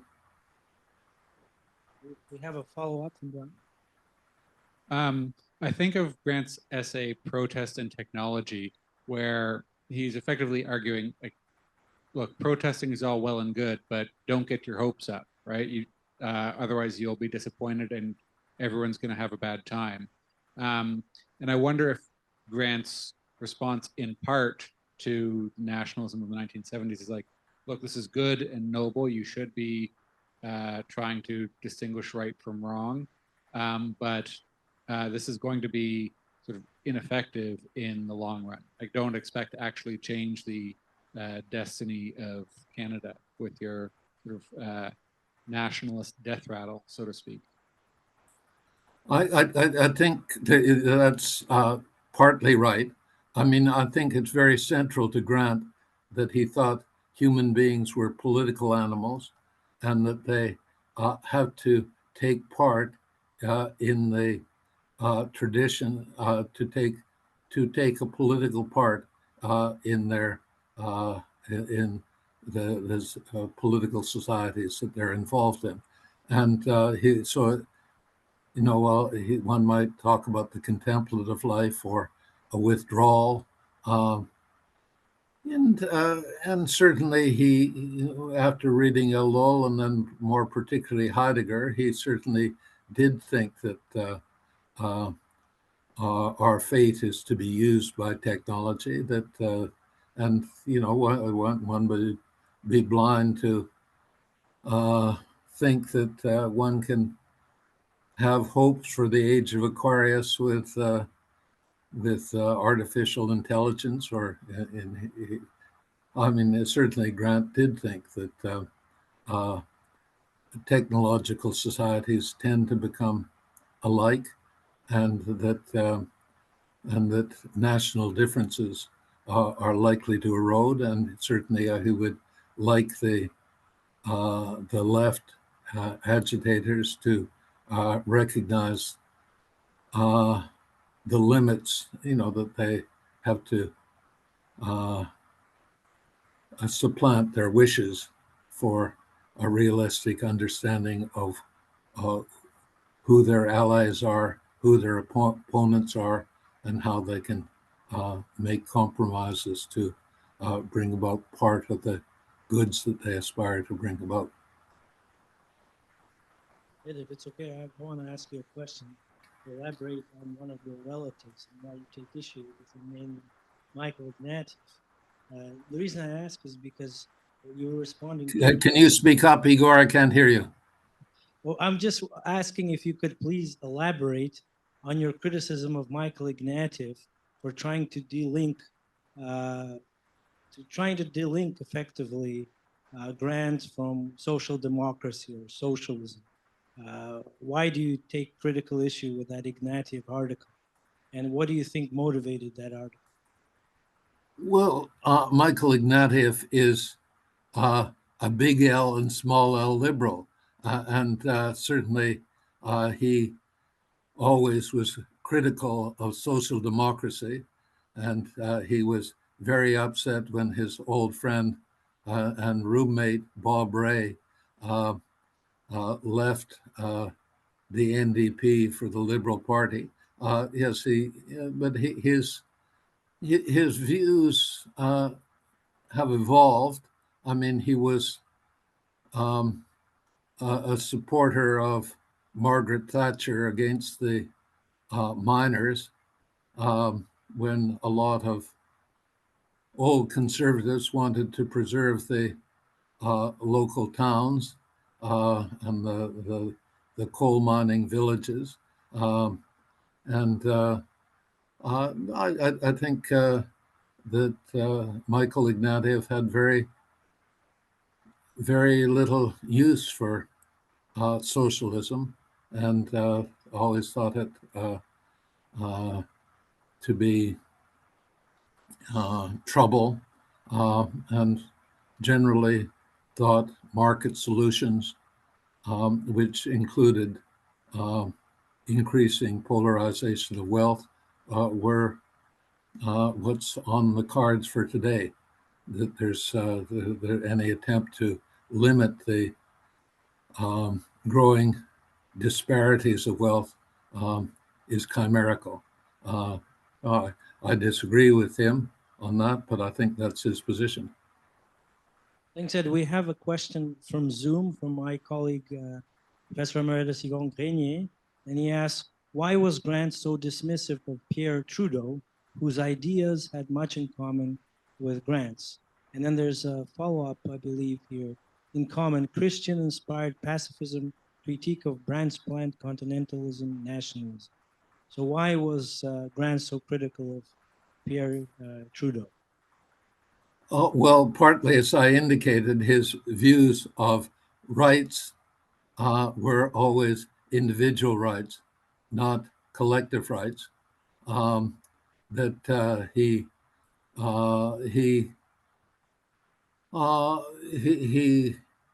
is in some sense the founding father of multiculturalism, and not of bi-nationalism or biculturalism, and that Grant thought this would be undermine the specific character of Canada, which is a bicultural country. I didn't get what the second person, you said something about ecological. It's just a continuation of the question that was posed regarding. Well, I mean, Trudeau always fought Quebec nationalism from his early days at Cité Libre and through to his prime ministership. He also tended to centralize political power in the cabinet office, whereas earlier forms of liberalism had sort of a dispersed federalism. There was Jimmy Gardner would handle the prairies.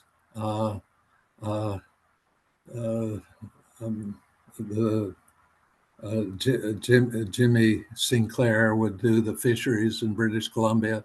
There was sort of a much more regional balance in the cabinets, and Trudeau's politics were a politics of principles, of rights, not of balancing interests, which had been the basis of Canadian politics beforehand.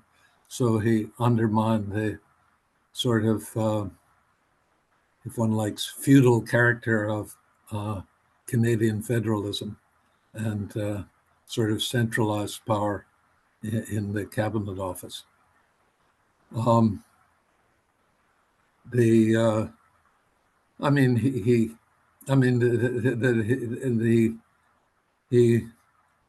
sponsored a lot of debate when he told the Newfoundlanders that they shouldn't.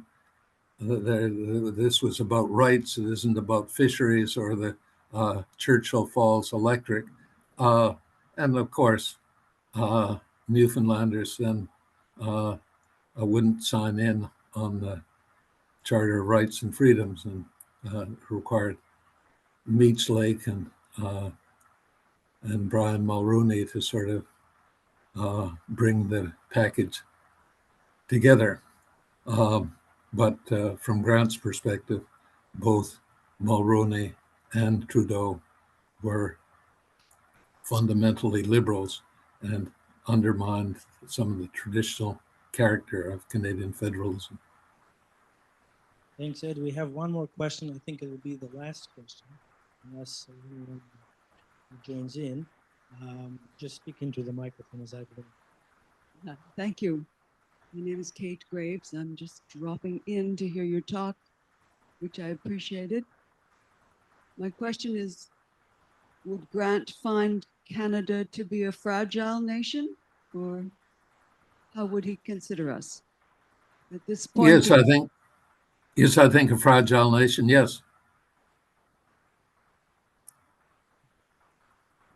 That was to the point. But eggs are fragile. Sometimes they hatch. Well, on that note, I'd like to thank Ed Andrew for sharing his remarks. Ed, please don't destroy your written reflections. They are of great value to us. So please take note of that. So please join me in thanking Edward Andrew.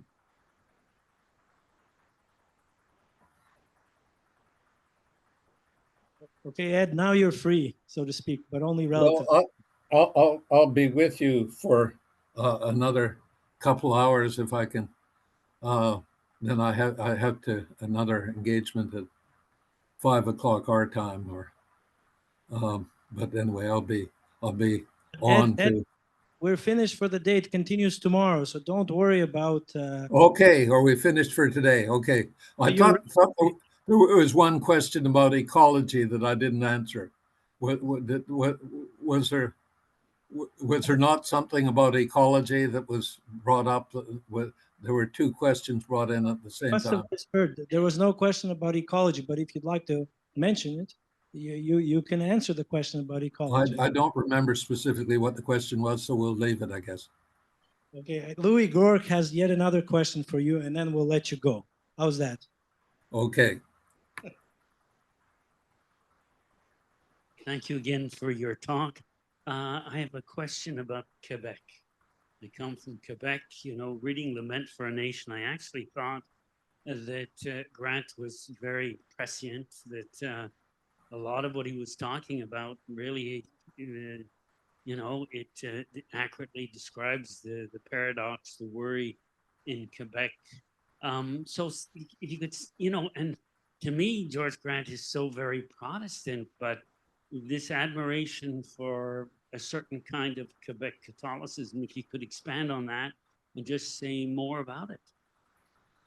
Thank you. Yes, I think Grant was very ambivalent about the Quiet Revolution, which sort of liberalized Quebec, and Grant thought it would eliminate much of the distinctiveness about Quebec culture, that its liberal arts program at Laval, the place of the church in Quebec society. I mean, although they still have the cross and the National Assembly, it's certainly there's an effort to ban religion from public life.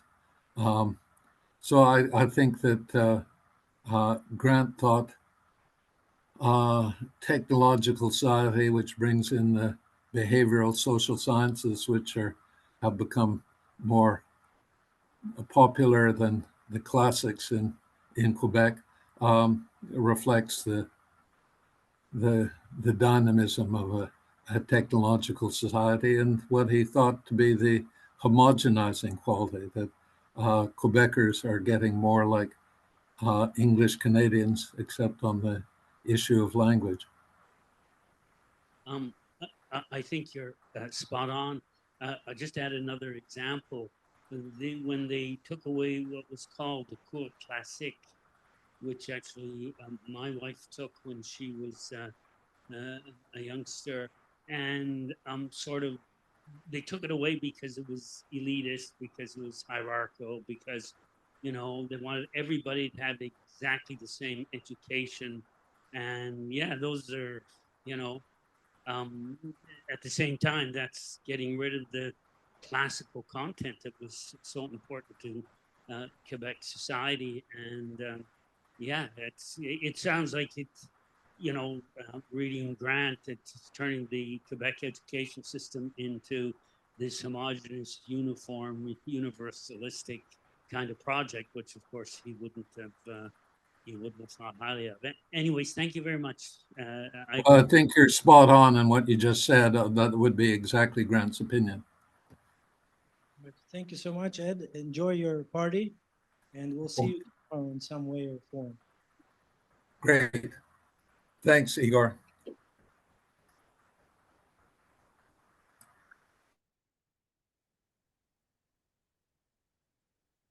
Okay, I think we'll get started, and there'll be a few folks probably slipping in at the back. They may have got stuck in the traffic that's happening here in Antigonish. Hard to believe, stuck in traffic for an hour in Antigonish.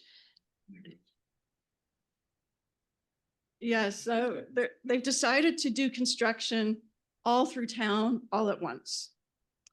Oh, wow. I sat for half an hour already this morning, one way. So it's, yeah, welcome to Antigonish.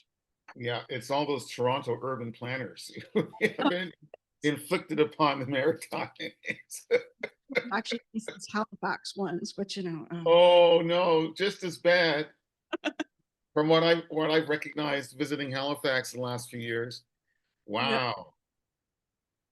Yeah. So welcome everyone. For those here or online who don't know who I am, I'm Linda Harling-Stalker. I have the honor of being the director of the Brian Mulroney Institute of Government here. And we're the hosts for this wonderful little symposium on Lament for a Nation at 60, George Grant's seminal work, at least his most public and well-known. This event is not sponsored by Shirk, as we keep telling everybody, just to kind of make sure everybody knows that as we go forward. And today we meet in Mi'kma'ki, the ancestral and unceded territory of the Mi'kmaq people. And as we move forward, let's keep in mind the grandfather's 7 teachings, which include love, wisdom, truth, humility, courage. Oh, I did know them all by heart. And kindness and love. Okay. I think I've got them there. So today's kind of schedule as we move forward is we're fortunate to have with us to start with a keynote speaker. Dr. Clark, who I'll introduce just momentarily, will be giving us a lovely little reflections on his thoughts on Lament for a Nation and George Grant's place in the Canadian society. Following that, after a small break, we'll be doing a session called Whose Lament, I think, or How to Lament, or something of that sort, where we get the non-philosophers coming up to kind of give our thoughts on this book. We'll then break for lunch, and then we'll come back together to do a wrap up and talk about the publication that we hope to do out of this event with McGill Queen's University Press. So without further ado, I am pleased and honored to welcome Dr. George Elliott Clark this morning to our symposium. I was going to read the more formal biography, which we all know his many accomplishments, including for us having been the Poet Laureate in Parliament. Nice little kind of connection to the work we do here on government. But what I really want to do is introduce him as one of the more generous and kind and warm people that I've had to deal with when it comes to events like this.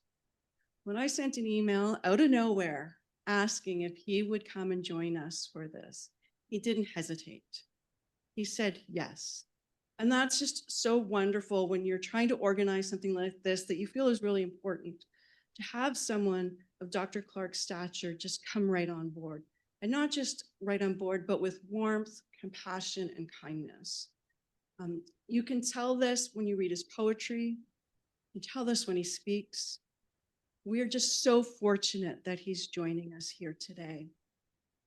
I'm even getting a little choked up, and some of you know some of the hiccups that we've had along the way. So having Dr. Clark join us is just an immense pleasure, and I'm just very grateful. So he's joining us from Vienna. So that's another, all these sort of little hurdles that he's kind of jumped for us to be here. So please, I'm going to hand it over to Dr. Clark, who will speak for about half an hour or so, and then we'll open up for questions and discussions. So please join me in welcoming Dr. George Elliott Clark. Thank you. Thank you, Ms. Stocker. I truly appreciate it. I appreciate the invitation. I think it's so important to honor the legacy and memory and the philosophical and political work of George Parkin Grant. 1918 to 1988, lived 70, as the Bible predicts that many of us might get to enjoy that kind of a lifespan, 70 years. And it's really noteworthy to be invited to take part in this session as part of the Brian Mulroney Institute at St. Francis Xavier University, a university which has had a deep connection to a lot of social political thought in Canadian history.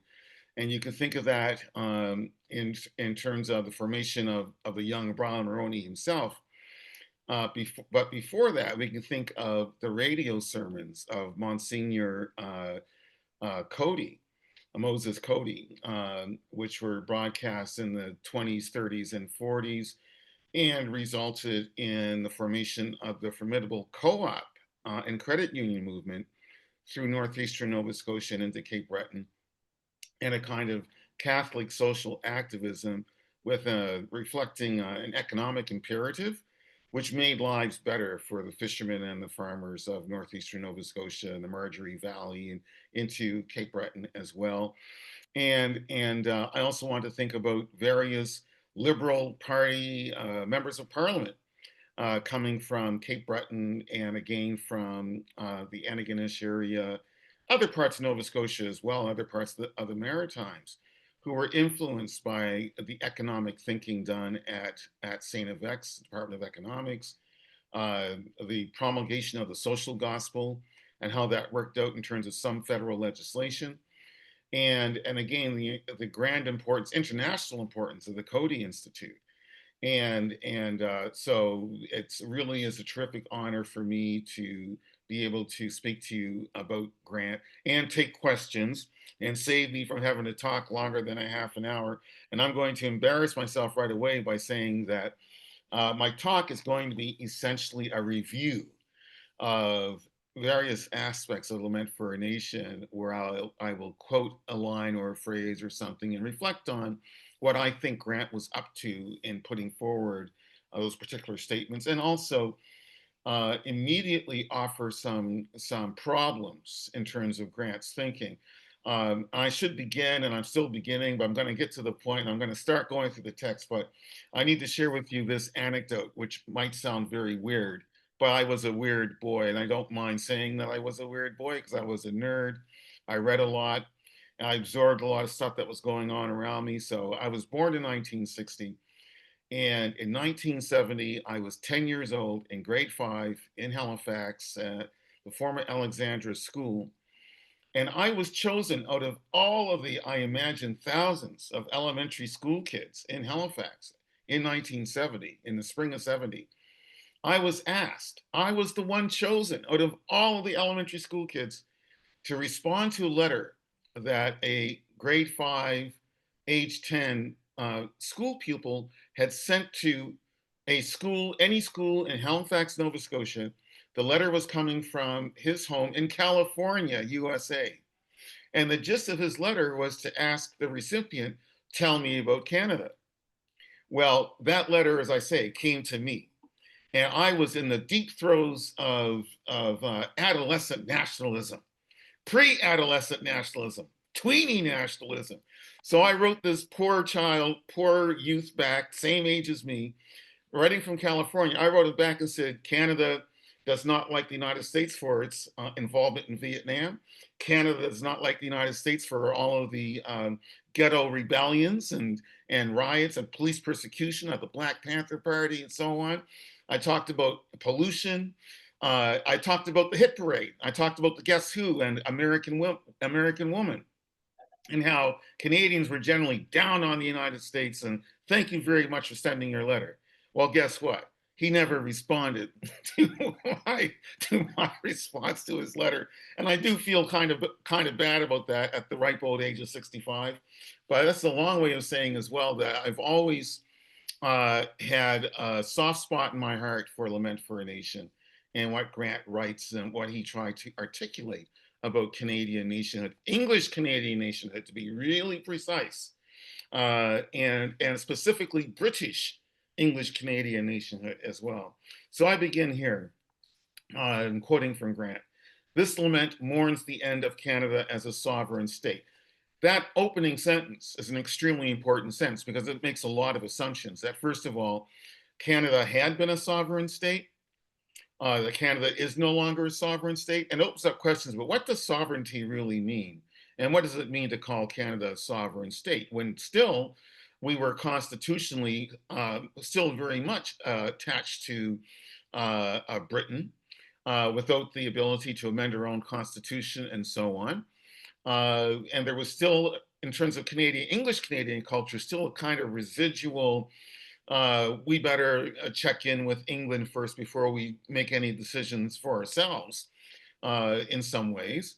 And I think that came to the high water point of that was probably Diefenbaker's ministry and his beginnings to separate us to a certain extent from British imperatives in global affairs and world affairs. I also want to trouble Grant's opening statement immediately by putting forward one of his great intellectual philosophical foes, none other than the great Prime Minister Pierre Elliott Trudeau, who, not answering Grant directly, but in Federalism and the French Canadians, asked the question of essentially Quebec's sovereignness. Must the state be sovereign? So you take Grant's opening statement, wow, Canada is finished as a sovereign state, and he's mourning that, he's lamenting that.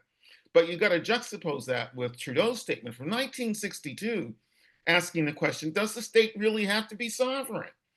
And I mean, they're coming at this point of view of sovereignty from two very different directions. And there are still yet other directions that we can take up as we go on. But I just wanted to put that forward immediately as a starting problematic with Lament for a Nation.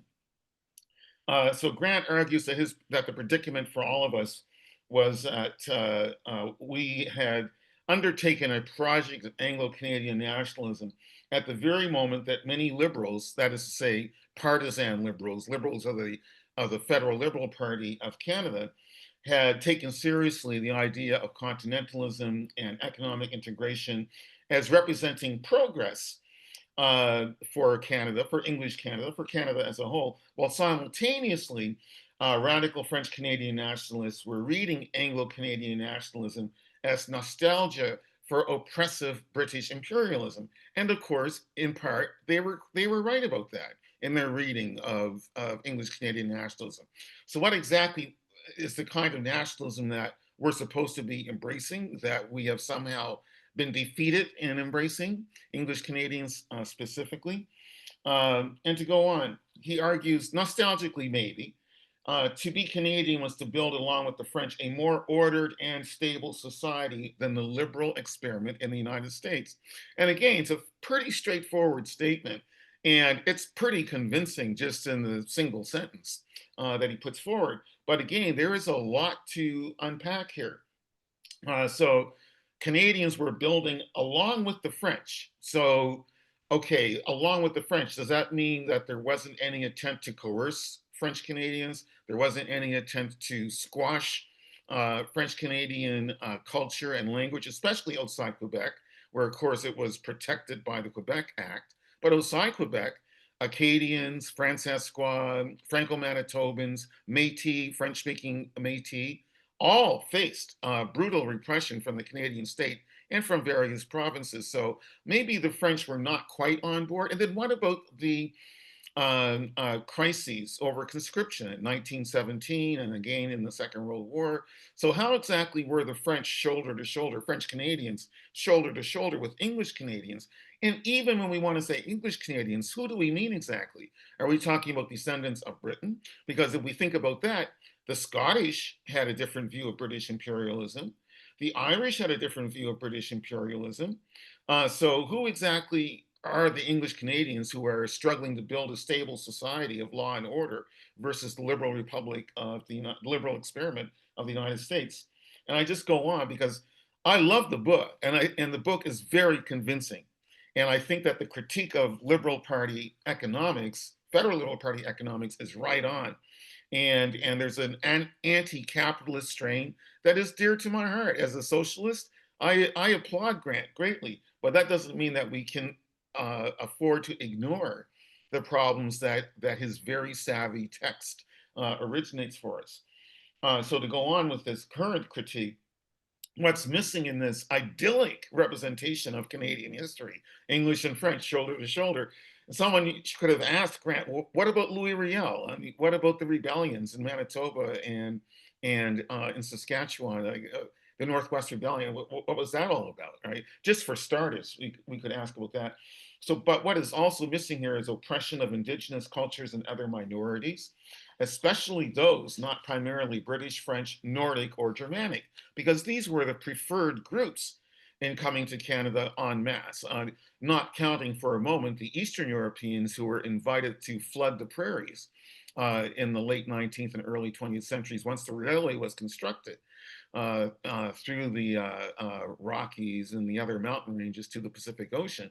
Once that happened, it was clear that we needed, or the Canadian government felt that it needed, specifically Eastern European immigrants to come and farm the prairies. and create the bread basket that the prairies became for the world. But they were not the desired immigrants for the most part, except for settling the prairies. The desired immigrants were always British, Nordic, and Germanic, and not necessarily even French. Another great line from the book: we find ourselves like fish left on the shores of a drying lake. The element necessary to our existence has passed away. I love this poetry, but then I'm asking, what's the element? Was it the British connection? I think so. I think that's what Grant means. And so that was necessary. We still have the British crown. I know it's the crown of Canada, excuse me. You know, Article 1 of the Constitution, you know, like the monarch is the head of the country, and the monarch just happens to live in a foreign country, but never mind. But still, the question is, what was the element that was necessary to our existence? What was it that everyone paid fealty to? Did French Canadians love the British crown? If that was the idea, the Canadian crown, excuse me, that was the cement that held us together? Or was there something else that is not really being spelled out, or is being missed out on here? We move from this idea that we are gasping fish thrown onto the shore. And then what about Indigenous people? What about First Nations? Did they feel like the same? I mean, I know there are treaties and so on with the crown, but did they feel like the same sense that the crown is holding us together here versus the radical Republicans of the United States? The first mass Republican society since ancient Greece that the planet ever saw. So, you know, was this connection what was important for maintaining Canadian independence, sovereignty? We move from that to the allegation that Mac King, crazy Mac King, talking to his dead mother through his canine, and collecting the ruins of the Blitzkrieg in London to stud his estate in Kingsmere. I know that he was crazy, but he was also, I know, an excellent politician in lots of ways, although also very oppressive towards minorities. But anyway, I'll stick to the point here that Grant tells us that Mac King sold us out to continentalism for over those 22 years from 1935 to 1957. And so the deal has been done. We are dead as a sovereign state, thanks to William Lyon Mackenzie King selling us out. And then Grant goes on to lament the memory, he says, of the tenuous hope that was the principle of my ancestors. The memory of the tenuous hope that was the principle of my ancestors. Now, the hope doesn't really get spelled out. And keeping in mind, it's the hope of his ancestors, but not necessarily mine, and not necessarily yours, and not necessarily those of Indigenous people, and not necessarily those of other minorities in the country. So what was this tenuous hope? And it's tenuous. It's not even a firm hope, but it was like this tiny, quiet expectation, aspiration that we would somehow remain British in face of the continentalist pressures of American economy and culture, and for that matter, foreign policy. So I want to ask, continuing to read through the work, I need to ask, one may ask, when did Britain sacrifice for Canada as opposed to Canadians sacrificing for Britain? Because there is this kind of like nostalgic sense when he talks about the tenuous hope that again, not only were French Canadians and English Canadians aligned in the same grand national project, supposedly, but so was Britain supporting Canada in its hopes, its tenuous hopes to maintain its independence and so on. But when we look at the border disputes between Canada and the United States, I would suggest that Britain was more concerned about keeping the peace with the United States than it was in ensuring that the Dominion of Canada had all the territory to which it was it could lay claim, and that Britain, being the superpower of the era, could guarantee, unless the Americans wanted to dare Britain to go to war again, right? So, you know, I'm not exactly sure that the border disputes were settled in Canada, in the interests of Canada, as opposed to the interests of Britain trying to avoid war with the United States. Of course, though, we do know that Canadians sacrificed a great deal for Britain. Many Canadians did, from many different ethnicities and religions and different walks of life, did not hesitate to go and sacrifice themselves to maintain the British Empire as they loved it, and the king and country and crown that they believed in. And it's not for me to suggest that they were incorrect in that. These were the beliefs that they held at the time, and they were right. And they saw the Great War, of course, as being a war against savagery, a war in favor of civilization. Although somebody forgot to mention to the oppressed colonies of the great European nations, especially, that their folks were not exactly heirs to democracy and equality and justice and so on. And one could even ask to what extent the colonial troops, as they were called, have any real say in the matters that were being settled on the battlefields of France and Belgium. But never mind, we did say aye, we did go, our ancestors did go and support Britain, and we're glad that they did, and did so again in World War II, and so on. We're told by Grant that the news now functions to legitimize power, not to convey information. I think that's a worthwhile comment for us to keep in mind today, because I believe we could make the same argument today about much of the mass media, that instead of conveying information in a straightforward way, instead it's used to legitimize power and various notions of states holding power over various citizens of one sort or another. Another line which I do support very strongly is all ruling classes are produced by the societies they are required to rule. I think that's another chief insight of Lament for a Nation. Since 1960, Grant says, Canada has developed into a northern extension of the continental economy. Again, here's a statement that taken at face value seems, well, sort of valid. But what exactly does it mean to be a northern extension of the continental economy? Well, it does sort of suggest that, okay, we already lost our sovereignty a long time ago, and it's the dictates of corporations that are going to decide how Canada is run. And maybe that's simply decided by forever having the Liberal Party of Canada be the dominant government party of the state, and supported by corporate contributions and corporate professionals and civil servants to support the corporations and so on. And in this way, Canada then becomes a northern extension of the continental economy.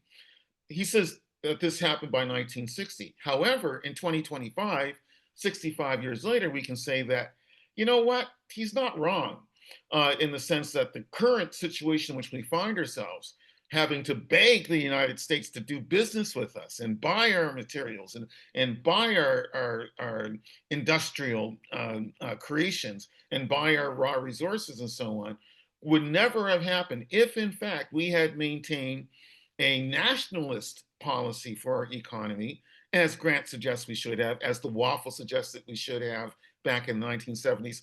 As many of us who opposed the FTA in 1988, I was one of those who opposed the FTA in 1988, argued that we were making a huge mistake by signing ourselves into a country that some of us saw, even in 1988, as on the way downhill. And so we've tied ourselves to a downhill hurtling cart. It's quite stupidly, actually. And now we find ourselves with the great problem. How do we extricate ourselves from this imbrication with this continental economy, which is not working out to our benefit, at least not anymore? Grant also tells us in the first pages of chapter 2 of Lament for a Nation that our military is an errand boy for the United States. Now, again, he probably overstates that point. And he's really expressing grief over what happened in the Suez Crisis of 1956, when Britain and France together tried to seize the Suez Canal from the newly independent state of Egypt. And it looked like there was going to be a major war, and certainly Gamal Abdel Nasser, who was the head of Egypt, was certainly not interested in ceding a nanosecond, a centimeter, an inch of Egyptian sovereignty to these former imperialist powers over Egypt. Both England and France exercised imperialist power over Egypt. So Egypt was having none of it. And ultimately, the fracas was settled by the Personian invention of the first UN peacekeeping force, but also by the concerted efforts of Eisenhower and the Canadian government to basically tell the English and the French, back off and back down. You're not getting the Suez Canal back, because we're trying to show that we're in favor of decolonization. You guys are going the wrong way here. We're not backing you. But Grant saw that as a failure, again, of Canada to support its two founding nations in a geopolitical struggle, and that we were also accepting the suzerainty of the United States in terms of saying, no, we're not going to back England and France in their attempt to do a neo-imperialist takeover of the Suez Canal. Nevertheless, Grant argues that, oh yeah, but the errand boy for the United States, the Canadian military. Grant makes much of the fact later on in the text that the Canadian military did go on alert. When President Kennedy asked that our forces go on alert, our military ignored the Canadian Prime Minister, Canadian government, and went on alert. So that they were essentially, in a de facto way, taking orders from the United States.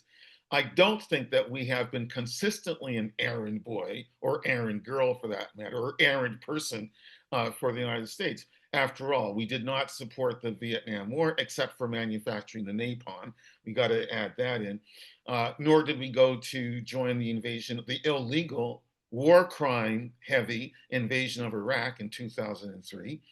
So there have been ways in which we have maintained our military pseudo-independence.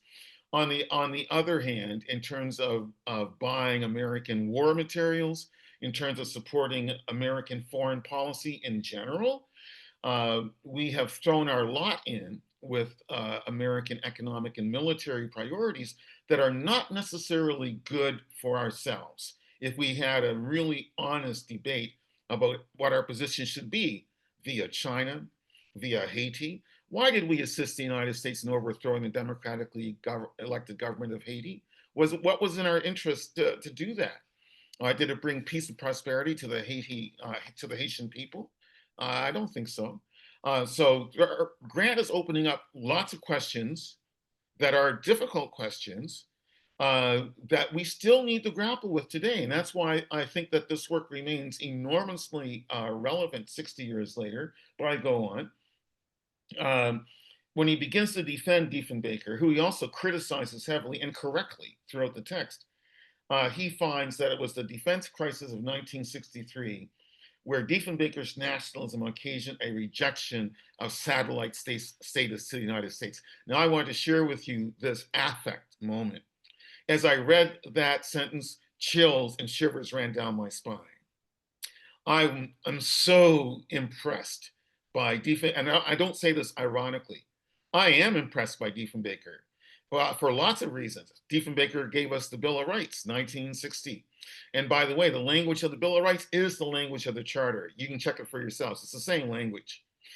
Pierre Trudeau wept when he got the news that Diefenbaker died. So he was held in very high regard by a prime minister who I think was truly a great prime minister.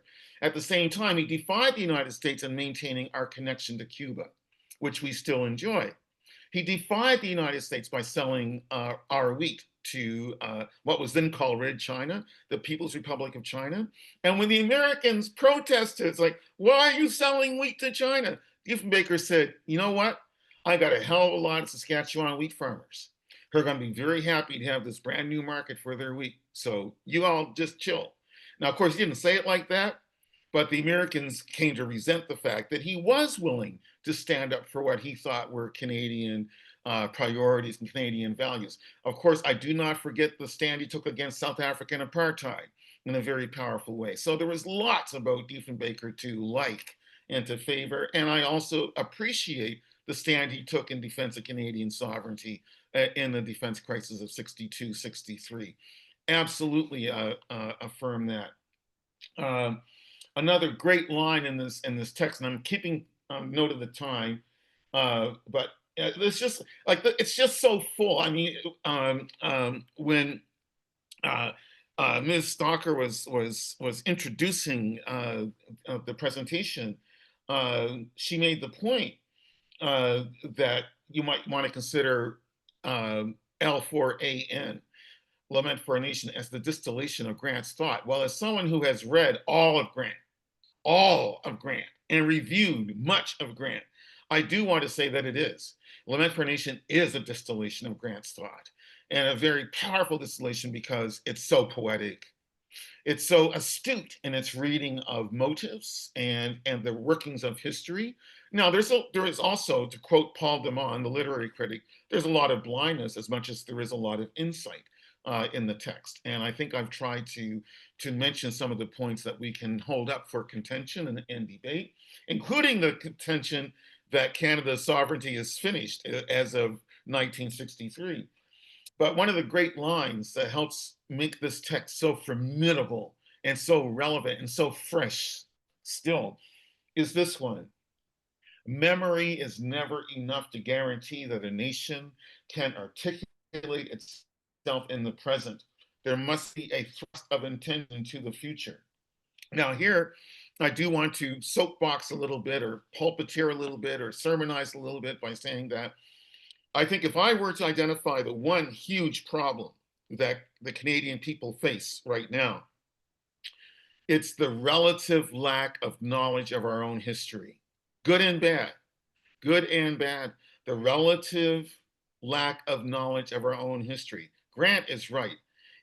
If we do not remember, to use that verb, the contests and crises that have helped to foster what I will declare to be a fairly decent country. Yes, lots of issues, lots of problems. And as someone who is racialized Black, yeah, racism is still one of them. As someone who is part Indigenous, yeah, anti-Indigenous attitudes are part of the problems that we face as a society. At the same time, I can look around the road and I can say, I'm happy to be a Canadian. I'm proud to be a Canadian. I think that we have built a very decent society with the mixture of progressive conservative, cosmopolitan liberal, multicultural ideals, support for bilingualism, support for Indigenous rights and treaties, a lot of it imperfect, most of it imperfect, but way better than most other nations can lay claim to on this planet. And again, I'm very happy to be part of this polity. But I do worry, and I'm going to chime in with Grant here, I do worry that if we do not have a collective appreciation of what we have labored through to achieve what we have achieved, then we are in danger of losing it. And I think that's where the Lament for a Nation has its greatest potency. I know that I'm supposed to only be speaking for a half an hour, and I want to leave time for questions. So I should leap ahead here in terms of my notes and try to pick up on a couple other items before I finish up. And I think I've already said a lot of the things that need to be said or need to be questioned and so on.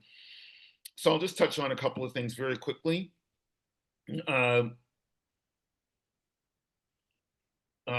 He says in chapter 4, in Canada, outside of Quebec, there is no deeply rooted culture. And the problem with making that kind of a statement, I get what he's talking about. He's talking about that, to his mind, in 1963, 64, 65, he looks around Canada and he sees the magazines are mainly American, the popular culture is mainly American, the music played on the radios is mainly American. And that American culture is the dominant culture of English Canada. That's what he means when he says the cultural side of Quebec is not a deeply rooted culture. It's superficial. People paying their quarters, 50 cents to go and see a double feature on a Saturday afternoon, and it's all American, including the Bugs Bunny cartoons. And he's got a point about that. And one of the great ironies of the Lament for a Nation is that it led to Canadian content rules when the Trudeau government was, briefly nationalistic, and made it possible for Canadian musicians to finally get played on Canadian radio outside of the CBC, on commercial radio as well. And then also Canadian movies going through a sudden period of fervent creativity in the mid to later 1970s. And just generally, the whole culture, Can Lit became a thing. partly thanks to Margaret Atwood, but Lament for a Nation changed English Canadian culture, changed it into a culture that wanted to say, we're proud of being English Canadian, i.e. Canadian, but really English Canadian, Nova Scotian, New Brunswick, Manitoban, Prince Edward Islander, Ontarian, and so on and so forth, British Columbian, Albertan, Saskatchewanian, all the way across the country. But I still want to trouble that statement that there was no deep culture outside of Quebec, because he's ignoring Canadian history, which is the fact that all of the eastern now provinces existed for at least 100 years before there was anything like Confederation. And when you talk about Newfoundland, Newfoundland was being settled in the 16th century, in the 1500s, before Nouvelle France, before Quebec is being settled. So does Newfoundland not have a deeply rooted culture? I think it does. Nova Scotia has a deeply rooted culture, keeping in mind that Nova Scotia was part of New France, part of Acadie in the 18th century, and of course had a very well-established Acadian culture, Acadian society. We can talk about the arrival of the Scots. I think it was 1777, and most of them settling in Cape Breton, northeastern Nova Scotia. We can talk about the settlement of the Hessians, German mercenaries who fought on the side of the British against the American revolutionaries, who ended up being given land on the south shore of Nova Scotia. This is a long way of saying that provincial or colonial notions of belonging were well-rooted long before July 1, 1867. So those cultures are deep and old. Responsible government arrives in Nova Scotia in 1835, before Confederation. So Grant's being taken in by his own ascription to baseball games, maybe some Hollywood movies, maybe some New York or Hollywood Broadway / TV shows, in terms of thinking that the culture is that superficial, and it's not. And in another line I'll mention very quickly, capitalist imperialism is much harder to resist than communist imperialism. I'll say I think he's right about that, because capitalism brings the glitz, brings the glamour. It doesn't bring the propaganda about work will make you free. And I don't mean that as a flippant reference to Auschwitz. I mean it deliberately, and just as I said it, that some communist societies would act in a way that would make you think that work is going to set you free, in quotation marks. When he talks about NATO becoming a servant of US power, yeah, it sure is. And just as our membership in NATO should be something that we really strongly reconsider. I personally don't like the idea of NATO ordering Canadians that we got to invest 5% of our GDP in arms buildup. Personally, I question that. I also think we have no business being in the Organization of American States. Mulroney put us in the OAS, and we should get out of it, because it's simply an organ of US power, which is a rogue state and a failed state right now. And I don't think that we should be doing anything to placate American hegemony, as they are doing great work of reducing its potency all by themselves. I'm going to shut up in a moment because it's getting close to 35 minutes. So chapter 6, the impossibility of conservatism in our era is the impossibility of Canada. There's a lot to unpack there. Of course, he's identifying classical conservatism in Canada with British conservatism, which it never was, which he himself points out in Lament for a Nation, that British conservatism was far more interested in free enterprise than Canadian conservatism was. Free enterprise, ties to the monarchy, and so on. The whole free enterprise thing is an American importation to our own revised Conservative Party, only part of which dares to still call itself progressive, because it's not. It's regressive conservatism. In other words, republicanism. In other words, going back to reactionary, extreme libertarian views of the freedom of the individual versus the state. And so therefore, you don't need public health care. It's on you if you get sick and die. Too bad for you, too bad for your children. And the idea that you invest in arms instead of investing in the people. I think that the red Tory argument for Canada is still a true argument. That is to say that in the days of Macdonald, despite and setting aside for one moment his racism, and his fanatical British imperialism. We'll set that aside for a moment. But the idea that Canada should be a coast-to-coast-to-coast nation, the idea that the government should invest in public works, and we will remember that the railway came about partly through corruption and partly through federal Conservative Party action. We will remember that the CBC was created by the Conservative Party in its progressive manifestations. We will remember that some of the most progressive governments in Canada, Bill Davis's government in Ontario in the 1970s, were in fact very progressive. And I'm also thinking of the late New Brunswick Premier, Hatfield, who was also very progressive conservative. So that kind of conservatism, however, was destroyed by the Reform Party and its rise to prominence in the 1980s, 1990s, in reaction to what they saw as being the very weak conservatism of Mulroney. And so the takeover of that party, thanks to the machinations of Mr. McKay, in the 1990s, destroyed Canadian conservatism when it was really truly Canadian and not American. And I think that the party as it exists now is really a branch plan of the Republican Party of the United States, which is very bad news. But I'm going to shut up here and invite questions and do the best I can to answer them. Thank you.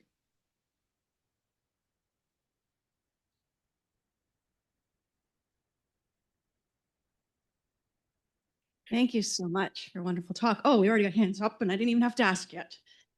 So just ask everyone, make sure you talk right into the mics so both those in the room and online can hear. Hi, Igor Shoikibrod here. Thank you so much for your very lively and erudite talk. It was really a pleasure to listen to, and especially your passion for these issues, which are very timely and present. So I just want to ask you to elaborate on two things that resonated with me for various personal reasons, let's say, or biases. So the first concerns the anti-capitalist sentiment in Lament for a Nation. If you could elaborate on that, why you think that's important, because that sometimes gets forgotten along the way. And the second one concerns something that came up in Edward Andrews' keynote yesterday, and that it concerns Grant's pacifism and the extent to which that's sort of missing from contemporary Canadian nationalism, arguably. So maybe, yeah, if you could just elaborate on those two things, because it seems to me as though these are also pressing aspects of Lament for a Nation that have a place, today. So that's it for me. Oh, wow. I want to thank you for those two questions, first of all. They are so fundamental, and I'll start by trying to recover or recapture some of his thinking on the whole anti-capitalist element in the work. It's not so much that Grant is anti-capitalist as he is vociferous in demanding that capitalism be controlled, that the capitalism be regulated. I mean, one of the points where he attacks Diefenbaker's for Diefenbaker's attack on the civil service, and it's one of the most important points in Lament for a Nation, where Grant tells us that when you restrict the powers of the civil service, you are increasing the powers of the corporations, which he describes as being private governments. And he makes this point a couple of times in Lament for a Nation. And he talks specifically about Diefenbaker saying we gotta whack a whole lot of civil servants. We gotta get rid of a whole lot of civil servants. And of course, you've heard the same rhetoric coming from the Trumpist, I'm going to say small f fascistic Republicans right now in the United States. And also Mr. Poilievre made no secret of the idea that the civil service needs to be shrunk. And the current Prime Minister, Mr. Carney, has put forward the idea that we also need to shrink the civil service. A lot of people will automatically think, oh yeah, that's great. That will save us some tax dollars. It might save us some tax dollars. But here's what we lose. We lose the ability to regulate capitalism. We lose the ability to make sure that companies are doing what is in the best interest of the public, and not only in the best interest of their shareholders, not only in the best interest of profiteering, but that the food is regulated properly, that energy prices are regulated. This is why you have government.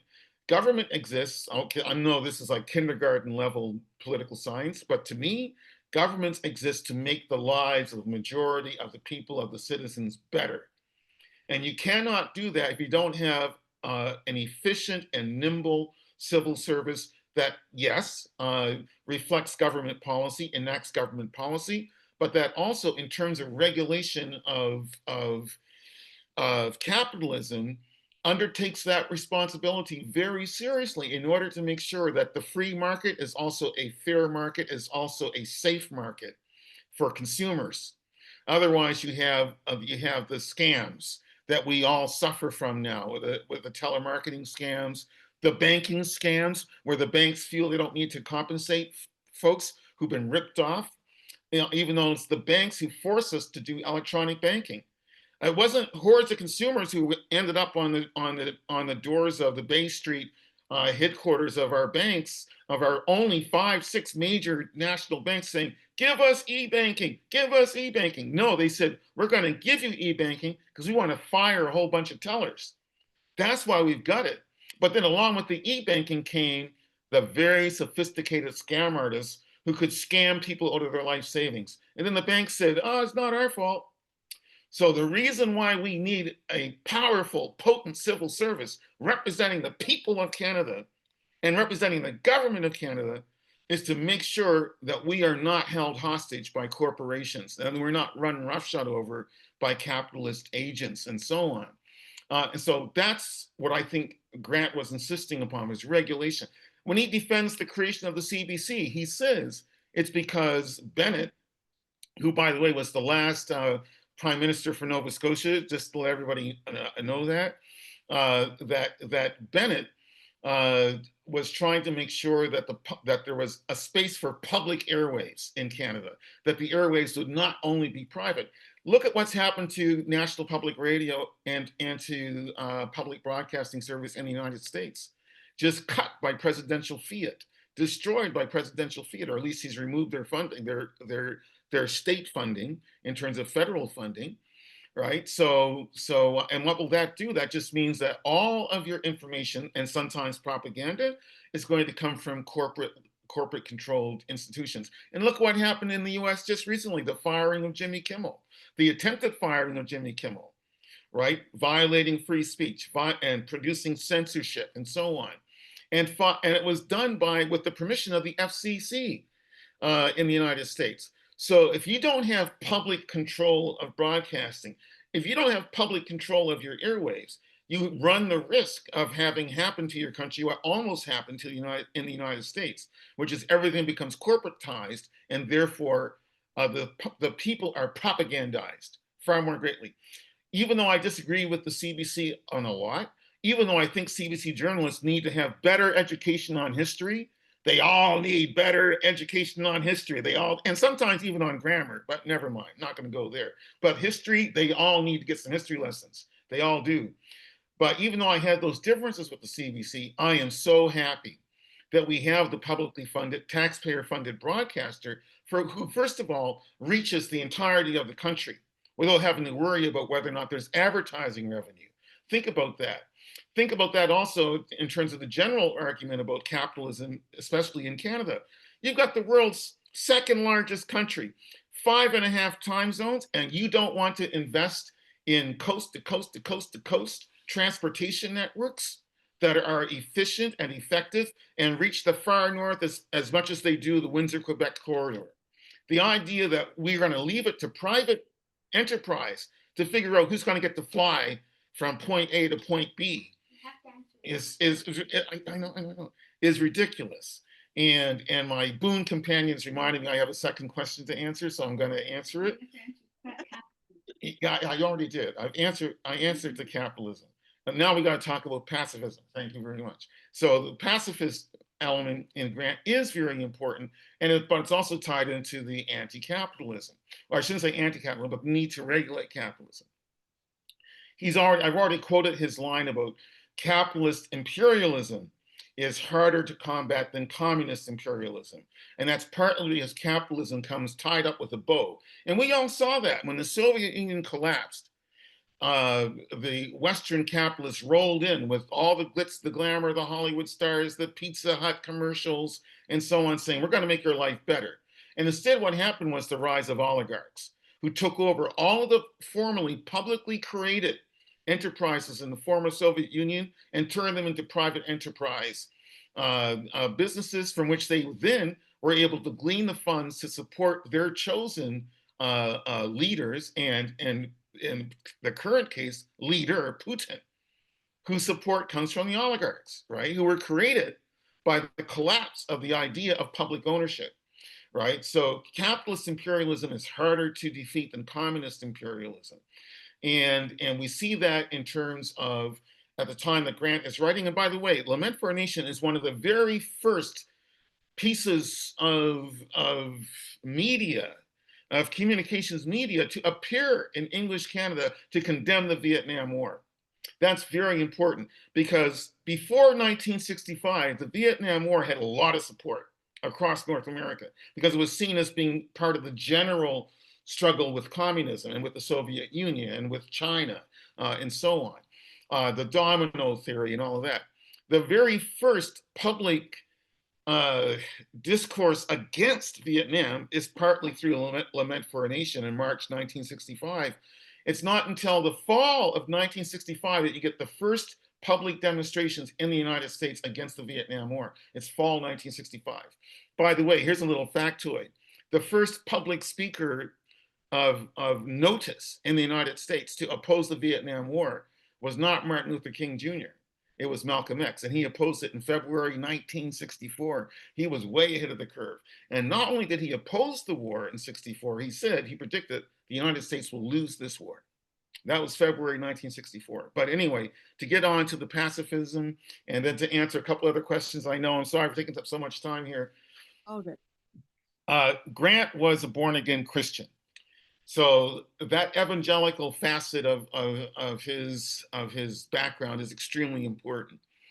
And he discovered Jesus as his savior as he was jumping off a bicycle as a student at Oxford.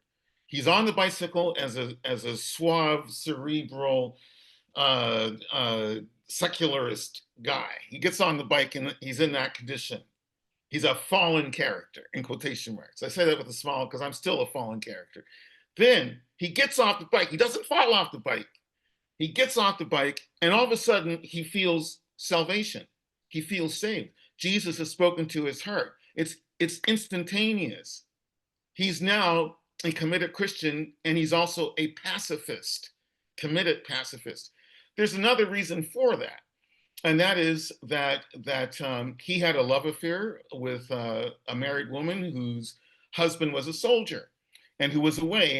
And he and this woman were both involved in basically Red Cross activities during the Blitz. And at one point, they were taking shelter as the bombs were falling. And she received a direct hit of a German bomb, and of course was killed. And he felt shame over the adultery. He felt great loss and agony over losing the first great love of his life at this point as a young man. But there was another reason why he resented the way in which she died. And that was the fact that it was aerial bombardment. He saw aerial bombardment as the perfect representation of technologically sophisticated warfare. And when he saw the napalm raining down on Vietnam, some of that manufactured in Canada, by the way, he was horror-stricken because for him, this was as bad as the Blitz. It was as bad as the raining down of bombs on the city of Dresden, for instance, in Germany, the great firestorm in Dresden. He saw technologically sophisticated warfare as being a great evil, and that anything anyone could do to stop it was positive, and particularly evil when it's in the service of capitalist imperialism. He saw the American war on Vietnam as being a war of capitalist imperialism being prosecuted by technologically sophisticated aerial bombardment of peasants in grass huts. Think about that. Peasants in grass huts. What kind of defense do you have against a napalm bomb coming down upon you. So this is why he was so viscerally opposed to war. It also explains his also activities later in the anti-abortion movement. So he was pro-life, to use that very particularly loaded political phrase, but I'm using it in connection to him specifically. He saw himself as pro-life in all ways, anti-war, anti-abortion, and so on, keeping in mind that he's also vulnerable to not understanding the grave importance of mobility for women and the ability to make decisions for themselves and for their own bodies and for their own lives.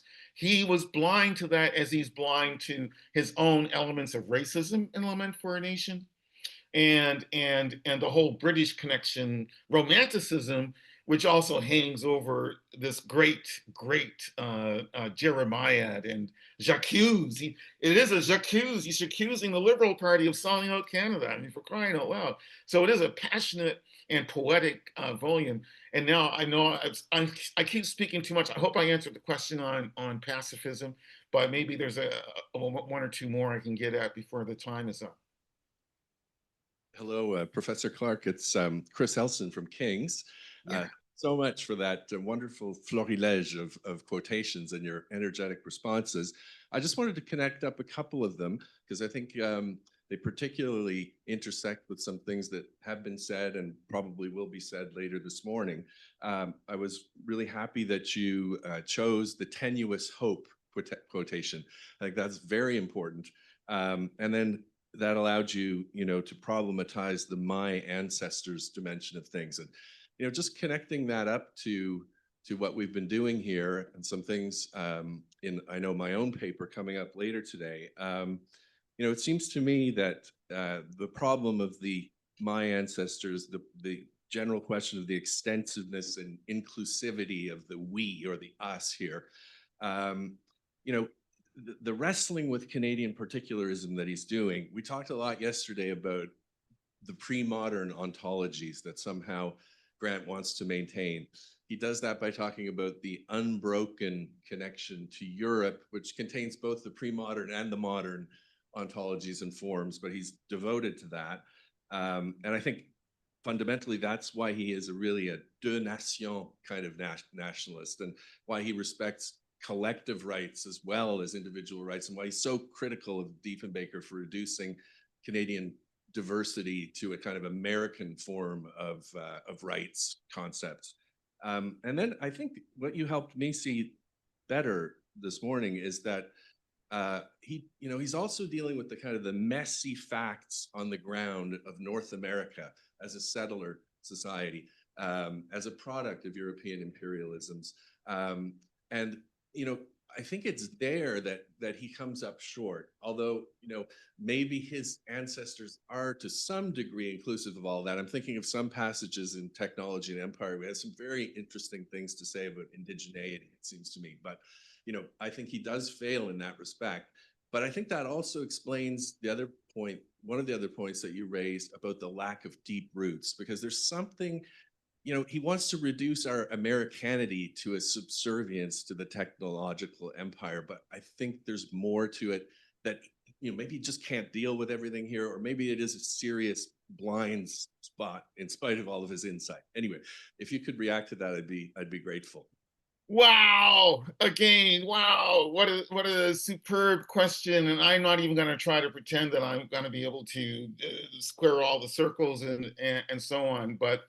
Yeah, it's a very productive question that you put forward, and it is multifaceted. And I think it does go back to that idea of the tenuous hope that the ancestors had. They're going to build this particular kind of society, that unbroken connection to Europe. But fundamentally, there is already instantly a broken connection because there was no French Revolution in Quebec. So, and this is, of course, going back to Lewis Hart's fragment theory ideas, right? Which I agree with you that Grant respects the fact that Quebec is a very different society. It's also a society that at least up until the Quiet Revolution, La Révolution Tranquille, was also outwardly Catholic as well as inwardly Catholic. and more oriented towards the spiritual realm than simply the secular realm. That people like Pierre Trudeau and others involved, and Jean Lesage, of course, and this whole government, René Lévesque, wanted to push from 1945 onward Quebec into a much more industrial capitalist mode of development and a much more outward-looking cosmopolitan kind of and secular culture. So those energies were taking shape, and of course Grant is commenting on them as well. But it doesn't escape the fact that you cannot talk about an unbroken connection between France and Quebec, between France and Acadia, between France and other Francophone minorities across the country. But nor can you talk about an unbroken connection between English Canadians and Britain. And I'm going to thank you for making me think about this right now, because we think about Newfoundland, for instance. Newfoundland had a very different kind of development than most of the now Canadian provinces, including a stint of commission government during the Great Depression. We can also think of the fact that Prince Edward Island had lots of struggles over land rights involving absentee landlords in England. We can even talk about the very formation of a kind of Canadian progressive conservatism as not keeping faith with British conservatism and not necessarily keeping faith with British ideals. We can even talk about the very fact that Diefenbaker could say, we don't support the British policy on South Africa, on apartheid, an idea that then gets picked up by Brian Mulroney as examples of ways in which that even 100 years ago, English Canadians were beginning to see themselves as, and especially after the carnage of the Great War, when it was understood that British officers are responsible for some of the massive losses of Canadian troops, that we began to, and in fact, I'm sorry, I'm remembering that we got to remember that the very first major phase of Canadian nationalism in the 20th century was in the 1920s, with the rise of the Group of Seven, the nascent stirrings of a truly English Canadian literature, and so on, and that this was partly a response to what we saw, our ancestors saw as being too tightly tied to British norms and British ways of doing things. So I do want to trouble this idea that it was never unbroken. There may have been many English Canadians who want to think automatically that they had that instantaneous connection to Britain. But I even think that the British themselves were nervous about this. And that explains the royal visit of 1939, when they made the trip, King George VI and Queen Elizabeth, the Queen Mother, when they made their visit to Canada in 1939, it was specifically to ensure that we would sign up to support Great Britain and the Empire again, in order to refurbish notions of Canadian solidarity with Britain, and it did work, and I'm not saying that those ties had completely disappeared, because they had not. At the same time, it is interesting that the British felt the need to reinforce the understanding that Canadians would come to their aid again, which we did in 1939 and onwards as well. So your question was very multifaceted. I know I have only scratched the surface of it. And I will say that you have raised a lot of very provocative notions, which I agree with in terms of the shortcomings of Grant.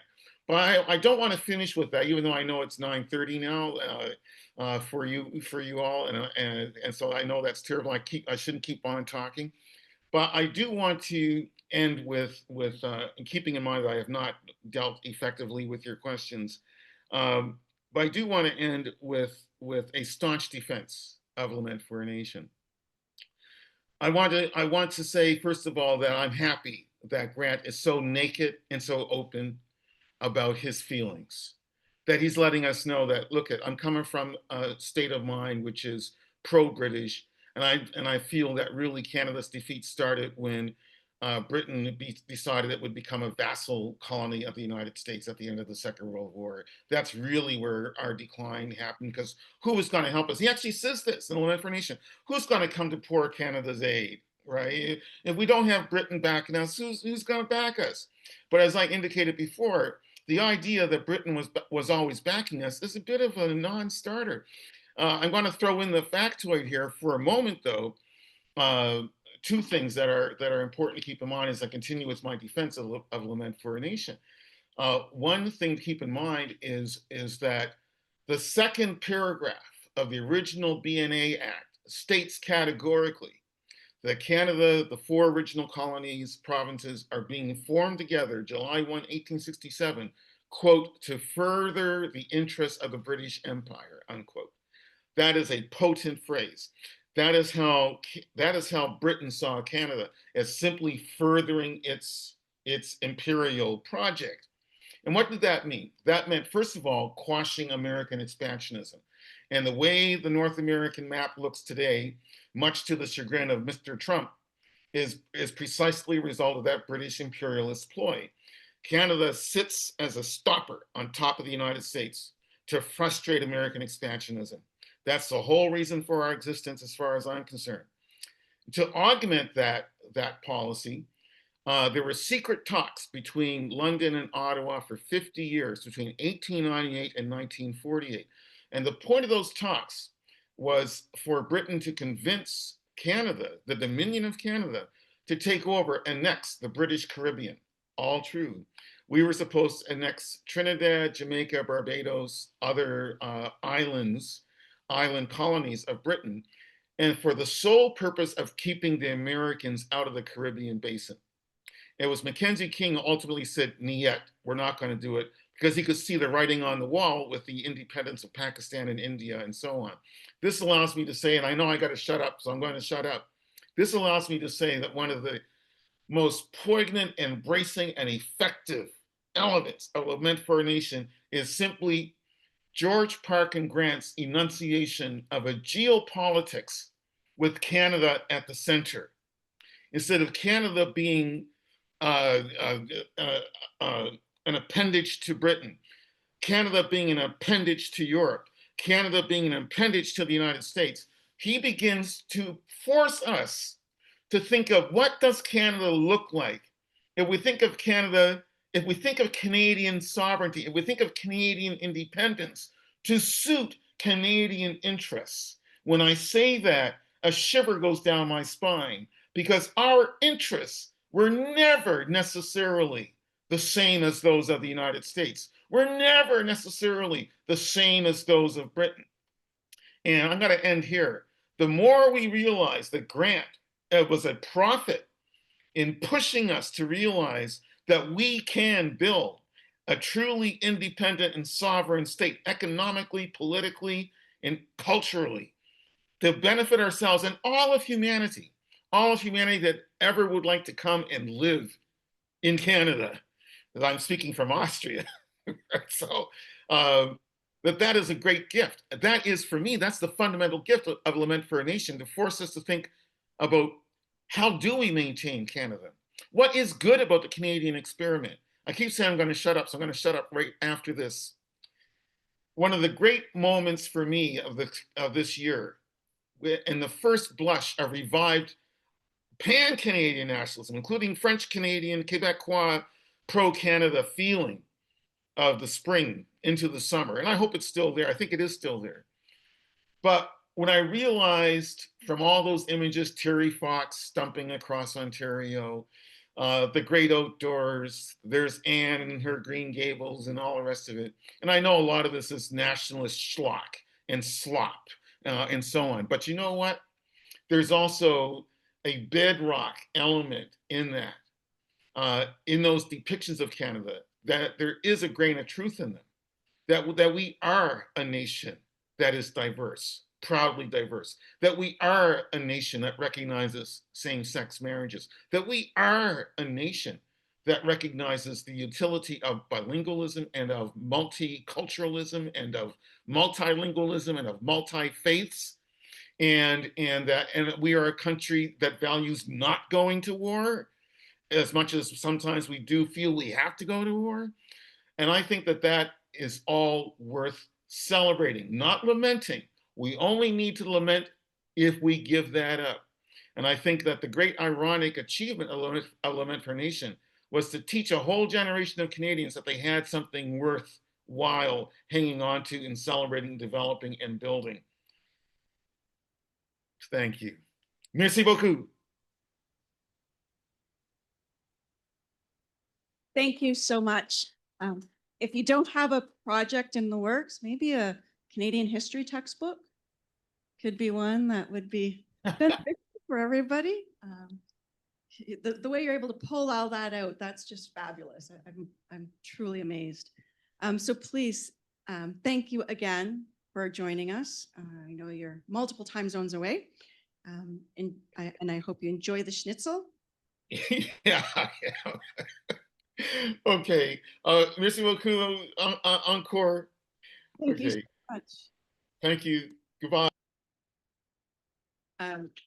And to the folks here and online, we're going to take a short break. We'll come to reconvene at about 11:15 for our kind of semi-last, I was going to say sort of penultimate panel, but the last set of papers that we'll be discussing today. So we'll see you back here in about 13 minutes.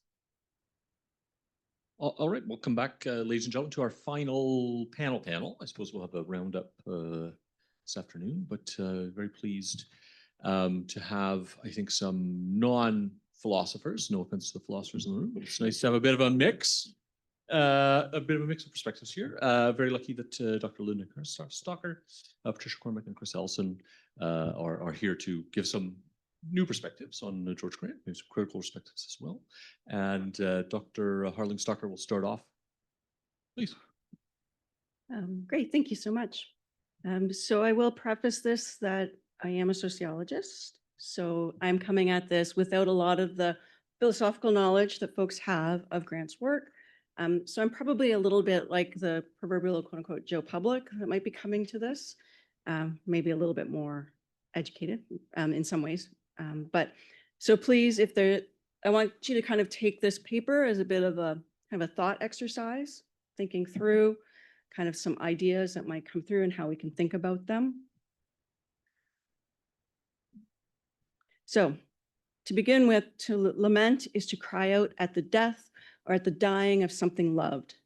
This lament mourns the end of Canada as a sovereign state. So partway through chapter 1, Lament for a Nation, George Grant, who I will affectionately call Gigi, tells us in a very emotional way that the mid-1960s marks Canada's death. This inevitable death runs throughout his essay, as he bluntly says, our nation was bound to disappear. While he does admit years later, that this was written with anger, one cannot deny the emotion that he has let loose. Canada is truly something that is meaningful to him and that he loves, something that is worth fighting for.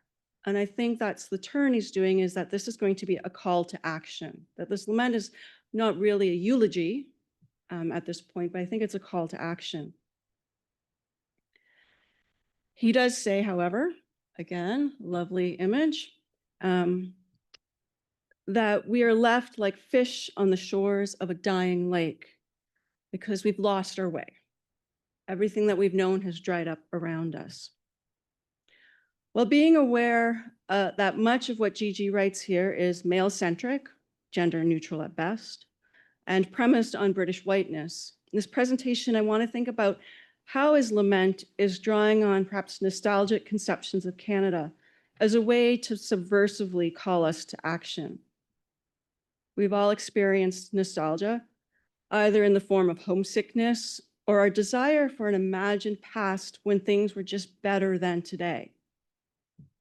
So what I want to do today is to focus on 3 key concerns tinged with nostalgia that Gigi feels their loss marks the death of Canada, to illustrate my thought exercise: the Red Tory, tradition, and the common good.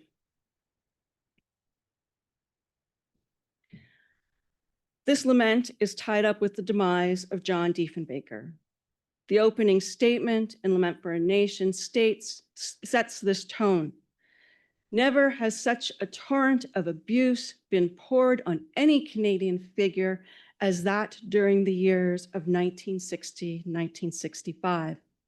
Never have the wealthy and the clever been so united as they were in their joint attack on Mr. John Diefenbaker. If that doesn't get you all riled up, let's go save John. While Dr. Andrew yesterday pointed out that George Grant was also critical of Diefenbaker in the book, at this point in Lament, Grant begins the argument that Diefenbaker's downfall is the catalyst for the death of Canada. He's truly disturbed by the vitriol and attacks on Diefenbaker. But to me, it seems it's more than just who or what Diefenbaker is as a man, as a prime minister, as a politician, but I think it's who and what Diefenbaker represents and their dismissal by the ruling elites, i.e. in this case, capital L liberals. That's really at the heart of Lament for a Nation. Who it is that's being dismissed and even disrespected are people, in my reading, like my grandfather. So my grandfather, Ellsworth Harling, was the son of a Welsh mother and a Swedish father. He was born in 1913 in Cobalt, Ontario, which is Northern Ontario when the mines were just starting to open up, making him a contemporary of Grant. Papa was the eldest of 7 children, growing up on a subsistence farm while his father worked as a camp cook in the Northern Ontario mines. My grandfather went to school in North Bay while working as a hospital orderly to pay for room and board and to send money home. Being mathematically inclined, my grandfather became a surveyor, first in mines and then on roads and causeways. His occupation prohibited him from enlisting in World War II, which was a burden he carried as a sense of duty was central to how he lived his life. He's a lifelong member of the Anglican Church and had been Grand Master in the Masons, Masonic Order, actually just down the road in Mulgrave. And he believed in the importance of family. Politically, my grandfather never lost his job with the Prince Edward Island government because no one knew how he voted. Coming from away does have its privileges once in a while. And he did vote Progressive Conservative, if you're wondering. I remember he had a copy of René Lévesque's memoirs, and I remember the first time he voted NDP. And it was because of Bob Rae's promise for seniors' benefits. So it was this kind of this element of social that ran through my grandfather's, his narrative and his story. So he was a compassionate man and exuded a quiet strength that was formed by a tough upbringing during the Depressions. My grandfather would be one of those small town rural people who Grant speaks about being disrespected by the ruling elite, the quintessential red Tory. So what is a red Tory? Everyone has their own answer. There have been multiple answers, various versions of this. But I would say that the key characteristics include resistant to change and willing to challenge change for change's sake. Communitarianism is at the heart. Importance of social order and a sense of duty. Nation and enterprise. And state intervention when private sectors won't or can't. These folks, somewhat like Grant, whether he wants to embrace this label of red Tory or not, are represented in Lament for a Nation as the backbone of Canada. And here he's starting to be nostalgic in the sense that he longs for the time when Canada was predominantly this rural nation populated by the red Tories. It was a time where we were, as he called us, the unique species of North American, where people were more community-oriented, where people had a sense of belonging, where change was not a given, and there was a seeming simplicity to how we lived our lives. What he was doing in capturing through a nostalgic lens of a time gone by, he's capturing also a sense of both the social, a cultural that no longer is there, and even a geography. In the 1960s, Canada was not the same rural nation that he has kind of envisioned in the way he presents his work. The second key element I want to talk about is the idea of tradition. Even though we had a panel on this yesterday, Grant does say, my lament is not based on philosophy, but on tradition. He also states basically, when in doubt, turn to tradition. It is as if tradition is a sacred source that we are ignoring in the Canadian shift to universalism and continentalism. Now, this tradition is not necessarily uncontested or as a given. Raymond Williams comes to tease out the idea of selected tradition in his monograph, The Long Revolution. For those that don't know Raymond Williams, he is a sociologist / literary critic / adult educator from whose height was between late 50s into the early 80s when he passed away. And he was a founding member of the New Left in Britain. The starting point for understanding selected tradition is that it is a process that starts in the lived culture. There is a will that certain elements of value are passed along to subsequent generations. The subsequent generations go through this selection to see what is valuable to them. They'll select what corresponds to their contemporary system of interests and rejects considerable areas that was once a living culture. In this sense, we can see that tradition is not stagnant and predestined, but an active process and interpretation of previous generations' values and norms. This means that the relevance of past work in future situation is unforeseeable. We don't know how the continual process of selection and reselection of our ancestors will play out for future generations. Nostalgia is all about selecting the appropriate tradition to both order our lives and to prove others wrong. It's about making those boundaries. It's about marking kind of our territory, if you will. So Grant is focusing his idea of tradition as understood through the lens of Britishness, perhaps Tartanism, due to his Scottish and Nova Scotian ancestors. He doesn't quite make that statement, but at the time he's writing, from the 1930s through to at least the 90s, we have various waves of Tartanism that go through for those with Scottish heritage. He's not drawing on a commodified version of Britishness, like others who do take this stance at the time. He is drawing perhaps on a romantic version of this tenacious hope that was the principle of my ancestors. This would include a reasserted Britishness that, as Mackay and Bates argue, as being a new past and an intense sense of belonging to an ancient and holistic community. What is happening here is a bit of what Svetlana Boym coined restorative nostalgia. Restorative nostalgia is about rebuilding a lost home. Grant, like others engaging in similar projects, don't think of themselves as nostalgic. They believe their project is about truth. So through the format of lament, Grant is engaging in a restorative nostalgia by arguing that things were better before the Liberals, both capital L and small l, and that in order to be truly Canadian, truly a unique species of North America, we need to go back to when things were, quote unquote, good. Oh, I already said that one. Oh, no. So here, the good. The good, I argue here, is the notion of the common good.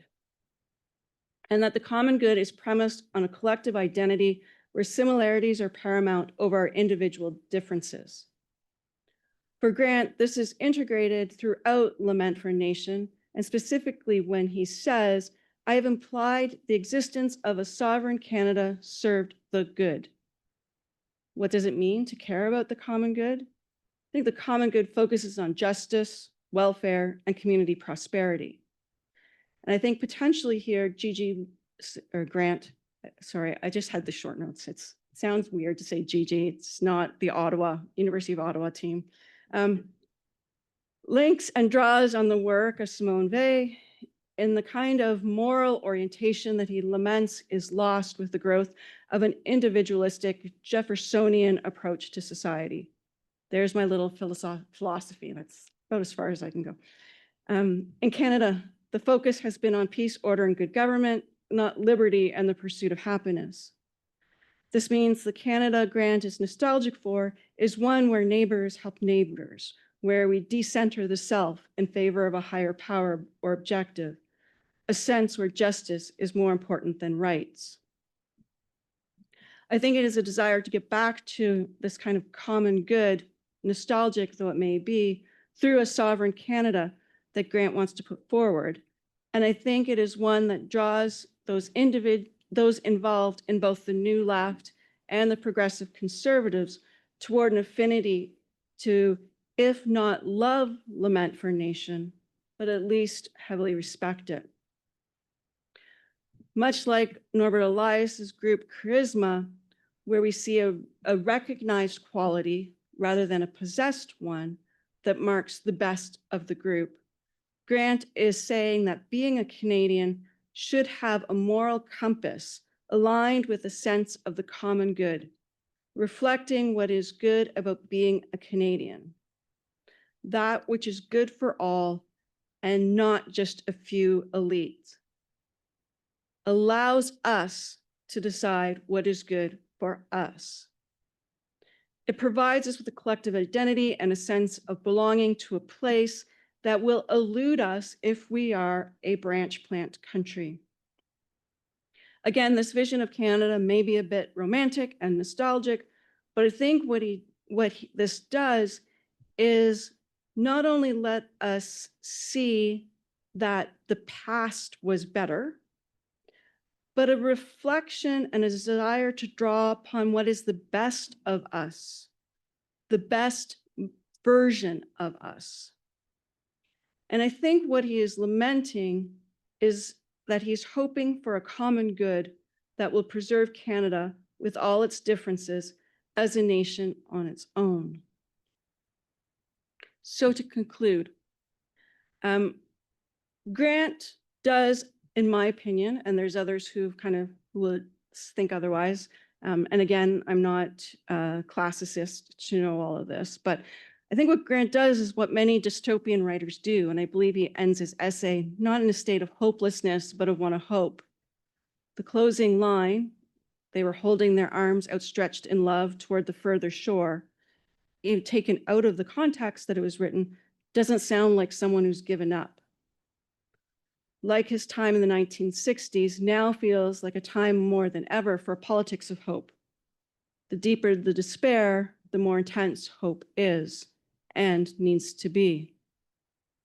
Now is not the time for optimism, because optimism knows everything will be all right.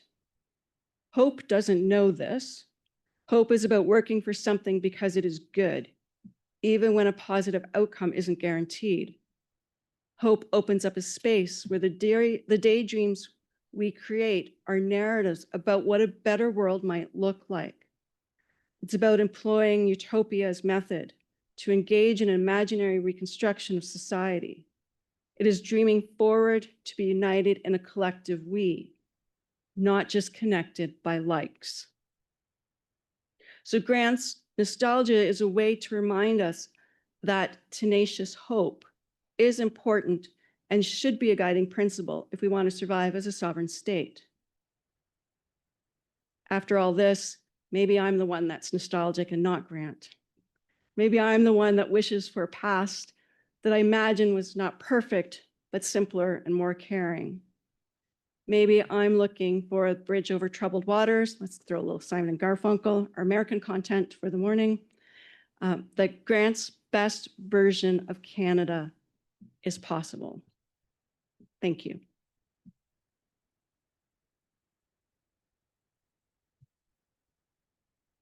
Thank you very much, Dr. Harling-Stockner. Next, we have Dr. Patricia Cormack. Thanks. Thanks, Linda. Okay, so I'm also a sociologist here at St. FX. And I don't know how many sociologists read Grant. Probably the ones that study Canada do, but other than that, maybe not many. So I'm going to start, the structure of this paper is the following.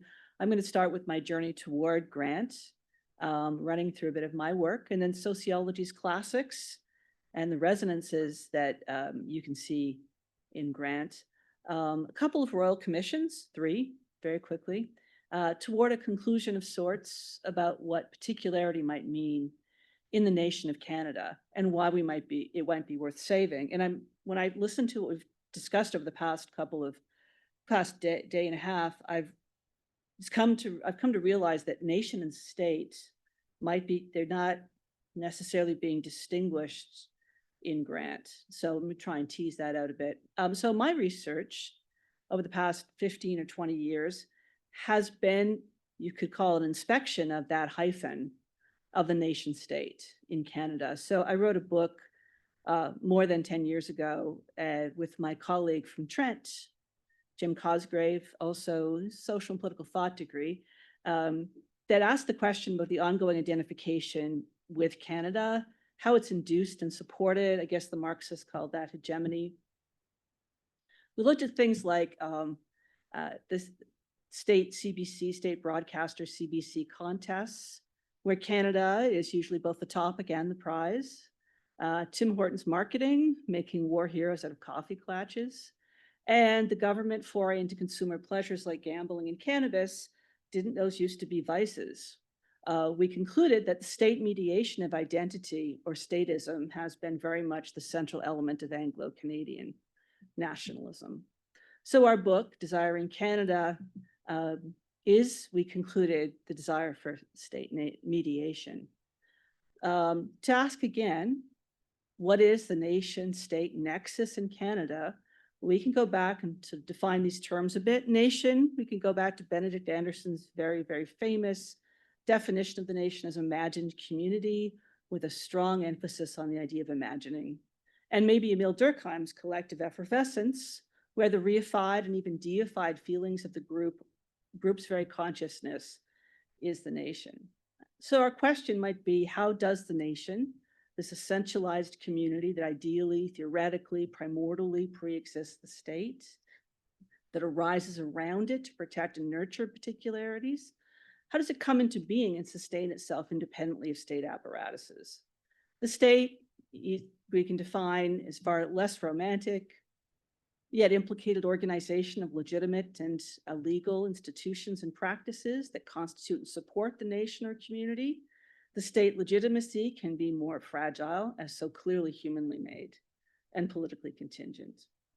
But as Canadian historian Mary Vipond said, and others, what if the Canadian state precedes and brings into existence the nation?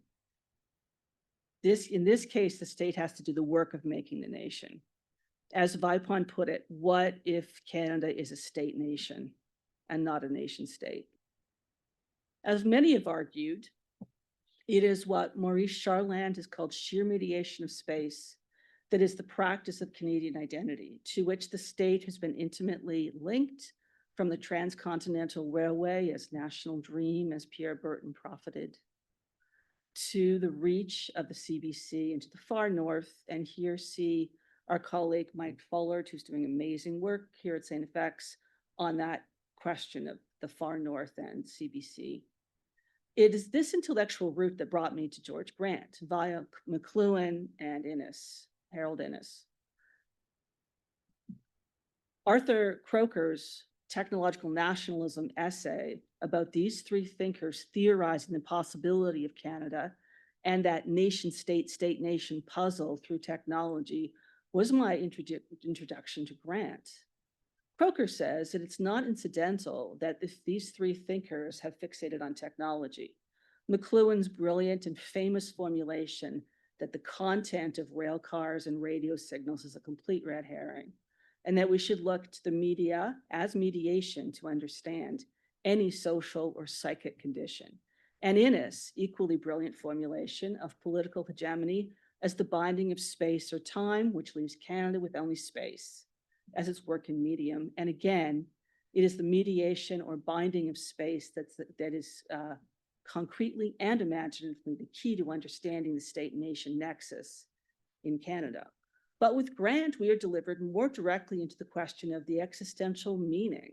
What could be the meaning of essentially contentless mediation? Of course, Canada wasn't empty, but the colonial project necessitated this myth. In the CBC commissioned song by Gordon Lightfoot to mark the national centennial, the Railway Trilogy, we see the same emptying out of the space to naturalize the settler colonial project. As Gordon Lightfoot said, when the green, dark forest is too silent to be real. But what really is going on in this emptiness of modernity itself is modernity itself for George Grant, a crisis that faces every nation, as the nation state is a modern project of imagination and administration. The contentless content of Anglo-Canadian identity and the practices of state are symptoms of liberalism, technocracy, and unfettered capitalism. Grant's lament in many ways echoes the laments of the classic sociologists at the end of the 19th century and early 20th century, most obviously Weber, who Louis discussed in passing yesterday.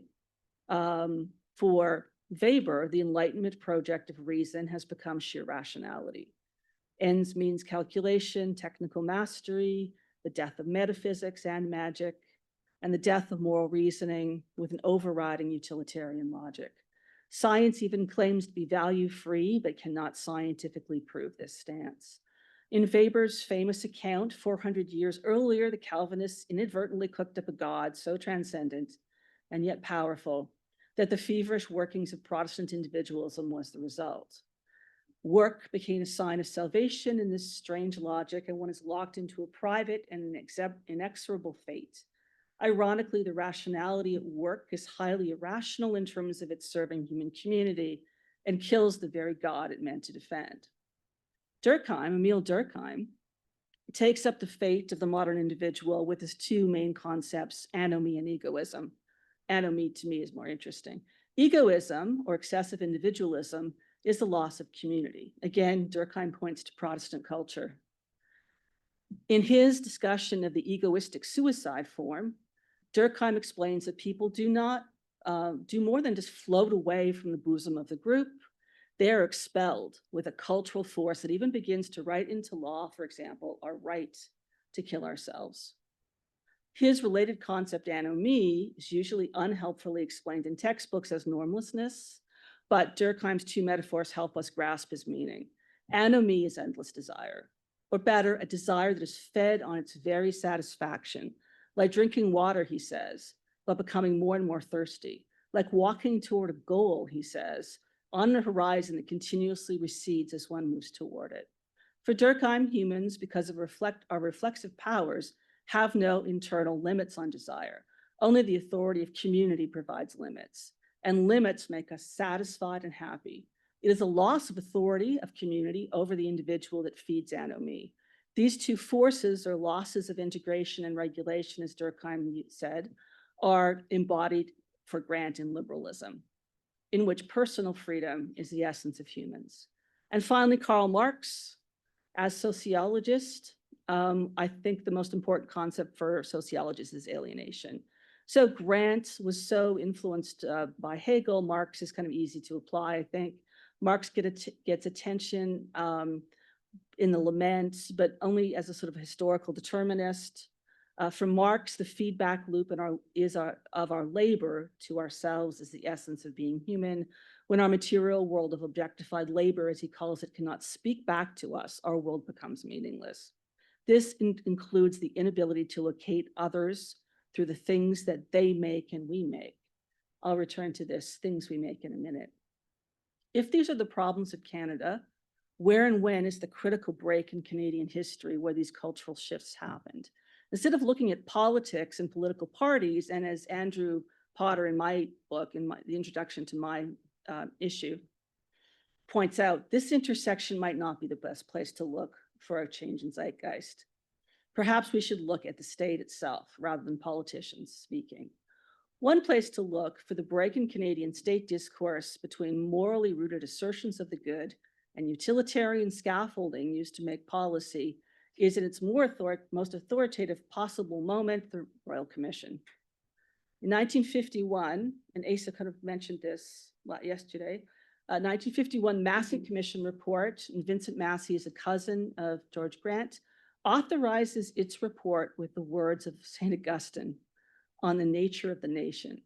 So this is the quote that authorized, it begins the whole Massey report. A nation is an association of reasonable beings united in the peaceful sharing of the things they cherish. Therefore, to determine the quality of a nation, you must consider what those things are. Juxtapose the Massey Commission with the Ladain Commission of 1972 on recreational drugs. The latter mentions only one thinker, J.S. Mill, and privileges him to argue for a harm reduction approach to drug use. In other words, desire and pleasure can only be discussed by the state in the most utilitarian, individualized terms. Quoting Augustine would be absurd at this juncture in Canadian history. Of course, one commission is about national culture and identity. The other commission's about what to do about annoying hippies who insist on smoking pot in public places.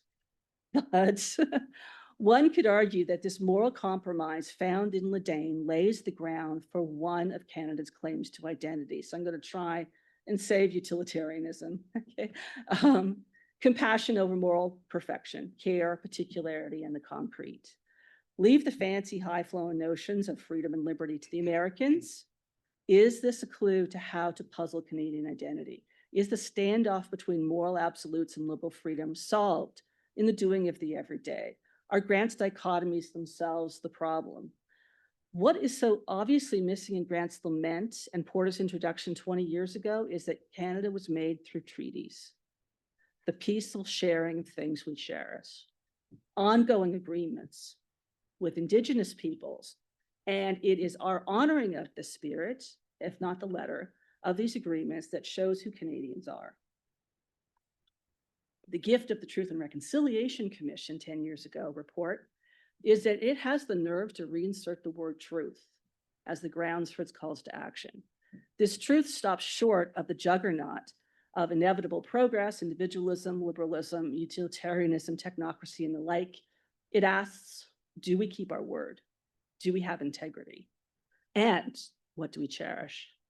At the moment, the Canadian state continues to play a game of keep away with treaties, treaty rights, pointing, even in the apparent era of official reconciliation, to the power of the state to claim that nothing is going on. There's nothing to see.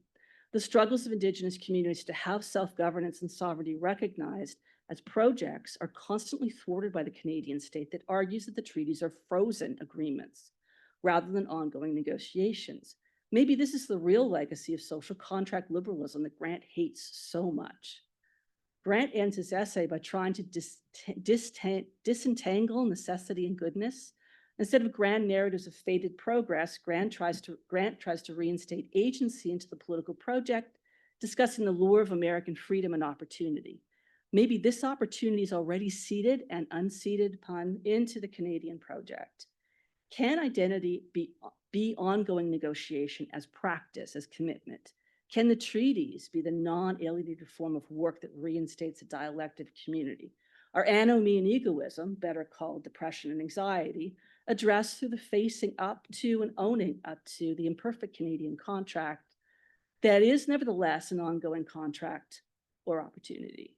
Without flag-waving abstractions like freedom from what, liberty from what, can Canadians find identity through the particular get-or-doneism of working through the concrete treaties, local face-to-face agreements? Instead of worrying about the totalizing and universalizing modernity of the US juggernaut, perhaps Canadians can turn to their own state practices and history and look at what cosmologies and truths were frozen or systematically attacked. Such truth and reconciliation would at least allow a national identity that does not define itself negatively, perhaps with too much interest in the seductive American other, too much ressentiment, too much schadenfreude, and other big words, but positively in the work of being who we said we were. Thanks.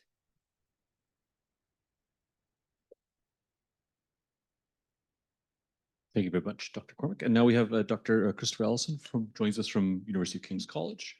He's got a handout, which I'll be circulating. Please take it away. Thanks very much, Asa. And thanks to my fellow panelists, lots to connect and consider. Hurry and do it, Scott. George Grant and Scott Simon's friendship, 1965 to 1980. I wasn't going to have a preliminary quote for my talk this morning, but various things that have been said this morning made me think of a quotation that I chose to introduce an anthology of Scott Simon's writings that I did in 1998, a long time ago now. Dear reader, selected Scott Simon's. It's a quotation from Paul-Émile Bourdieu, who is important in the Refus Global movement, a kind of precursor, we could say in a very hasty way, of the Quiet Revolution. Together, we will undertake the extravagance of living under a sharpened consciousness in open honesty, and we will see what happens. The worst can only be catastrophe, which is better by far than a false success. And I think in various ways that quotation could pertain to both of the figures I'm talking about this morning. The first part of my talk, I know it all by heart already, focused on 1965 and 1967. Was there anything that could have been done to preserve Canadian independence after 1960? Where were the people in Canada who could have done it? You will recognize this quotation from the end of chapter 4 of the Lament. I'm going to say that Scott Simon's is a possible answer to that question, a kind of improbable model, or rather a counter model, to the cumulative forgetting and lazy renunciations of the rootless and the clever, Lament, page 48, my edition, that Grant traces out with dismay in his essay. I would even venture to say that Scott Simon's had something of the diamond stuff that Grant found in such short supply among the political class and oh so competent public servants of the mid-1960s. The expression of this diamantine strength was so singular and its consequences ultimately so personally damaging that it could hardly be generalizable for any nation, even a precarious and threatened one like English Canada or Canada in general. Yet Grant could see and admire its value by being afraid of its near tragic limitations. I'm going to offer some reflections on the alternative Canadian that Simon's represented, embodied, or incarnated, to speak like Simon's himself, while giving an overview of the principal moments of encounter and interweaving of these two intellectual writerly projects. It's a fascinating and I think little known piece of Canadian cultural history and biography, if you will. So we'll focus on 1965 and 1967, the books Lament for a Nation and Combat Journal for Place d'Armes, on 1971 and the front matter of Scott Simon's furniture novel, Heritage, a romantic look at early Canadian furniture, and finally on 1980 and a visit by Scott Simon's, poet and editor Dennis Lee, and Charles Taylor, the journalist and son of E.P. Taylor, to George Grant in Dundas, a visit that was extensively diarized by Simon's and written about in Taylor's book, Radical Tories. It's mentioned too in William Christian's George Grant biography. On day 3 of Simon's Combat Journal, which unfolds in 1965 and was published in 1967, Hugh Anderson, one of the narrative voices, subject positions, alter egos for Simon's himself, has finished up a long and bibulous lunch with his friend Luc Raymond. Anderson is struck by an abyssal disparity between what the French-Canadian writer and media personality has shared with him and left with him in the form of a new collection of poetry, and what English Canadians have managed culturally and existentially on their own side. This is the first quote on the handout sheet. Luc has gone. Dinner is being set. He insisted on paying our luncheon. I dally the last of the mare, watch the diners arrive, the play about to begin again, and browse his new volume of poems. And I realize with despair that me and mine, we have never really dared ourselves in poetry, never fully. We've never felt our way right through. And I know that this failure in words is a failure in living. No one has ever said us, and now perhaps no one ever will. We've been bought off. There's that new book on Canada, Lamenting Our Dead Nation. Well, I've never dared read it because I'm simply a result of what it diagnosed. Why read it anyway? I know it all by heart already. That's why I'm here. Even at first reading, I'm sure you're struck by the remarkable consonance of the language, the sentiments, and the ideas with those of the Grantian analysis. The despair of unfulfilled Anglo-Canadian distinctiveness is clearly a parallel with Grant's angry and philosophically sublimated sense of loss. The language of being bought off reflects Grant's suspicion and disdain for continental consumerism as a life-reducing technicization. And of course, you pick up, even at a first hearing, the emphasis here on felt, lived experience. It's not really the voice of a philosopher, not even an angry one like the Grant of Lament. Simons will always seek to unite thought and fingertips, sentience and rationality, cultivated culture and immediate analyzable phenomenological experience. He does so with variably inspiring and sometimes cringily forced results, both linguistic, literary, and ethical, political. I know it all by heart already. That's why I'm here, he says emphatically, his character says. Here in Montreal, here in French Canada, here questing, a very Scott word, La Place, as both an interior mystical castle and just maybe the epicenter of a network of improbably innovated and reinvigorated Canadian meanings. I'll just say a few words about Scott Simons and how he came to write Place d'Armes for those unfamiliar or less familiar with the writer or the book. Part 2, Simons' demission. Hugh Brennan Scott Simons was born in Toronto on July 13th, 1933, between Orange Day and Bastille Day, as he once delightedly said to me with a sense of appropriateness. He was one of 7 siblings, and his parents were from well-established old Ontario families. His father, Harry Simons, was a star quarterback with the Toronto Argonauts, a World War I fighter pilot, and the winner of the first ever Stephen Leacock Prize for Humor in 1947. Scott soaked up the world of Toronto and the family cottage on Georgian Bay, and there were still active connections to the families in England. One of his grandfathers was the architect of Union Station in Toronto and a major contributor to the built environment of Scott's beloved Rosedale. He attended Trinity College School, where he met Charles Taylor, his lifelong friend. He went to U of T, and like his character, Hugh Anderson, he studied modern history and languages, French and Russian. He married the granddaughter of the president of the Canadian Imperial Bank of Commerce, Judith Morrow. He took up a career in journalism with the Quebec City Telegraph after time in Cambridge and Paris, where he studied with F.R. Leavis and the Christian existentialist Gabriel Marcel, respectively. His Francophilia very much recalls Grant's and has the same Quebec source, with France only coming second or later for both of them. Both came quite independently to a veneration for Simone Weil. Scott was devoted to her truth bullets. He won the 1961 National Newspaper Award for a series written in French that appeared in La Presse and then in self-translation in the Ottawa Journal. In this series, he predicted the coming changes in Quebec, right down to using the expression quiet revolution. From 61 to 65, he worked at the Royal Ontario Museum, becoming very quickly chief curator of the Canadian collections. He was an assistant professor of art history at the University of Toronto, and he taught many artists and art historians who went on to success in the Toronto and Canadian art scenes. He was awarded a visiting curatorship at the Smithsonian, and he was made a research associate of the Winter Third Decorative Arts Museum in Delaware. And his energy and productivity at this time, based on time spent with the Fawn Simon at Library and Archives Canada, were truly extraordinary. But he was deeply restless, and something in him was percolating.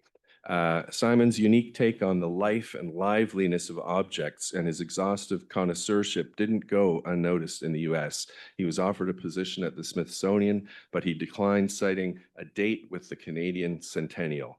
Somewhere then between his sense of the disparity between newly dominant accounts of Canadian history and the new official Canadian identity, and what the objects he studied with Weylian extreme attention were telling him, furniture doesn't lie is a recurrent mantra for Scott Simons. Somewhere amongst all of that, and his visceral shock at seeing the new Canadian flag, which he considered to be a committee design and therefore reprehensible, Simons came to the difficult decision to leave behind his life of privilege, cultural attainment, and professional success. There was also the matter of his increasing interest in the erotic beauty and attractiveness of men. Somehow this erotic turn was connected to his concern with the loss of national character, purpose, and potency, also a very Simons word. This sense of personal and collective crisis had to be dealt with in his view. The urgency became quite simply irresistible. In 1989, he recalled his decision to quit the museum. He was kind of fired, kind of quit. That's a complicated story. To separate at least temporarily from his tolerant and understanding wife, who had herself quite an appetite for unconvention, and light out for Montreal for essentially indistinguishable spiritual and sexual succor. Quote 2, I'm just going to read a bit of it because I'm definitely going to be over time if I read all of my quotes. I contemplated for at least 5 years before I did what I did that it would have to be done. I kept waiting for other people to do it. Why should I, who was happily married, had a lovely home in Toronto, a lovely farm full of Canadian art and culture, a curator of Canadiana, professor at the U of T, visiting curator at the Smithsonian, why did I have to do it? I did not leap with any glee.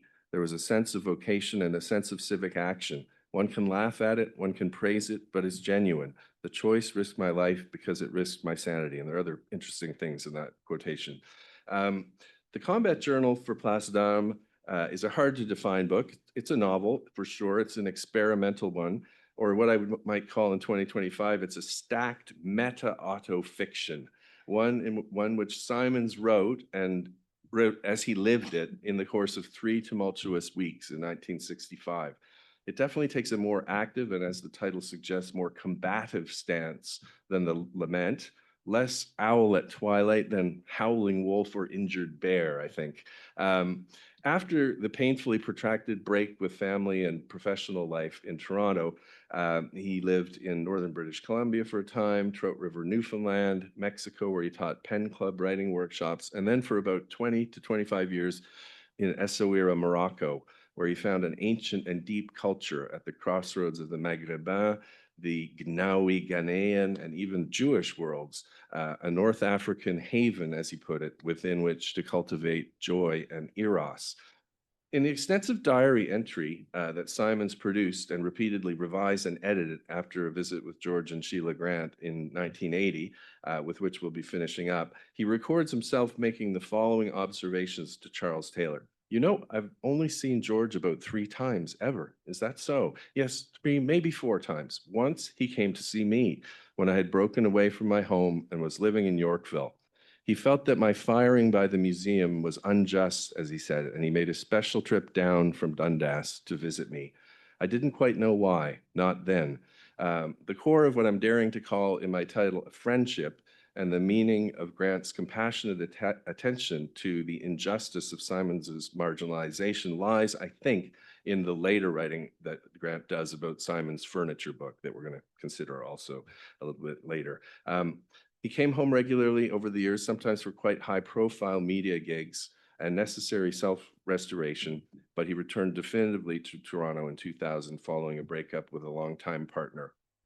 His precarity in those last Toronto years was real, in spite of help from old friends, and he finished his days in the St. George Leisure World, one of the worst euphemistic names for a continuing care facility that I've ever heard. His death at 75 was the occasion for a whole range of appreciations and necrologies. Sandra Martin's obituary in the Globe and Mail gave a very thorough account of the life while emphasizing the widely held view that Simons had never established a proper distance between autobiographical exploration and sound literary technique. His life was his art, she wrote. Alas, it was not a masterpiece. And there was a fair amount of negative criticism of that kind. But with a little more hindsight, the appreciations have become more nuanced. Ian Young's 2016 text, A Whiff of the Monster, Encounters with Scott Simons. And I should just say there was an infamous review by Robert Fulford of Place d'Armes entitled The Monster from Toronto, which hurt Scott Simons deeply. Fulford always said it's the character, it's not Simons, but he was still talking about it, to his death, the harm that Fulford had done him. So that's the reference in the title here. A Whiff of the Monster, Encounters with Scott Simons. And just a quote or two from Young will help us to situate Scott's work, maybe even a little bit outside of the lens of culture and conservatism, which is essential, but maybe not all.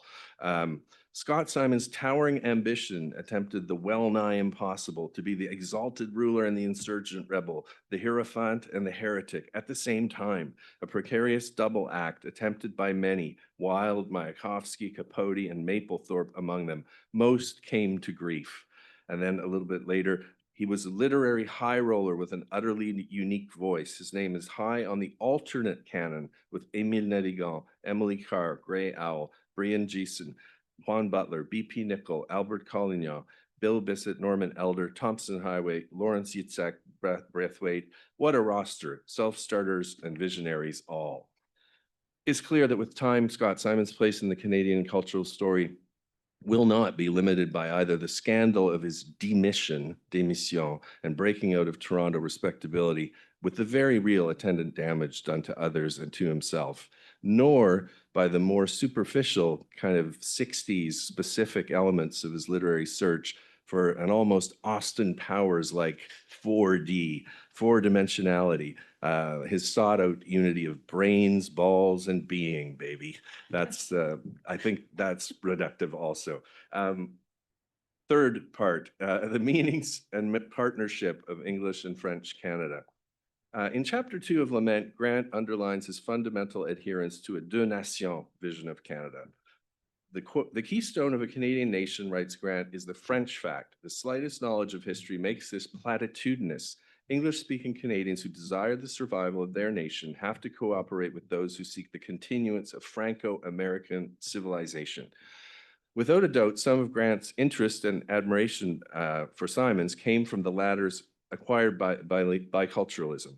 The Rosedale boy had gone to great lengths to achieve a near-native fluency in French. He could read, write, and debate in French with ease. In his heady Quebec days before the return to Toronto for museum work, Scott Simons was the first non-Quebec, first Protestant to be made an honorary member of the Saint-Jean-Baptiste Society. He befriended a young Marie-Claire Blais. He was a regular guest at André Laurendeau's home, saw Duplessis regularly. And this, combined with his connoisseur's capacity for taking in the art, architecture, and craft of Quebec, led Grant to affirm just a few years later, this is quote 3, Simons has an openness to the attainments of French North America, which no citizen of the United States has yet shown. For example, it is singularly lacking in the barren comments of so rare an American artist as Henry James. What a different history Canada might have had if more Ontario loyalists and even some Methodists had so appreciated the reality of Quebec. Indeed, his admiration of what Quebec has been applies even more deeply in his proclamation of the sadly necessary yet impossible choice, were it inevitable that he must be either a French Canadian or part of the Imperial Republic, he would choose the former. I think it's clear that Grant, too, would have opted for French Canada over the Republic, and his remarks about loyalists and Methodists echo a favorite trope of Simons, how the cavalier roundhead opposition in English history shows up in Canada, mutatis mutandis, as an opposition between royalist loyalists and Republican continentalists, which he reduces sometimes to a high Anglican versus Methodism, or Simons with lyrical rage sometimes put it, the Presby Metho mannequins, with lots of more or less offensive variations.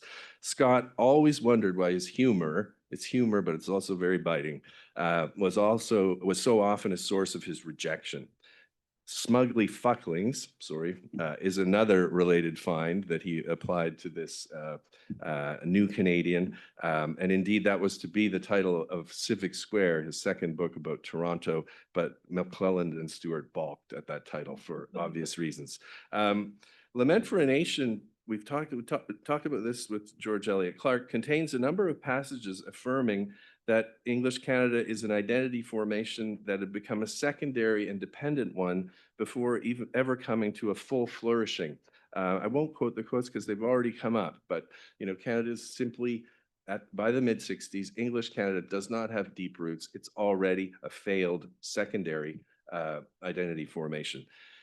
here again, the proximity between Grant and Simons, which I neither want to exaggerate nor, diminish. It means that Simons really quite incomparable knowledge of what I want to call the Canadian particular in architecture, decorative and fine arts, in the local, national, global histories and their interweavings, his sense of landscape. They make present and enliven an actual deep and content-rich Canada, English Canada, that Grant quite explicitly considered in the Lament to be a foundering. I think there's a misprint. There's at one point Grant says floundering, and I have a strong feeling it's foundering there. But at any rate, I'm calling it foundering. Founding culture. To read and engage with Simons because he won't let us stay at a safe distance. He, I call this anthology Dear Reader for a reason, because he's always, dear reader, in your face, wants to engage you. I'm going to have to skip, I think, a 1963 diary entry, or at least reduce it quite a bit. His brother Tom, you may know, even if you don't know Scott, was the founding president and the builder of Trent University. And so there are lots of interesting correspondence and diary about that relationship and how it soured after Scott's revolutionary demission. But in 63, they're very close and very influential one on the other. And he's talking about visiting his brother Tom and saying, well, we need to set up a national trust for Canada. And Scott says, well, that's not a job for me. That's a job for an artist who couldn't make good creatively. But maybe I have to grow to this attitude, because he's still torn between institution and radical kind of freedom. And then he has this wonderful passage, which I can't resist reading. The import of bird recognition courses at university or senior school levels. Why not a first or second year university option arts course on the Canadascape, testing aesthetic, historic, or checklist knowledge of this scape? This is the way to form a Canadian discrimination and taste. Instead of testing students on the style or history of Milton, test them on the style or history of our own outscape, which is in large part our inscape. Test them on both. Relate Canadascape to Milton, Shakespeare, the best sensitivities of any age. Ultimately, a course on the Canadian civilization, marrying man and land, culture and scape, producing the self-known Canadian, rooted, alert, aware, the self-known Canadian and the Canadascape. These are portmanteau flashes of private inspiration in a diary, but they point to a project of cultural consciousness raising, suggesting a syllabus or a program of education, one that Simons, again, ultimately concluded could not be adequately enacted institutionally, but would have to be lived out as a writer at high personal risk, and ironically, maybe even tragically, at the cost of the very contentment and comfort that his deep attachment, his sense of rooted belonging, enracinement, had brought him. 2 parts left. I'm going to try to do them minimal justice. For part 4, Hurry and Do It, Scott, the Furniture Safari. There are 2 pieces at the beginning of this coffee table book from 1971. One is an introduction by Scott Simons entitled Ave Atque Vale, and one is Grant's preface without a title. And they take us right to the heart of this living out. We could easily spend hours just reading these texts against one another. But I'm just going to give some quotations with some wayposts. Here is Grant. As our society has been objectified, we can either buy furniture in Simpson Sears or distantly look at it in museums. Simons is telling us of furniture before it was so objectified, the furniture of the 3 distinct societies which came together into Canada. He knows that furniture among these people was not a supply of objects, but things brought forth in the arts of those who shared a communality of existence with others who would live amidst it. He shows this about things as different as a fireplace in Halifax, a cupboard in Ontario, or a communion table of a French-Canadian bishop. I'm setting aside the striking use of distinct societies here for the second part of this Simons Grant rapprochement that I'll be doing at King's next week. Have to set aside the Greek and the Heideggerian notes as well. But reflecting on Simons' work leads Grant to an elegantly compacted restatement of one of his central thoughts: the love of one's own in relation to the love of the good, or from another angle, the relation between the particular and the universal. That is quotation 5. I'm going to skip it because I don't want to abuse the time here, but I'll just read the end of it. From knowledge and love of his limited fate as a Canadian, Simons brings to his study of furniture an appreciation of the blood and bones of Canadian history in a way quite absent in the liberal and positivist textbooks from which our children are asked to learn about their past. If one wishes to know what was unique, ambiguous, and precarious about Canada, one should read his jokes and gaieties with attention. I'm sure gaieties is an intended wink there. In his introduction to the book, Scott offers a narration of his furniture safari. A key stop in this safari, taking him from southwestern Ontario to Newfoundland, is Dundas. And this is quote 4.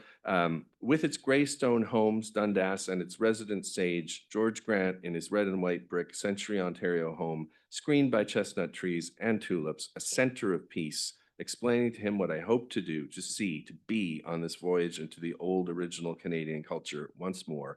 Call it a sentimental journey to set my heart at ease. Yes, yes, do it, Scott. Hurry and do it, George says. So as I say, that sentimental journey took him all the way from southwestern Ontario to Newfoundland. Every stop along the way, sometimes he'd just spontaneously stop and they'd spend a week in a trailer park where he found the people to be particularly funky, or he'd rock up at some Anglican minister's house and park the trailer in the manse's driveway. But every single stop brought cumulative body and blood, enhanced touch, and greater presence. These are key terms of the Simons worldview. He talks about going to Trout River, fantastic place, an enclave in Grossmoor National Park, where he spent 5 months writing the book, then going to Newfoundland. When I left St. John's a few weeks later, he writes, my body and my mind and soul were at one. I wanted to sing. I had followed the forms of our past clear across Eastern Canada, living close to them, living in them for over a year. I had sought and found our hidden or forgotten ancestors, and I knew for certain that the furniture of the old homes was equally the furniture of the heart and the mind and the soul of these people. The forms of one were the forms of all the rest. Yes, I had tracked the ancient forms of our faith from the heart of a great continent to where they began at the bitten edge of land and ocean. And at the very moment when it was clear that my people had to make their ultimate choice between faith and cynicism, I had renewed my faith and I rejoiced. And we hear echoes of all of this, the faith, the cynicism, in this 1980 visit to George Grant, which I'll summarize really briefly and conclude.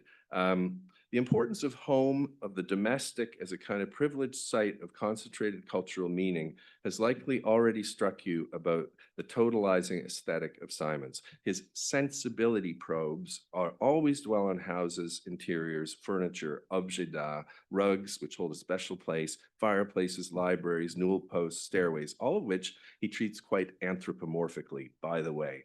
It's a great book full of amazing personifications of furniture. I want to amplify that fact just too briefly relative to the Simons-Grant relationship in a consideration of this July 1980 visit to Grant by Simons, Charles Taylor, and Dennis Lee. The whole diary extract is found in this anthology, and Charles Taylor wrote about the visit in his book, Radical Tories, which is an interesting portrait of Canadian conservatives with Grant right at the center and his friend Scott Simons as a kind of flowing presence throughout. 3 points about the visit from Scott's perspective. It was kind of an ambush, but he knew that Grant was laying an ambush for him as well. And he wrote in his diary, I have felt a growing sense of the limits to Grant, his failure to come to grips with the passions, with life to be incarnate, and also with the Eucharist. And there are some questions I want and need to put to him. He also uses Grant to triangulate his relationships to Lee and Taylor, both as friends, but also as cultural embodiments. I assessed it this way, he writes in the diary: Grant, the foremost philosopher of our time; Taylor, the most enlightened liberal prose writer in Canada, our philosophe; Lee, king of all grit lit, posthumous representative of Egerton, Ryerson, and Geordie Brown; Simons, Tory Cavalier, rebel radical of his generation, posthumous representative of Bishop John Strawn and King Charles I. I'll just finish with this last quote. This is at the conclusion of the encounter where they talked about everything from Apollonian and Dionysian, the nature of Eucharist, the nature of sainthood, and where there was tremendously interesting dynamic between Grant and Simons. Simons basically collapses in the car. I can't say anything. I've deliberately sat in the back seat for our return drive so I can be quiet, muse, and relax. And what do I feel? Oh, what I do feel, enormously, is the hurt, the pain, the shock. To have been at George's, in George's home, in his reality, to have felt so palpably, so intimately, so spontaneously, and in such an on-flowing way, the entire rooted reality of my culture, of the culture I'd grown up in as an Ontarian and as a Canadian. It was all there. The entire reality of my culture, with roots back to Britain, to Europe, to the East. It was all there, intact, restored to me, rumpling and rampaging all around us. My own culture and heritage as an Ontarian, in sharp contrast to the kempt mod-con world just outside. Not just bits and pieces of it, not just some academic recollection of it, but the whole damn bloody wondrous thing, rich and snorting and gentle and tough and stern and affectionate and intimate and august, all there, so that I could once and forever know, oh yes, it isn't just a memory for me, a nostalgia, a regret, or a fantasy. It was and is something huge and memorable and worthy and decent and good, something to have grown from and to continue to grow from. The language of loss and deprival grounds these diary pages, but there is also a renascent confidence. Canada is not a fantasy, not an object of regret or mere nostalgia. It can still be a source of growth and inspiration. The visit to Grant has reinforced Simon's ongoing choice of faith over cynicism and given him a kind of desperate hope, always to be chosen over acquiescence to fate. And this little last quote on the sheet, I think, summarizes this provisional serenity. It's just a note of thanks to two friends from '63, prior to his big rupture with respectability. And he writes this kind of awkward but lovely little poem. Here we know us better, because this hugged home knows our yet to be by so well knowing our most fondly brilliant has been often told. Thank you.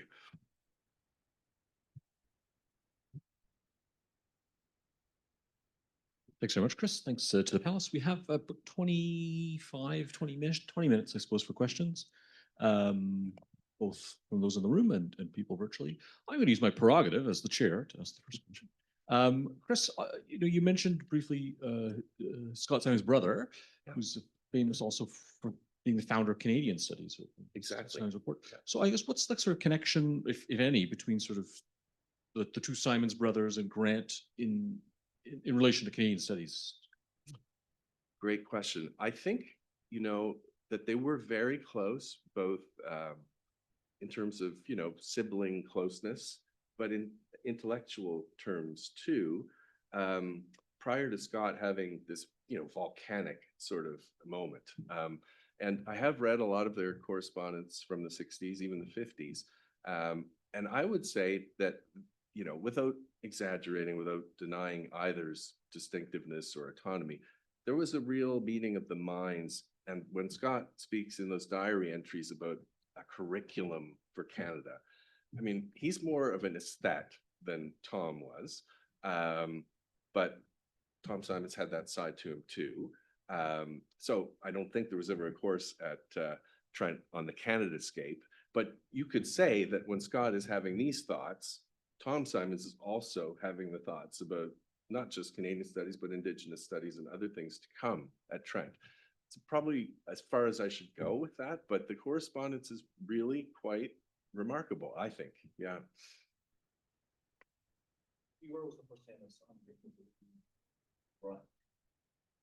This is more what I hope will be a constructive comment for Patricia, and I think maybe I'll try to write it down and send it to you along with my other promises of articles. So I think the best one is I want to defend Grant with respect to Marx. I think it's really important, at least in Lament for a Nation, which is our focus, to distinguish his attitude towards Marx from his attitude towards Marxists.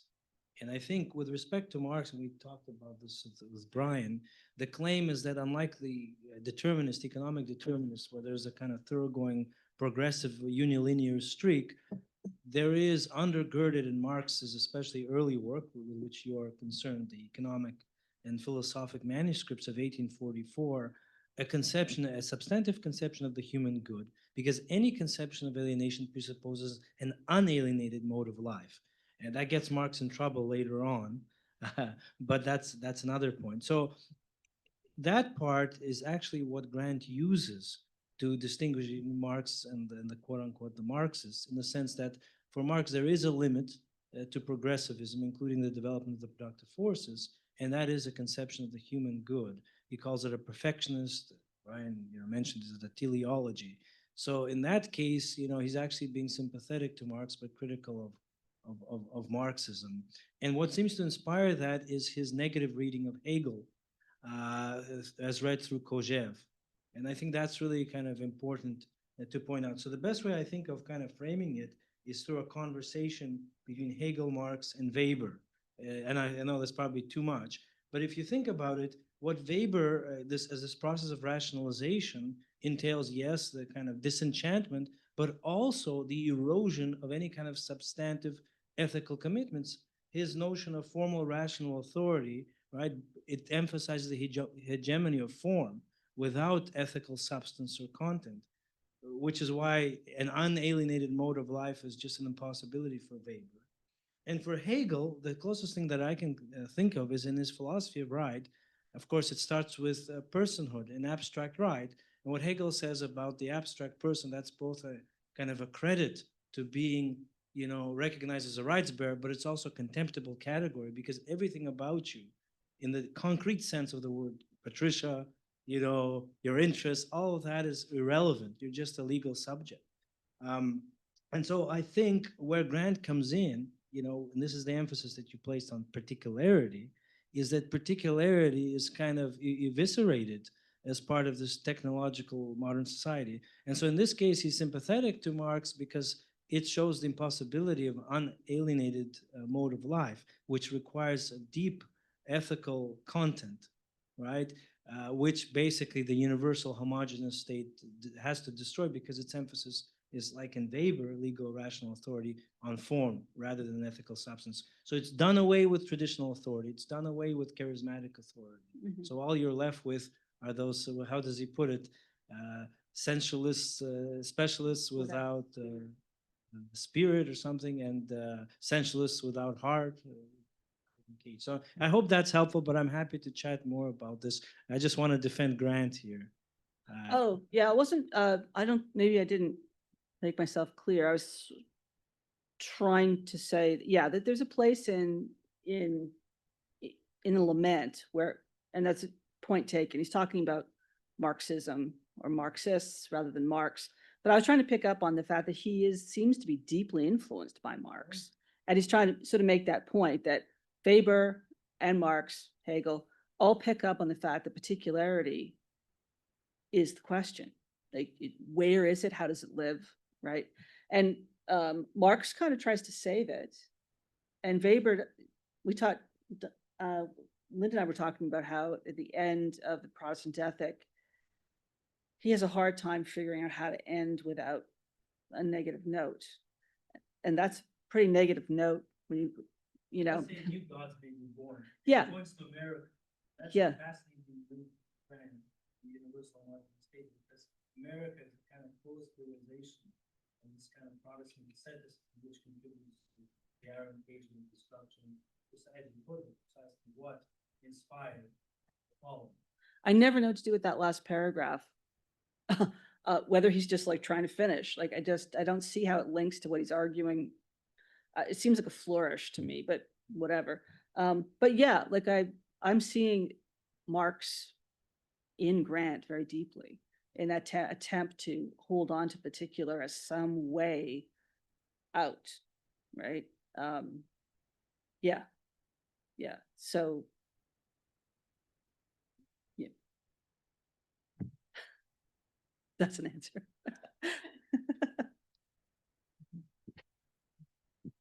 Thank you very much for your presentations. Igor's asking a very technical question. I'm going to ask something very general that it sort of is coming out of the whole conference, thinking about this, thinking about Canada, thinking about George Grant. And, what struck me about all your papers and actually the keynote address, if I was going to play the devil's advocate and be a bit cynical, it strikes me as what we're talking about sounds so 1960s. And what I'm kind of interested in, and I'm a philosopher and I study ancient philosophy, but I always want to apply it to right now and sort of figure out what does it mean for right now. And so, for example, Scott Simons and, that kind of crazy search for identity, or Linda, you were talking, it sounded to me like George Grant, the romantic sort of way, wishing, nostalgic for, maybe a golden age that we remember that, maybe romantically as better than it was. And Patricia, you're talking about the sense of community. I remember too, being older than most of you, going through a period when, everybody was wondering what the hell did it mean to be Canadian. When I was a young man, I hitchhiked all across Canada. I went from Calgary, I hitchhiked to St. John's, Newfoundland, and then I hitchhiked to Vancouver just to figure out what Canada was. And yes, Yvon, I went through Quebec just before I met my Quebecois wife. But I don't know if that same kind of, crisis is what's animating us today, or maybe it is. That's what I'm asking about. So how is what we're talking about relevant to right now? And I should say, all the stuff about the tariffs and Trump and all that, to me, that's not deep. So, if you could try to situate it, this quest for Canadian identity, how does what you're saying apply to right now? Okay, thank you. Will we all tackle that in Wanna our go first? own way? Yeah.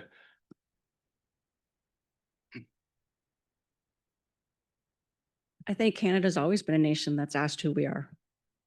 I think from the start, we were always trying to figure out, are we British? Are we not British? Are we French? Are we not French? Are we Indigenous? Not like, and then we have immigrations, and then we have 1938, we have a cultural mosaic that gets published, and are we all these things or not all these things? So I think it's a perpetual question that we're always asking, who are we? I think we're always trying to figure that out. We capitalize on that. Like Molson Canadian's been doing this for how long? I am Canadian. Well, Jeff, what's his name? That was Joe Canadian 20 years ago, redid it, right? In this elbows up, elbows down, elbows out, whichever way you want to say it, metaphor. So I think we're always coming back. I think there's always this,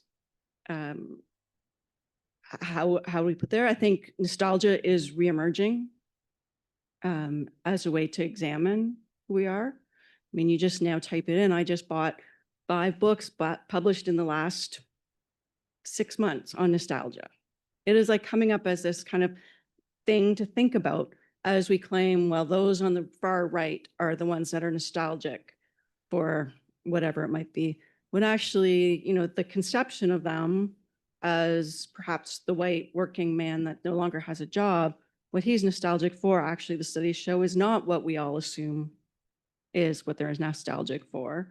They're nostalgic for a lot of what Grant's talking about is they want stability. They want welfare system that's going to pick them up when they fall down.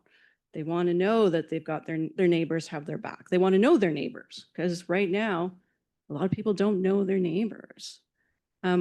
So I think a lot of these things are just maybe part of our identity is to question our identity. Always to kind of go back and try and figure out who we are. Because we don't have, say, if we want to bring up the Americans or the Brits or whoever, we don't have these same kind of founding fathers or the same, we can talk about fathers of Confederation, but there are so many of them and they're all doing different things and they're all marrying each other's spouses, particularly in Prince Edward Island. But anyway, The thing, I guess, and I'm going on and on and on, and that's probably why my paper sounded like it was going on and on, because there's a bunch of different ideas that weren't necessarily coherent, is I think the part of who we are is to always question who we are.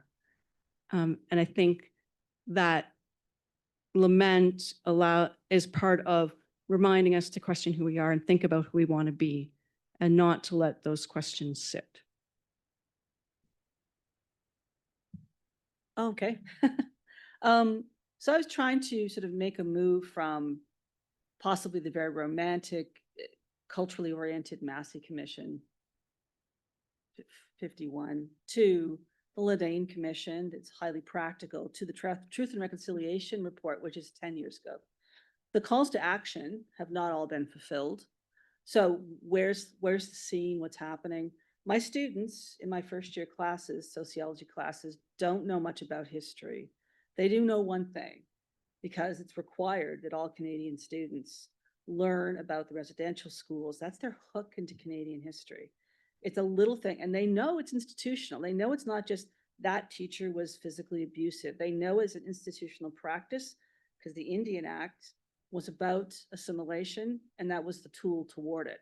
And so they can get their hands on into Canadian history by way of their concrete experience in public school. And I say to them, I can try to flatter them and say, you know a lot more Canadian history than I do, because when I was a student in school, there was no residential school.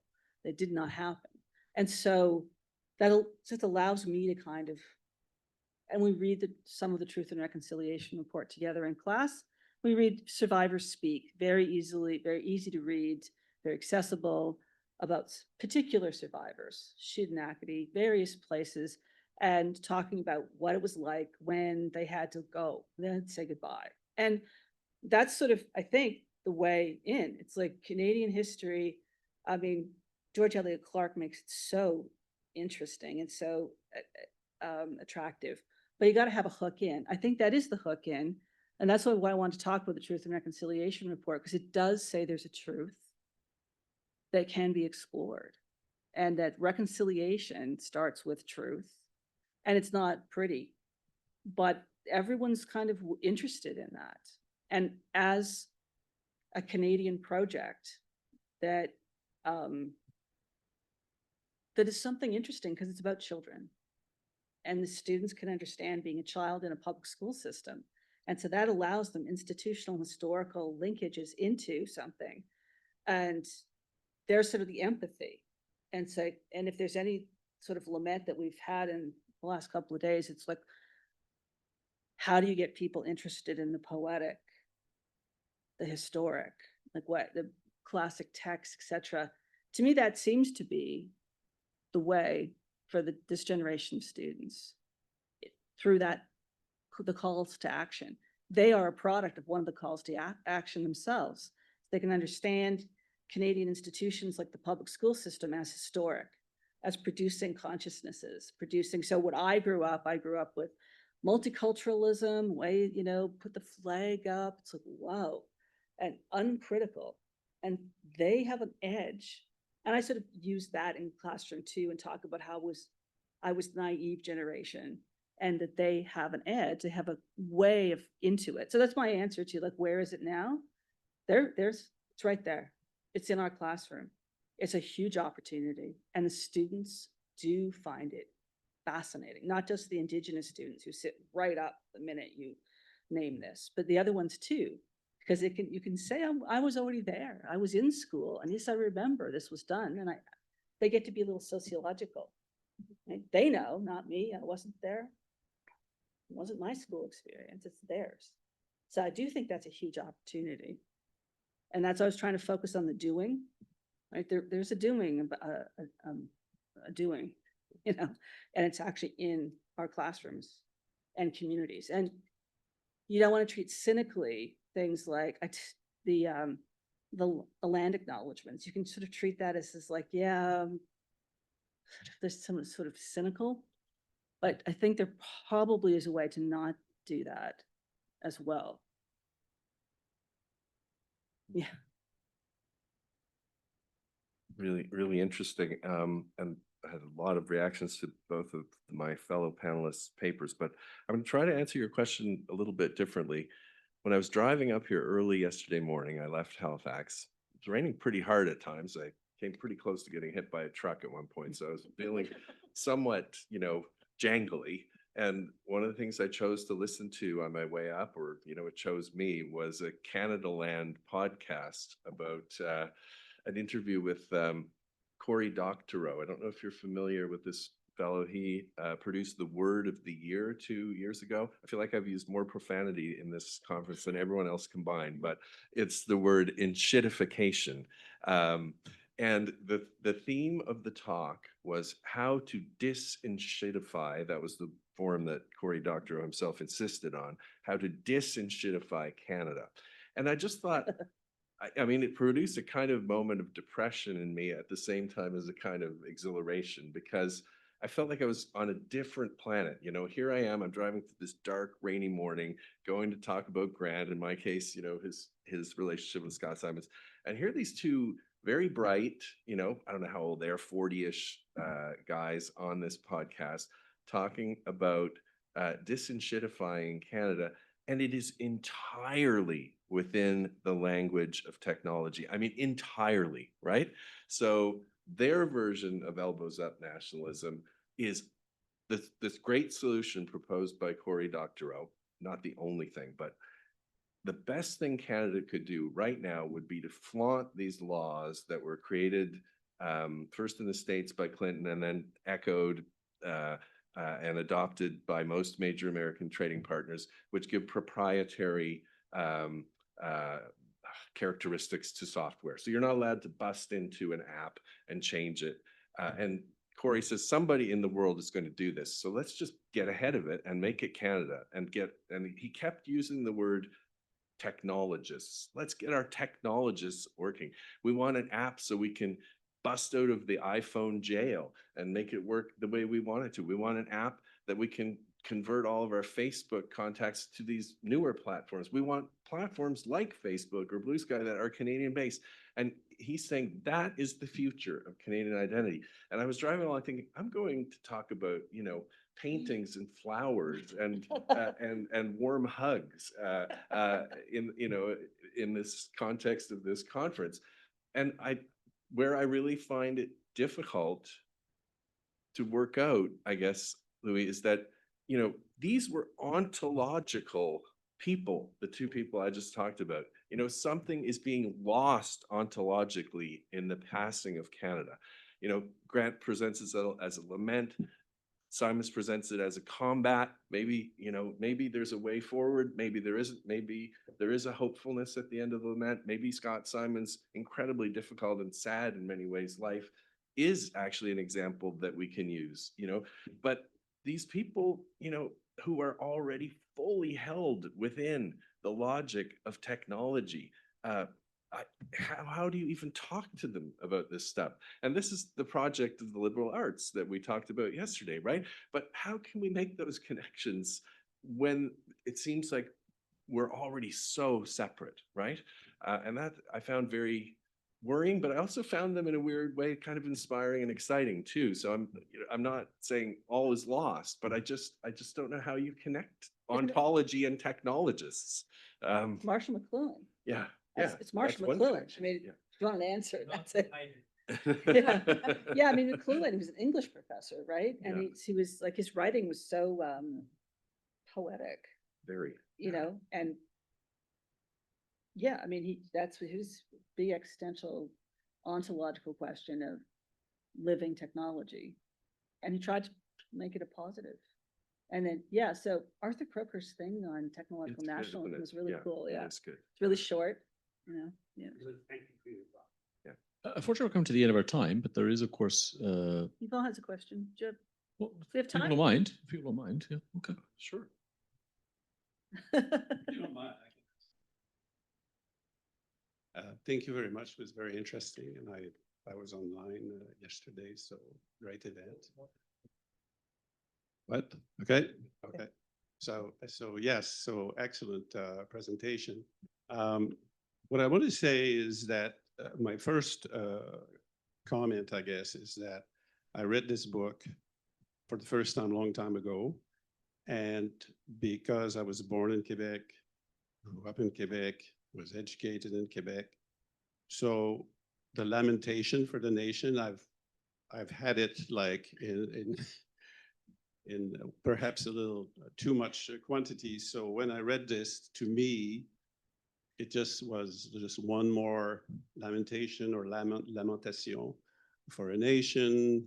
I thought it was a little bit disguised behind, using those very useful bad boys German critiques of modernity, which you can use on the right side or the left side. Like they're very serviceable.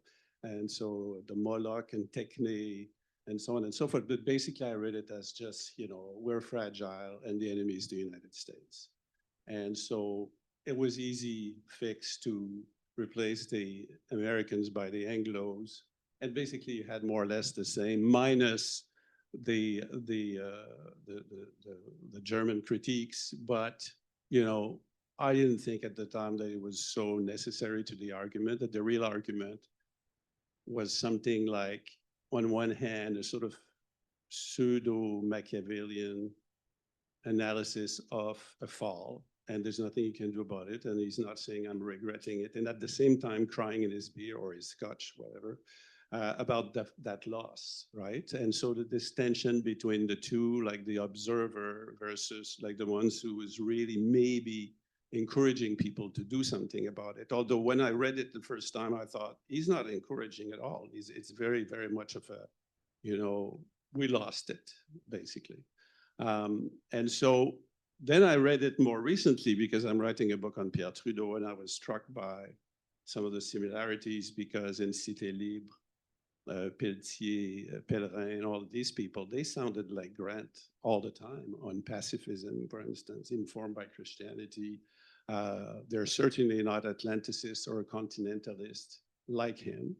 And I think the first time when, is it in 53 when Diefenbaker was elected and Trudeau said, well, for the first time, the Québécois voted for an Anglo party. And he thought it was great because it meant that they were no longer herds of, Laurier Catholic always voting as a group. Like they decided, no, we're going to try something else. Like a lot of very, very interesting similarities between them. And, but at the same time, Trudeau, McLuhan's exchange, they're both of them very happy that there's no strong identity in Canada. They think it's a good thing about Canada. And I think there's, I can't remember the sentence McLuhan used, but isn't this great that we're the only country in the world that doesn't have that strong identity? And so I reread the book recently for that. And maybe because I'm more assimilated, I've been in here for so long, I thought, oh yeah, like he makes some good points, and especially with Trump's and the tariffs, like there's a vigor, there's a good style and everything. But there is, according to some polls, a sort of a new nationalist trend in Quebec that is no longer with people my age, but the very young people. It's apparently the idea of independence is very popular with young people, but it is one very mediated by technology. Like it's cool, like it's basically social media, like 12 words, 15 words, yeah, and it's different. And it's completely detached from any roots of any kind, like the Patriote and the Plaine d'Abraham. They couldn't care less. It's not make Canada good again or make Quebec independent. It's just, why don't we try something new? Like it's completely detached from that kind of concern, almost obsession, where do we come from and everything. Many of these young people also, their parents were not born in Canada. Maybe they themselves were not born in Canada.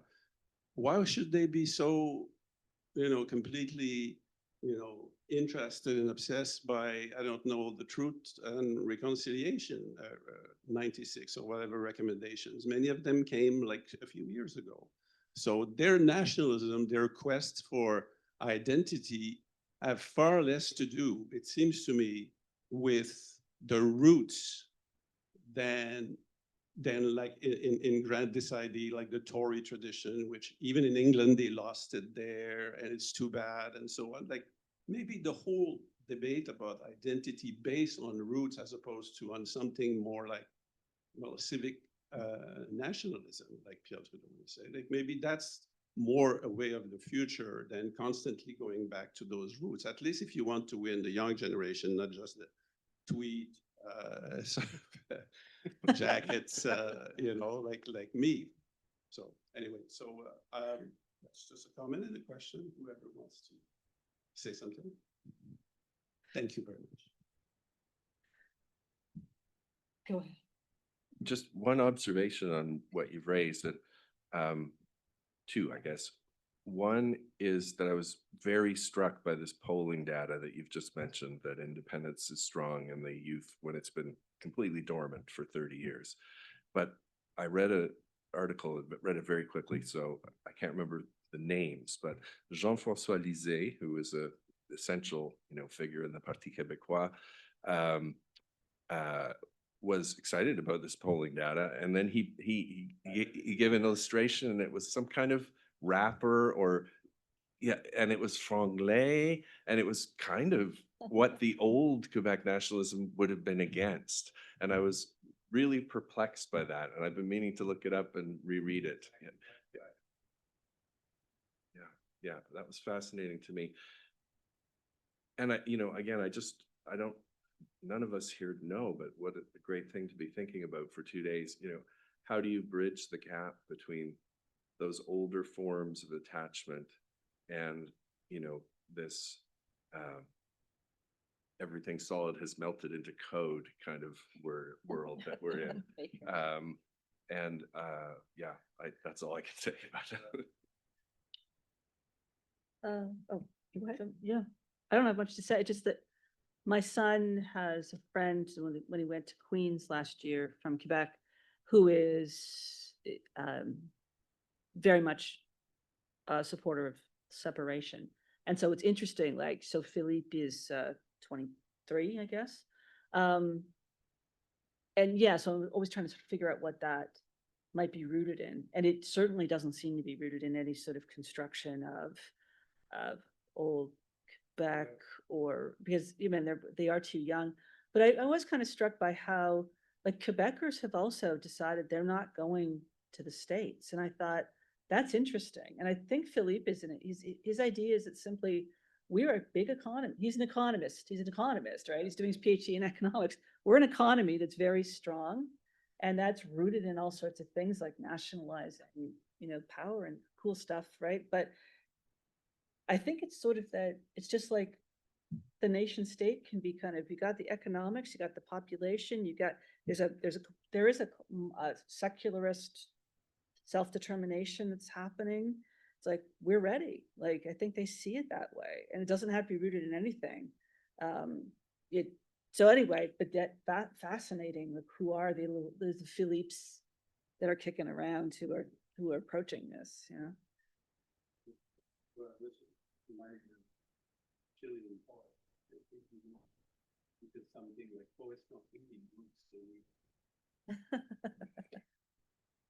The only thing I was going to add is I think from a bit of an social institution kind of perspective, it's our education hasn't allowed them to learn roots. So they don't take history anymore. They don't have the same kind of education that would allow them to make those roots, to know those roots. I mean, they didn't have, I don't think they ever had really Canadian history here. My children, they had social studies or some sort of social studies or civic something or other, which was not very strong, which was not very comprehensive, and perhaps at times had teachers who didn't know any of this either. So I think part of the phenomenon perhaps is the fact that they've never been taught roots to have roots. which is As the historian in the room, I'll say, Jack Granitstein might have been onto something, but I didn't want to start a fight. So there have been Penny Bryden's there. That was her supervisor. So anyway, okay. Well, on that note, is it a hopeful note?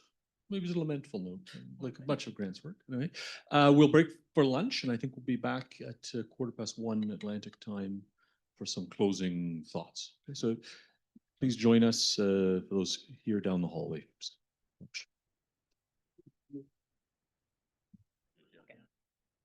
Okay, ladies and gentlemen, we'll quickly as I like to tell my students, we'll quickly reconvene so we can leave faster. No, this was a delight. This was a pleasure. Just reflecting over lunch, Patricia, you noted how delightful it is to have a conference that's so focused. And I think that's one of the benefits of a conference like this. And speaking very selfishly from the perspective of someone who's going to try to put it all together in an edited collection, obviously having a focus is a good thing, both for the way one compiles a data collection, of course, for the dreaded peer reviewer, too, who will say this collection is unfocused. Well, we will have sort of beaten that reviewer to the punch. So yes, we've had an expression of interest from McGill Queen's University Press in the edited collection. They edited or put together the 40th anniversary edition, which some of you have in the audience. They're putting together, I gather, a 60th anniversary edition as well. And so this would, in theory, be a complement to that. So I think they have an expression of interest. From our end, we'd like, and we'll send a follow-up email maybe next week. Ideally a draft of something by early in the new year.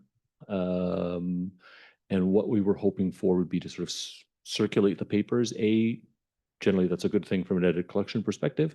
And B, I think there is a lot of similarities and complementaries sort of aspects that we can certainly the papers would certainly benefit from that perspective. So I think ideally if that's fine with everyone, we'll try to circulate drafts sometime early in the new year with the speed of, this is the dreaded question, Louis. I'm cognizant that we're obviously coming from different disciplines. And so I think the ideal for an edited collection is somewhere around 7,500 to 8,000 words, inclusive of notes. At least I've mostly published political science and history papers, but that's generally what I think we'll aim for this. So for some of you that might mean cutting, for some of you that might mean adding. I'm not quite sure where we are in the state of things, but that would be sort of the ideal range. And then I guess early in the new year, we'll try to circulate the papers around and have some, not only feedback from us as editors, but feedback from each other. Yeah. Louis, the good, very concrete, unphilosophical question on your part, if I may add, a very pragmatist and American tradition. But one very important, I couldn't resist, one very important factor here is that this is also we're kind of extending the reach to some of our colleagues at King's. So that too, I think, right, may create complexities in terms of the length. So we've made it clear that the focus has to be Lament for a Nation, but then that's going to be really relevant too. So I just want to put that out there. Sorry to interrupt, Asa, because I think it'll be relevant to how the whole thing comes together.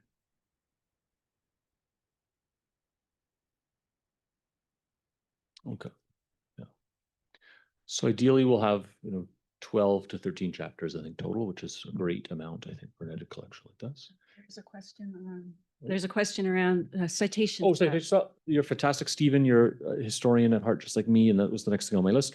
McGill Queen's prefers Chicago-style footnotes. So again, for those of you who are, I don't know, APA or MLA people, you'll have to suffer through. But that means I won't have to suffer through MLA or APA citations. So I'm being very selfish here and saying that's a great thing. But thank you, Stephen. Yeah, that was next on our list. I think they use the King's English, McGill. Use your U's, your RE's, not your ER's. That's, I think, the preferred spellings. Exactly, with very grant, yes. We'll use our British spellings. Yeah. Louis, these are the tough questions that we haven't quite puzzled through. I can't remember what we titled our shirt grant, but we might borrow something from our shirt, whatever our shirt grant was. Are you sure that's a good idea? Well, it was an unsuccessful shirt grant, so maybe that's not. No, we'll puzzle that through, Louis. Maybe we'll do a draw. Everyone put their suggestion in, and we'll. And my idea has changed a bit, but one can push one in a certain direction. Sure. So if there's more than just the 60th anniversary, it just might help as to which way to push.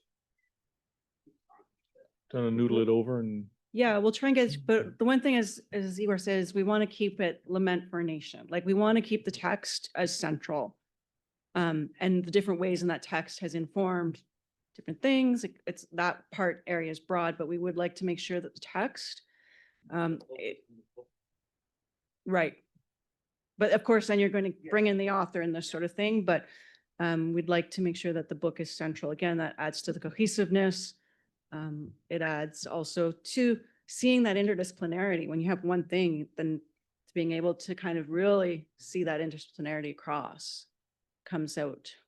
Yeah, that, it could be something like, yeah, various readings or readers or disciplines using Maybe we'll call it Tenacious Hope.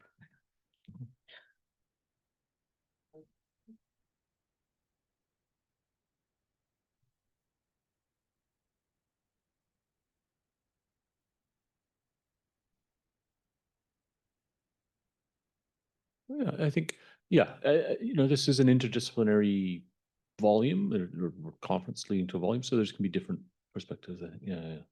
So, but yeah, the focus, I mean, this is meant to be a Lament for a Nation volume. So I think as long as we're sort of cohesive on that. And again, there's not been a Lament for a Nation volume ever. So I think this is a timely sort of thing. It's just asked everyone in the audience. I put a handheld mic there. Oh, if yeah. you can grab it because they're having a hard time hearing online. Whoever wants to pose questions from the. What edition? Sorry, what edition of the book? I suppose it doesn't. The only thing different, I think, are the forewords. Are they? Maybe, or maybe a grant specialist would know. Sorry.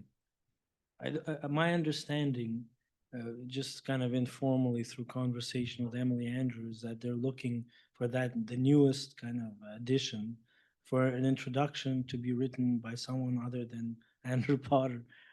So that's still going on right now. So I suspect, you would use the latest edition, but the latest edition will not have been published. I mean, Brian, a practical question. Brian, are there that many differences between the 3 or 4 printings that have been done? As Tyler pointed out, the page numbers are different. Okay. And the introductions that are included are different. Yeah. So my practical recommendation now would be to use the 40th anniversary, just because it's got everything. Sure. I mean, if somehow the 60th anniversary or a typescript of it became available in the next month and a half, we could use the pagination from that. But for now, I would recommend the 40th, especially because there are PDFs of it available online, so we could make sure that everybody has the exact same edition and the same page numbers and so on. Okay. Yeah. Thank you, Brian, and thank you, Tyler. Yeah, let's use the Potter edition, the 40th edition. I think everyone's university library, if our tiny little university here has library access, I think those of you at much larger universities should have access there. So, no. Okay. So we'll use the Potter McGill-Queen's 40th anniversary. Okay. And that'll make McGill Queens happy. That'll make McGill-Queen's happy. There we go. Yeah. Or publishers' publication, so that'd be good. Oh. Okay. Any other practicalities? Chat. Okay. No. All right. Linda, did you want to say something? Do you want me to go, or do you want Igor to go with the wrap up? I mean, I can go. I think kind of provoked in a way by many of these pragmatic questions that Louis Gork has posed to us. In thinking of potential title, it's a good way to think about what we managed to accomplish over the course of these 2 days in this conference.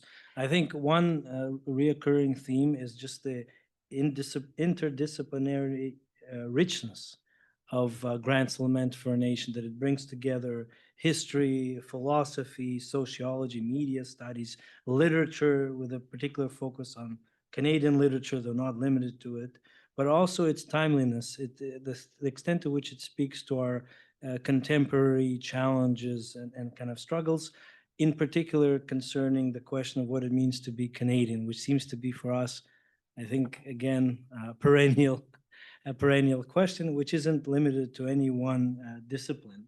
So in any event, I think that kind of summarizes for me what we were up to, right? Why we're here and what we hope to accomplish moving forward. And of course, I don't know, I personally really enjoyed it and learned from all of the speakers, both those who joined and presented virtually, the keynote speakers as well, and those who are here and have been here in person.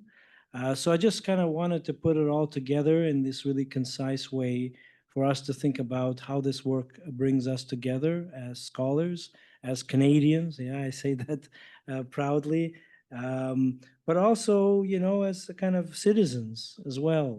The concept of citizenship seems to, or the community, political community of which we are a part, seems to have been also under a lot of pressure, right, for various reasons. So in a way, when we think about the contemporary relevance of Lament for a Nation, I think it's also important to think about what it means to be a Canadian and what it means to be a citizen. And I know a citizen is a very statist, you know, I'm not oblivious to that conceptualization, but it's also something that perhaps is worth rethinking as well. And I think that George Grant in Lament for a Nation, but also more broadly, really makes us think about these questions in another way in our contemporary predicament. That's it for me. So I've got my Mulroney hat on. I could probably go grab one out of one of the displays here. For those who haven't been to the Mulroney Hall, we have quite a few lovely artifacts from Mr. Mulroney's time as Prime Minister. I think there must be a hat there somewhere. I think there's a Stetson probably in one of them. So on behalf of the Mulroney Institute, I do want to thank everybody for coming together. I think it was very appropriate that this sort of discussion happens in the Mulroney Institute. A little bit of history, you know, Mr. Mulroney was a big Diefenbaker fan. That's how he got into the Conservative Party. Much like many of his contemporaries of the kind of the Red Tory ilk, if you will, that came along within his generation. So with Grant's discussion around the importance of that Diefenbaker moment in time, really ties into Mr. Mulroney's narrative and biography, as well as others such as a Hugh Segal or others that have kind of formulated their political identity around Diefenbaker. It's kind of interesting how we can still talk about him today in light of what we're doing here. Again, as I tongue-in-cheek continuously say, this was not supported by Shirk. So I do want to acknowledge that the support of the Mulroney Institute and those involved were not saying no. I mean, I know I sign the proverbial checks in a way, but you know, there was no pushback on something like this. So I want to thank the colleagues in the Mulroney Institute for if not overtly, at least tacitly allowing us to go through with this. Like my organizers, co-organizers here to my right, your left, for doing a lot of the heavy lifting, both to Igor and Asa, and working together to write the grant proposal for Grant's Lament, as we lament the grant proposal that didn't come through on Grant. The grant.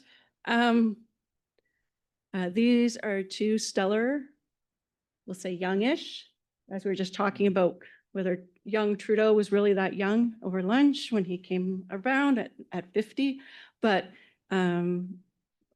watching these two gentlemen, they're going to be superstars and rock stars as we make their way through their career. A big shout out to Dr. Anna Zhuschlag, who did some of the behind the scenes work for us. She's our manager of program and research here in the Mulroney Institute. And just lastly, thank you everybody who came, both online, virtually, our keynotes, who, as I said, were both very generous to do this for us. It took time out of their busy schedules in order to enlighten us in different ways around the importance of Lament for a Nation. So unless there's any other questions, comments, concerns, thoughts, anything that we're missing, folks online or in person here? Thank you very much, all of you. Yeah. Very good. It was our pleasure. So King's is having their own next weekend.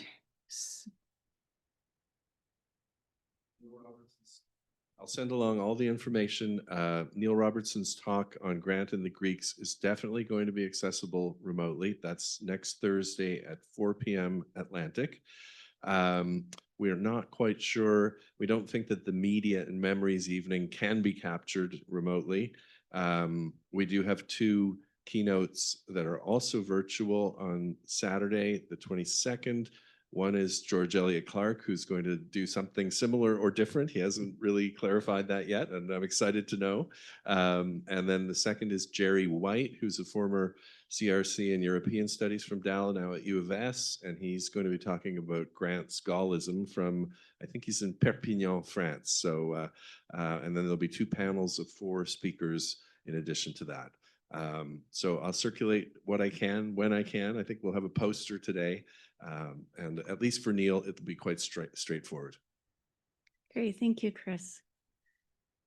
So folks, again, thank you for participating, attending, being interested and being part of the publication. We do have a little bit of space still potentially in that publication. So if you have colleagues who have an interest perhaps in submitting or being considered or wanting to be part of this, please let us know. That's correct, right? Yeah, just making sure I'm not overstepping my co-editors here. And we'll have emails out to you sometime within the next week or so around next steps. So thank you. And a title. And we'll work on the title. Great. Thank you, everybody. Thank you, everyone. Safe travels.